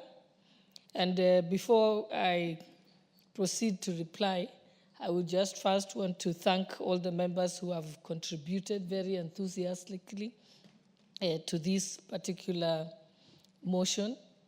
I think this shows great interest, and as we know, it's the first time in Kenya that we now have a midterm debt management strategy that is brought to Parliament. If you remember, prior to 2021, this was not the case. So we have made progress as a country that as legislators, we are interested in knowing the levels of our debt, the way they are being managed, and the utilization, and also to know how much at any particular stage as we undertake the budget policy statement, and also as we prepare to have the budget and appropriations bill. But I also want to use this opportunity to say that I think some members actually thought that it was a gloomy picture that was painted. But I must say that listening yesterday to the Cabinet Secretary for the National Treasury and Economic Planning, Honorable John Badi, I felt positive and hopeful as a Kenyan that our country is going in the right direction. If you see the way they explained about how they've managed the debt from the time when they came into office up to now, you can see that there's positive levels. And we also must commend him because he took his time to explain to us that, and also admit that, yes, it is not at the prescribed 55%. But he went on to say it's at 63, we admit, but this is the strategies that we have to put in place to ensure that we bring it back to 55. And they have a very clear roadmap of how by 2028 it will be back at 55. I think I would have been worried if we had a situation like used to happen before where we didn't even know what levels we are. And I remember proudly so that it was when I was chairperson of the delegated committee that we actually set the ceiling at 55%. And we have made progress that now we're being reported to that. So we must commend the National Treasury for being honest about it, but also telling us that they have clear measures of how they are reducing it, but also agreeing that they will bring the results, the updates at specific times on dates that we agreed on. So we have dates in July, we have dates in May that they have confirmed to us. They've also told us measures. They also, were agreeable on discussing measures they can put in place to ensure that there's better governance and better accountability and transparency in the way we utilize not just our own resources from revenue, but also those that come from from debts. And that is why they gave us very good measures. One is to have a single treasury account. And I think that is progress.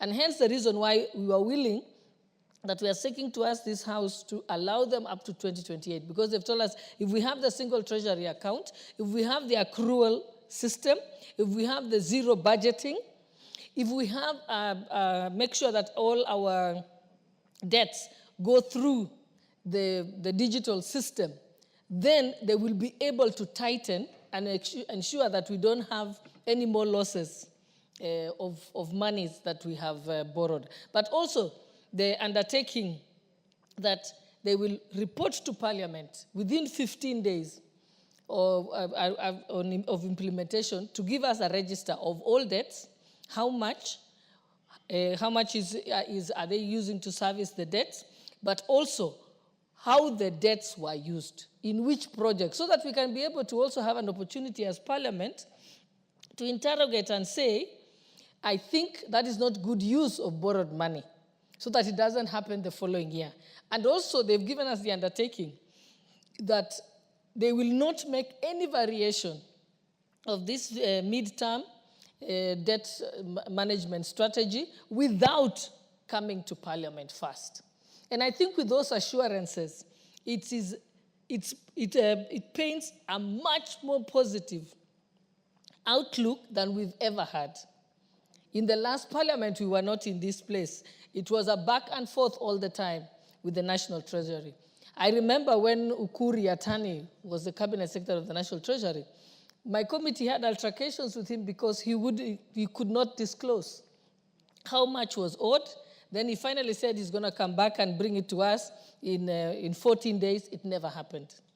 So I think there is progress, that there was full disclosure of what our revenues are and what our deficit is, and that they are borrowing to cover the deficit. But they also said they've also done something that has not, that things may improve, because first of all, they have not negotiated their eighth review with the IMF. So that might change. We might have some more concessional loans, which will bring down our repayment levels. They also said that they still have an opportunity that we might increase our revenue. So what they've done is given a very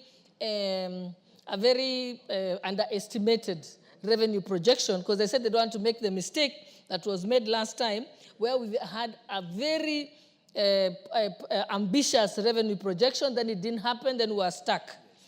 So I think with those honorable members, I think like I said, I feel much more confident about the fiscal health of our country. And with that, I beg to reply. Thank you. Thank you, honorable members. A decision on this motion will be made the next time it's in the order paper for the obvious reasons. Next order. Honorable Mayaka, what's out of order? Thank you, Honorable Speaker. Honorable Speaker, I'm standing pursuant to Standing Order number 35, because I've seen in the order paper what we are discussing next is a very important and crucial motion, but we do not have sufficient quorum for that. Okay, order number 35 doesn't matter. It doesn't matter what is to be discussed next. It stands on its own. So I order the quorum bell be rung for the next 5 minutes.